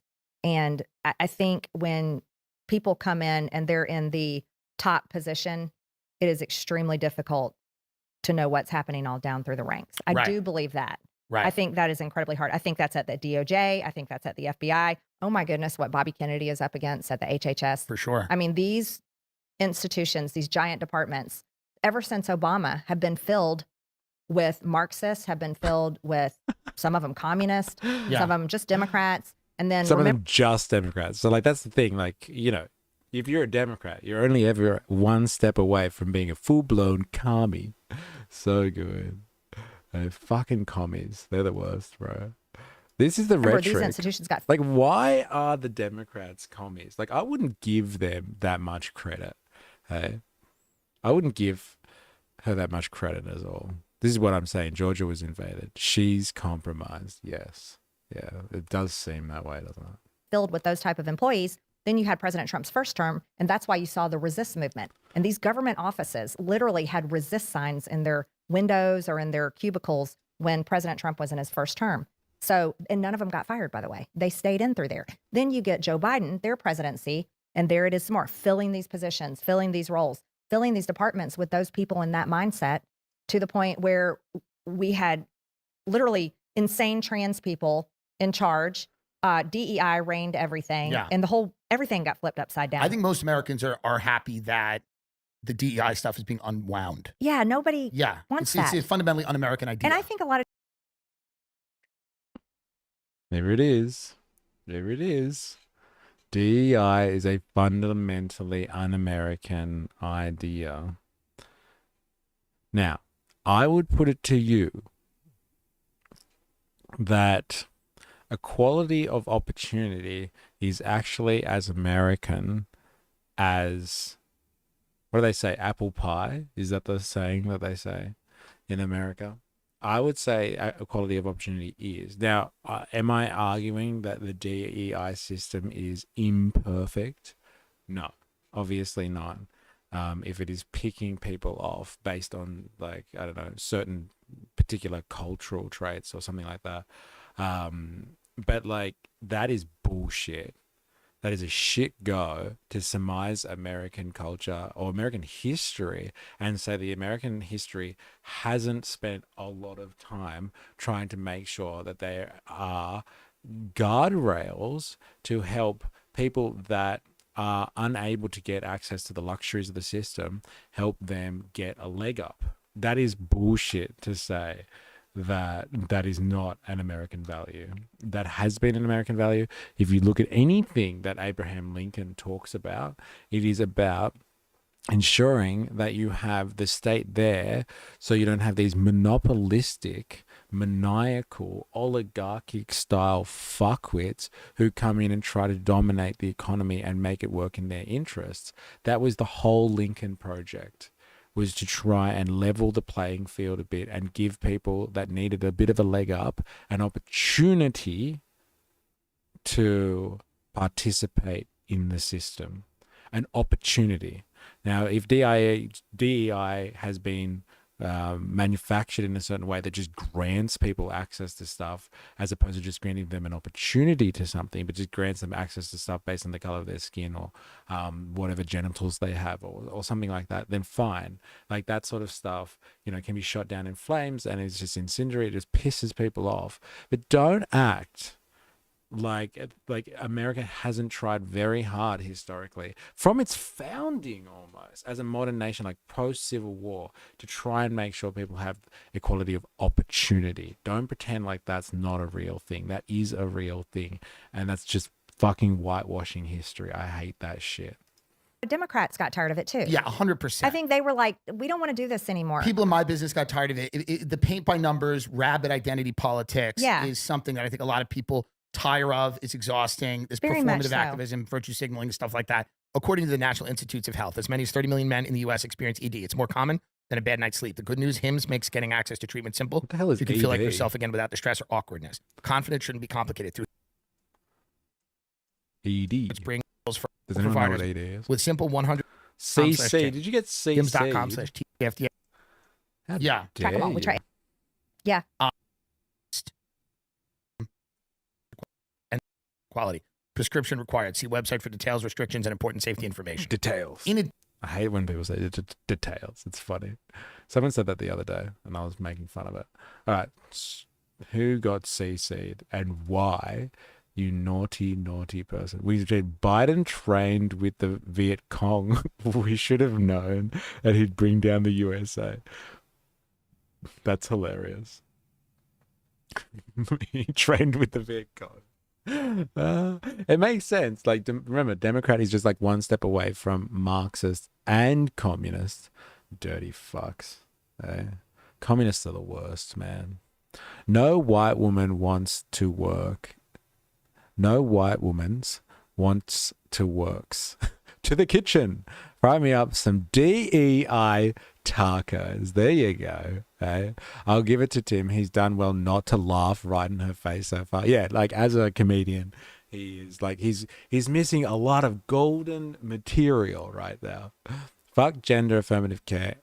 Anyway, here's an ad for dick pills and hair tonic. The hypocrisy is lost on him. That is actually pretty funny. That's fucking hilarious. Oh, is that what ED stands for? Oh, of course. Yeah. So good. Erectile dysfunction. Not that I'd know that. It was just a guess, I swear. Well, like, it makes sense with his audience because he was talking about, like, you know, the hair pills and not hair pills, like hair treatment or something like that before. It makes sense, right, with his audience, I guess. That's fucking hilarious. Yeah, like, don't worry about all that superficial stuff. Here's tablets, though, to fix all of your problems so you fit into society a little bit better. Hey, you don't feel inadequate, do you? Do you? Do you? Do you? Hey, we wouldn't want that.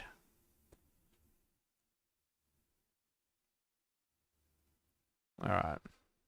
Let's continue this war, shall we? This battle, I should say. Oh, wait. I need to put them back on. In addition to that, you do seem to have a real problem with transparency. And there's a huge loss of trust over these Epstein files and over other things as well. Yeah. No, you're right. I'll tell you what. I track the calls coming into my office. Yeah. Track them all. We track all the emails. We track all of it. This week, it was really interesting. 60% of my calls were about health insurance premiums costing too much. The other 40% Epstein files. Right. My biggest flex is giving my wife the opportunity to stay at home with my son instead of a crap 9-to-5 job, then pay someone else to look after our kid. You know what? I'm down for that, man. I'm all down for that. If you guys have figured out a system that works for you guys, fuck yeah. And like, who the fuck wants to work? Right? Like, you imagine spending your time with the people that you have engineered through your efforts in procreation. Like, imagine that. A world where you get to spend the time of the day with your offspring instead of having to work for someone else. We could set up that society. That has always been my gripe. With the industrial capability that we have today, the productive forces, let's just call it, that we have today, we could set up a world where, like, you get to a certain age. You know, you like how people are so worried about demographics at the moment? Hey, there's a material basis for all of that. We set up a society, it could be a capitalist one, hey? Like, unfortunately, but like, you know, if we set up a society where at a certain age, people were like just given a stipend from the government, or they were looked after somehow, they were put up in public housing, they were supported fiscally, like completely, and in their best child rearing years, they felt like they could just have kids and raise a family as opposed to worry about their placement in the market and being productive or something like that. Like, then, like, you would have more people having kids, like 100%. You could do that, and we could figure that out. We have the productive capacity to do that. We just, you know, give rich people tax breaks instead. I told my missus she'd better start earning because once we have kids, I'm a stay-at-home dad. That's so good. Hey, here's some fucking DEI for you. Hey, I'm going to be on the treadmill, sipping some wine at lunchtime when the kids are having a nap, watching Days of Our Lives. So you better be making bank, baby. So Right. good. It's not going away. You know, and you see this it manifesting in a lot of places. Obviously, Charlie Kirk was tragically murdered. Oh, it's awful. You know what I mean? Yeah. Oh, it was awful. You know, this So has good. been, I Yeah, think, guess. a wake-up call At for least. a lot of people about not only the divisions in the country, but, you know, watching people and the different reactions to it and how divided and how inhuman a lot of those reactions were. Right. For What's people really that were stupid about the over AI the top here, though, celebrating this, and Yeah. you know, it's a young Wings man, of a Cheese, father, it's and all like these they do things. stupid stuff like But this. there's They also attack a one lack by of one. trust. It's Yep. just dumb. There's a huge lack of trust in the FBI to conduct this investigation. I'm seeing that. I and- see that everywhere. Yeah. And there are a lot of people that are questioning the narrative of what happened. I'm not an investigative journalist. I don't have facts on this. I don't have any facts, but I have I'm feelings. just telling you, and I'm sure you know this, on the right and the left, but I'm talking primarily more so about in the world of the right. Yeah. You know, there are a lot of people, Candace Owens being the most prominent, who are questioning this narrative. I think it speaks to a lack of trust in institutions like the FBI. time. Yep. So two questions, two-part questions. Number one, you're privy to things we're not. Do you feel like we know everything about what happened? And number two, why have these Trump appointed guys, Kash Patel, Dan Bongino, why have they not been able to restore some trust in that institution? And Right. what do you think? The two-part question on those. Well, I think Here in delay. Yeah, that was a bit delayed. So I guess you are. Good to have you laugh, Jeff. I'm all about equal opportunities. Ready, steady, cook. Now you're in the Aussie right-wing pipeline. Look at Hungary's measures to increase their birth rate. Wait, what are they doing? They're just allowing people just to work and have not work and have kids. Man, that is a socialist utopia. That's not right-wing top pipeline, bro. Hey, far out. Can you actually explain what Hungary's position is on that and like what they're doing to help people, just raise a family? Great stream, bro. Have a good one. Oh, you're off? Thanks for hanging out. Wings of cheese. It's good to have you. Not always servicing capital. I think they both went into those roles being flamethrowers. Kash Patel, Dan Bongino, why have they not been able to restore some trust in that institution? And Right. what do you think? The two-part question on those. Well, I think they both went into those roles being flamethrowers. Yeah. Having podcasts and done a lot of all type of interviews Yeah. and all the statements they said before they got in those roles. And then just being an executive, having run a company, I do have a lot of compassion there. If you get thrown into that role with a presidential transition and all of a Yeah. sudden you're the top guy and you've got to run the entire place, it's going to take a while to get in your groove, right? It just Sure. is. I mean, that's natural for anybody. However, I do question, number one, like we said before, is the information there? And if it is there, do you have people you can rely on and trust to actually hand it to you? Yeah. Because it's not like Kash or Dan can go all around and dig through every file and look in every computer. They're No. not doing that themselves. They're relying on staff.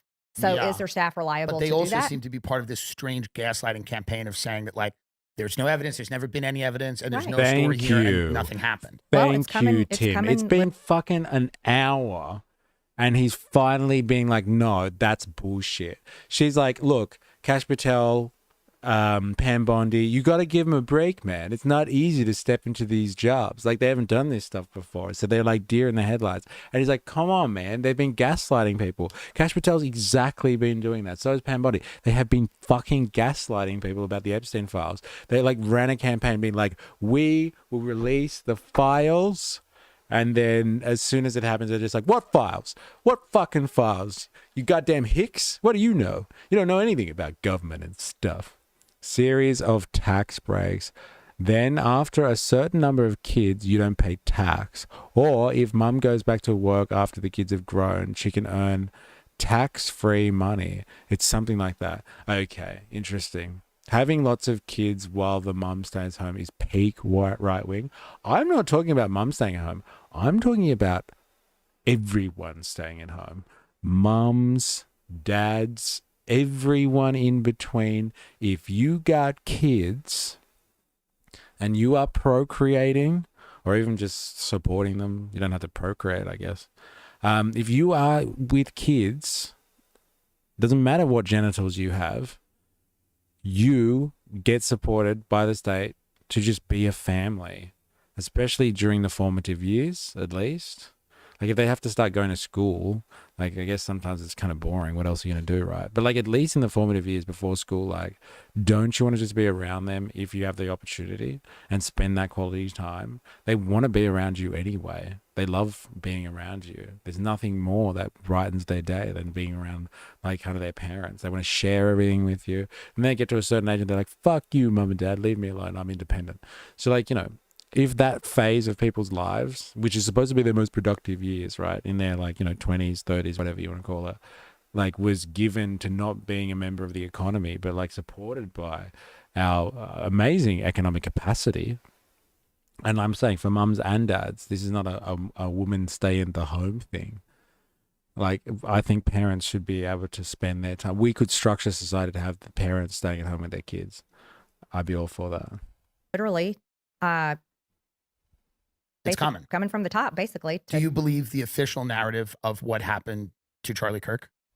Oh my gosh, Charlie was a friend. I know. So I find this extremely sad. I think Candace Owens has asked a lot of great questions. And I'm glad she has. I know others who behind the scenes are doing a lot of digging and asking all kinds of questions as well. Thank God for I know KSOs. high-profile people that feel weird about it.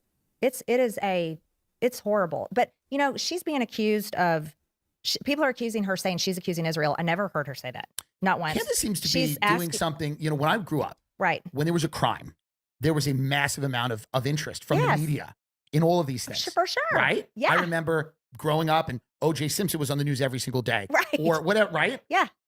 Thomas Matthew Crooks. I don't know anything about him. No, we I know know nothing very about little him. No, nothing about him. Yes, what the fuck?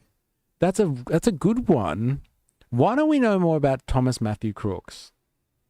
Anyone? Can anyone explain that one to me? Like, that guy took a shot at Trump and got him in the head, and we haven't heard shit about him. When was the last time you heard anything about Tyler Robinson? Hey? That one disappeared real fast. I dropped night shift in order to be able to eat dinner with my family and tuck my boy in at night. And then, because I started earning less, my wife could get carers leave. Oh, that's interesting. That's a good system. Like, could you imagine if we had more of that, where you both got carers leave just because you exist? And it's not like Australia's not a wealthy nation. Like, you go on a lot about like us using our resources, right? Imagine if we used our resources properly. Yeah. How dangerous is that of an idea? Tyler Robinson, maybe we'll know a lot more, but we're used to these weird things happening and then just going away. Right, but you brought up O.J. Simpson, so here's what's funny. So by today's standard, we will have all said the glove didn't fit. Right. Right? Right. Back then, we were all like, bullshit. Right. We know the glove fit. Right. You know? Right. But why today can't we call it out, right? Where's the media So on why this? can't we ask these questions? It's okay to ask these questions. Right. Why is Candace Owens the only person asking these questions? And why is she being criminalized and vilified for asking questions? Yeah. There's nothing wrong with it. I don't think there's anything wrong with what she's doing, but yet Mark Levin says that she's the worst person on the planet, and Ted Cruz thinks she's the worst person on the planet, and all kinds of people are coming out and trying to label her. She lost her very close friend. Mm-hmm. She's going out and asking questions about his public assassination. Nothing wrong with that. And there's nothing wrong with that. Final question, and then we'll let you get back to Georgia, which must be nice to get out of here, right? Yeah. Oh, I love it. I leave every time we're not. Do you ever go to Georgia and you leave DC and think, I miss Satan? No. Do you? A lot of people say you're the heir to the real MAGA, and JD Vance. Now, if I work past 11 a.m. on a Thursday, I start working for free since the Centrelink payments go down. The government is incentivizing me not to work more, LOL. Hello, I am back. Hello, I am back. I have to turn down overtime now. I can finally get back some of the taxes the government's been taking from me for the past 20 years. For 20 years, yeah, well, hey, such is life, eh? That's how the system's supposed to work. And, you know, people will call you like a dole bludger for that. And people will have a crack at you for rorting the system. It's like, well, I paid my taxes, man. Like, even if you didn't, if you grew up, if you're a citizen, like whatever, if you've existed here, you're part of this society, and like you're allowed to have those things and not be referred to as a dole bludger. Candace's appeal to enter Australia got denied again. Isn't that interesting? I wonder why. Like, what's the real justification behind that? That just, you know, radicalizes her supporter base, right? It's not. Wow. A lot of people say that. Who's saying that? A lot of people. That's So what does interesting. she say? Like, real you're MAGA, the real MAGA and JD JD Vance is not. Wow. Is not. A lot of people say that. Well, who's saying that? Who's saying that?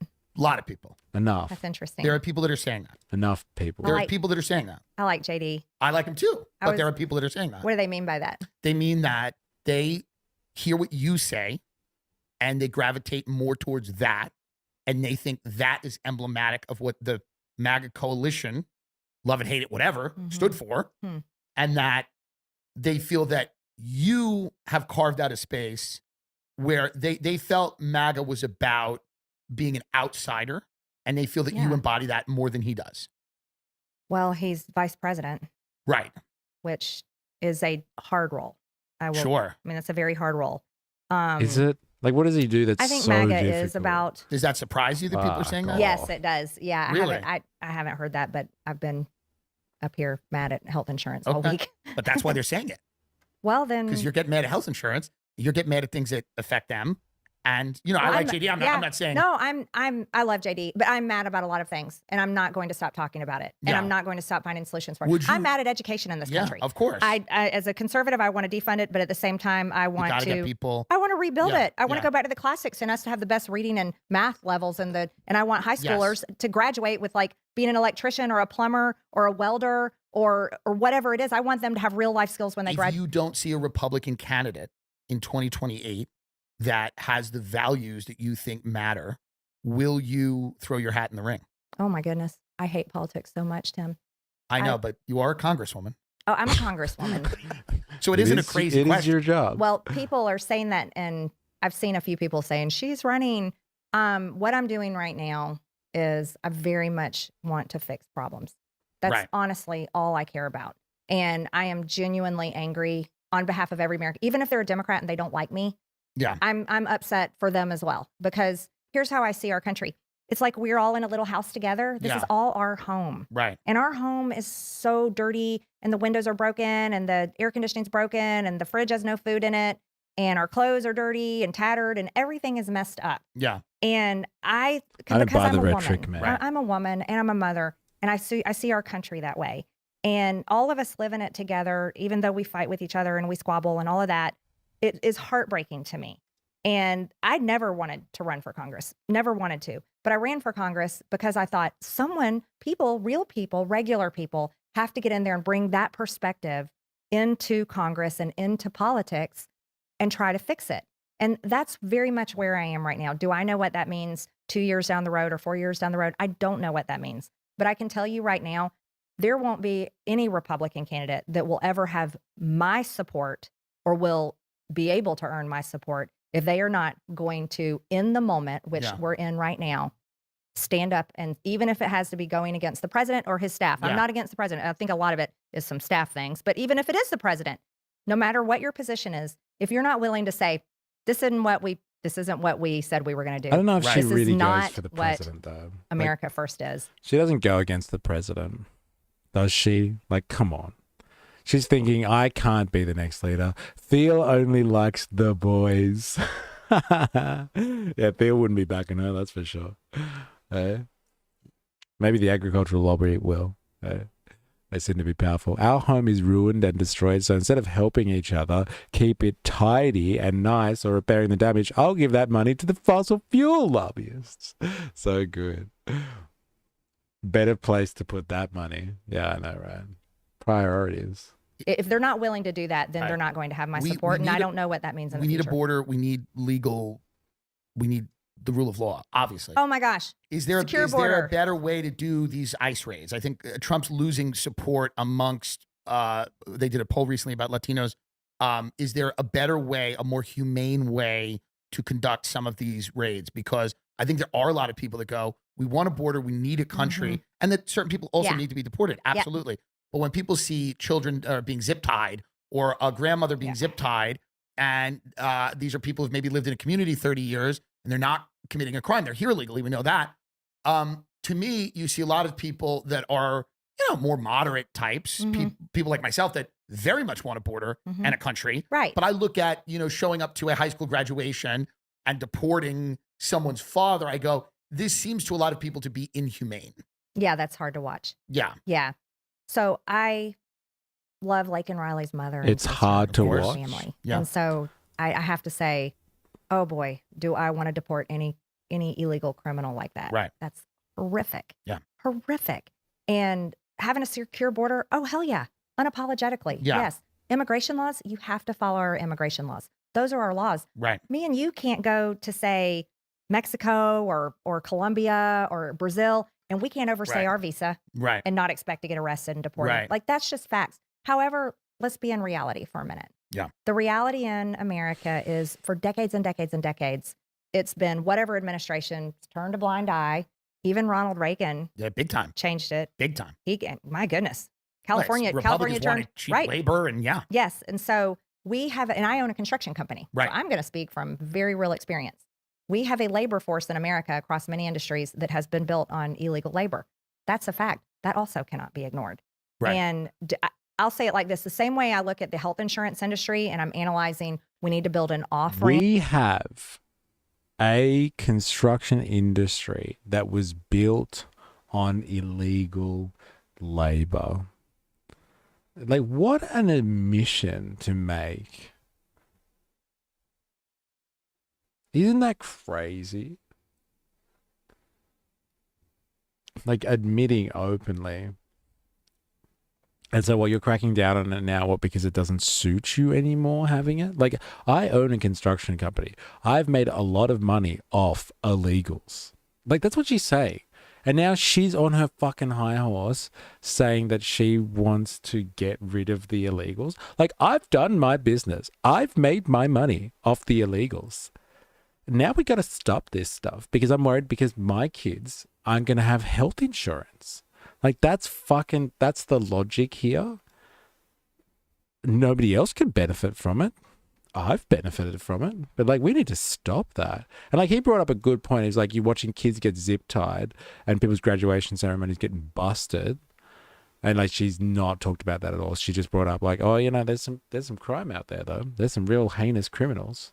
And like, if I went to Mexico and overstayed my visa, they'd get rid of me. Eh? They wouldn't take that. The little Mexicans, with their sombreros and their siestas, they wouldn't like that at all.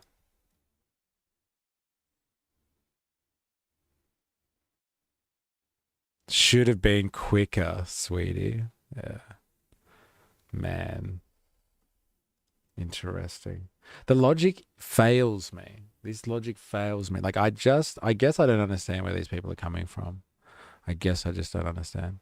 And Dr. Nathan, I'm assuming because you're talking from YouTube at the moment, you must be at work, maybe?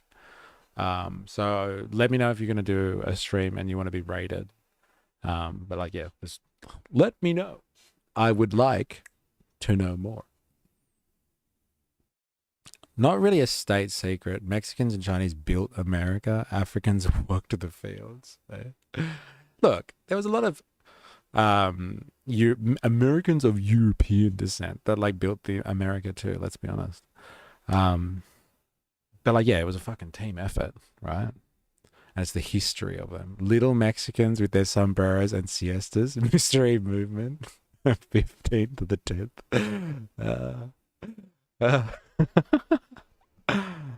You know what I'm getting at. That's what's wrong with calling a spade, Jerry Poppins. I thought that's what you pay me for, bro.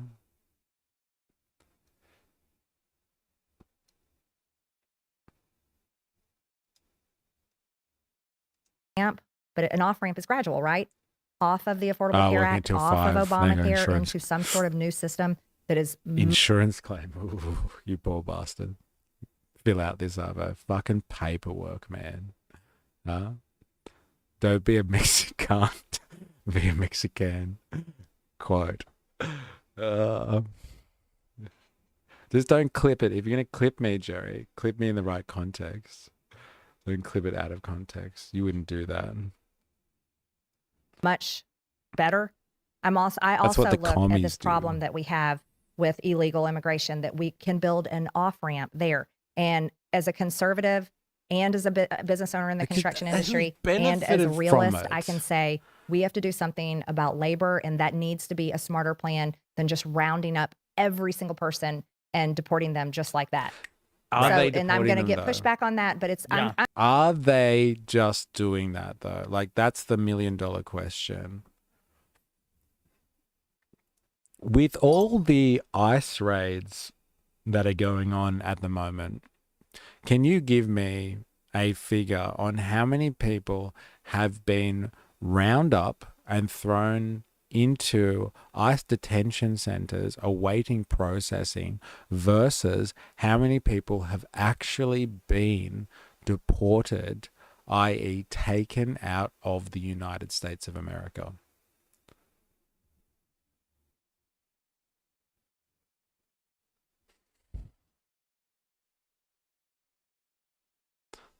I can't wait for you to get big enough for these quotes to become a problem. So good. So make sure you keep a bank of them. And then I'll be like, when that, like, something gets leaked, And then I'll be like, fuck, Jerry leaked another one. I couldn't locate reliable up to date. As of late August 2025, ICE had 61,000 people in custody nationwide. In July, 31,000 people were booked into ICE detention. Of those in detention, a majority had no criminal convictions. On deportation, since 25, ICE reportedly deported nearly 200,000 people in the space of 7 months. So bookings into detention are quite large. Deportations, removals are also high, but they are less than the numbers being detained or arrested in many months. Wait, since January 25, they have moved 200,000 people out of the country. They have moved, since January this year, the Americans have moved 200,000 people out of the country. Where did they go?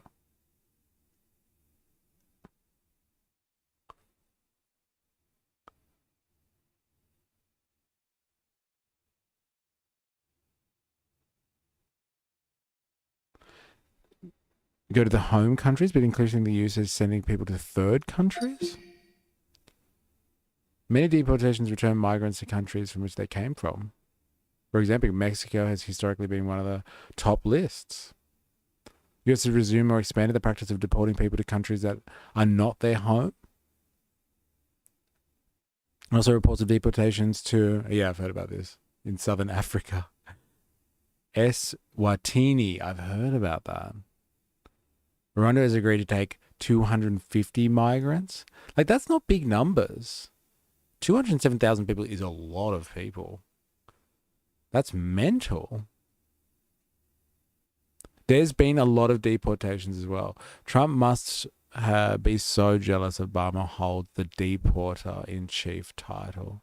Admittedly, most of the bad ones will be you of just reading or Dilemma's comments. Comment cropped out, of course. Yeah, it's like context is the thing that kills. Context is killer. So make sure you get rid of the context. Or some spur of the moment insult to a Sky News host. Yeah, no, spur of the moment. It's also El Salvador and Uganda. Like 207, that's a lot of people. How many people were being deported from the US in the Biden era? How many people were being deported from the US? How many people were being deported from the US during the Biden years? Please give me a breakdown of year by year.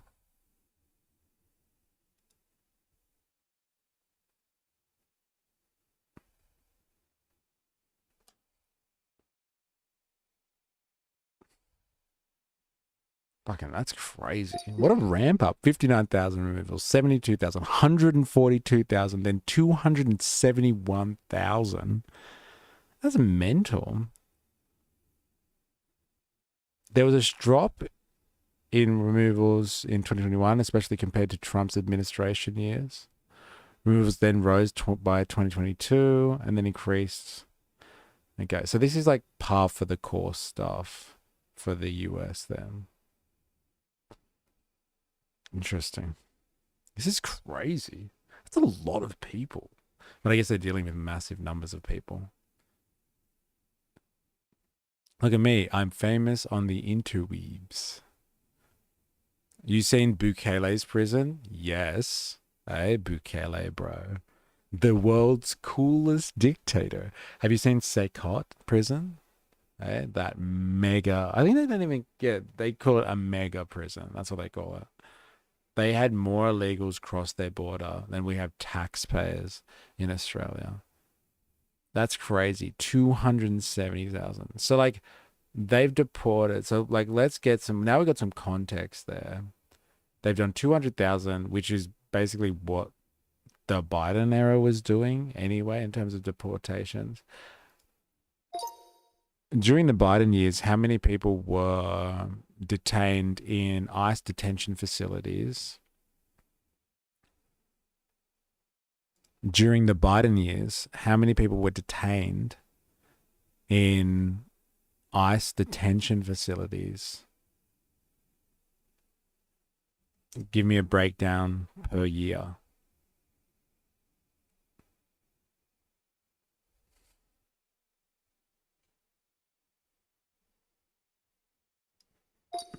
Mystery, another avenue for content could be live streaming and pranking roided up neo-Nazis with Viking haircuts. Yeah, it's interesting. I've been watching that what's his name? Nick Shirley guy, like him going into like New York City, Chicago, all these places, and him just like G'ing up, I guess, migrant looking people. Like people love that type of content. I just got to find some neo-Nazis and just be like, how do you feel about mixed marriages? Just asking for a friend. And like see what their responses are. That would be pretty funny, actually. Okay, so approximately average daily detentions. So year 2000, 15,000 people. What? ICE detention? There was about 20,000. Wait. Whoa. What's this? What are they giving here?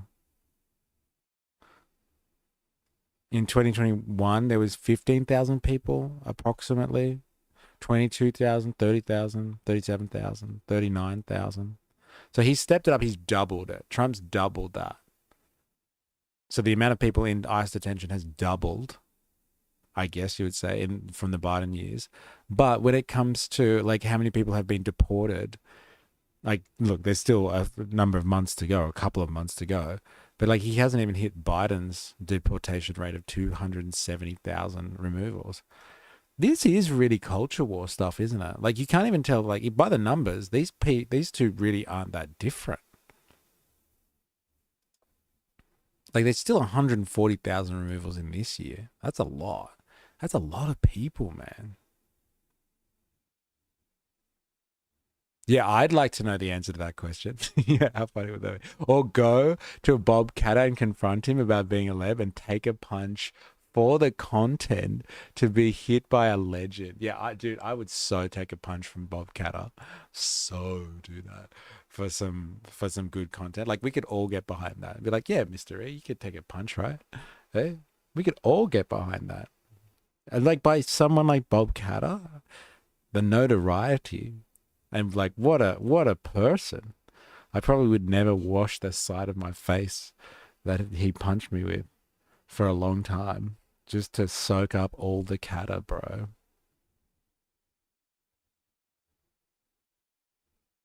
Wait, what are you saying? Not enough to...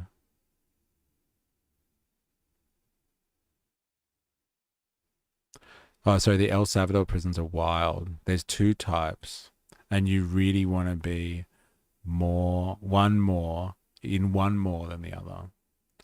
Sell shirts saying I got punched by Bob. Yeah, that's pretty good too, actually. Yeah. I got punched by Bob. I literally got punched. I punched blokes in the face for saying that. I said that. Got punched by Bob.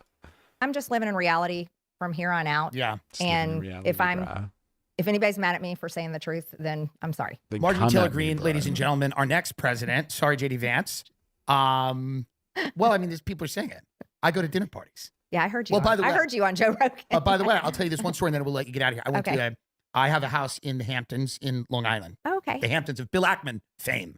Now, I went to a beach club there for one day for a lunch, and there was a lot of wealthy people. I don't belong there, and they'd never let me in. But I got in for one lunch because I wanted to go.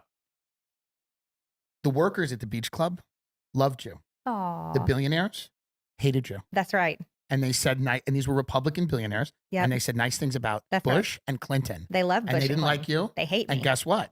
The people who worked there loved you.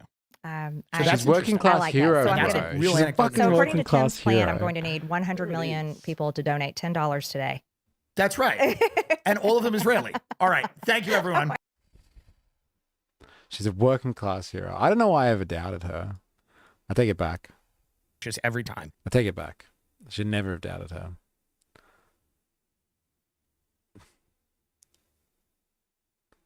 Not enough people deported. Numbers, baby. Get charities to sponsor you for how many times he punched you. Yeah, lovely. You get footage of that too. Get a real beating, not just a punch in the face. Get a real beat down from Bulb. Top end style as well. This is how we do it in the top end, baby. All right, Marjorie Taylor Greene's gone. I'm disappointed. A little bit disappointed, but that's how it is. We got through the interview. We got through it. Now we understand who the real working class hero is. And it's not you. It's not me. It's not Trans Tifa. It's her who votes to give tax breaks to the richest Americans. And they sit there and they hate her at dinner parties. Outrageous. Fucking outrageous. All right. Afters. I'm going to have to bounce. But thank you, everyone that's stuck around and chilled. It's been very interesting. Thank goodness her voice is like a laxative. That's funny. Well, watch it at 0.75 speed. That was pretty funny. She does sound like she's half tanked. But yeah, thank you, everyone. I do appreciate the interaction today, and thanks for hanging around for the afters. But I've got to bounce. So Indoctrinathan, Wings of Cheese, Grand Tifa, Jerry Poppins, whoever else has been hanging out and chilling in the background. Do appreciate it. And we will be back tomorrow with some more. And I don't know what we're actually be looking at tomorrow. I did threaten a theory Thursday at one point. And I know how much people love theory, but like I have threatened that before.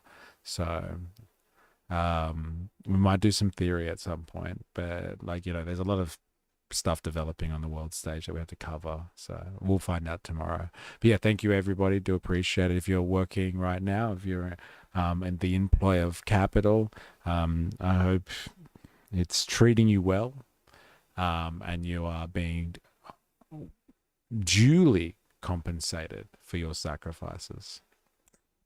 So until next time, please remember, I am, you are, we are a mystery. I'll see you all on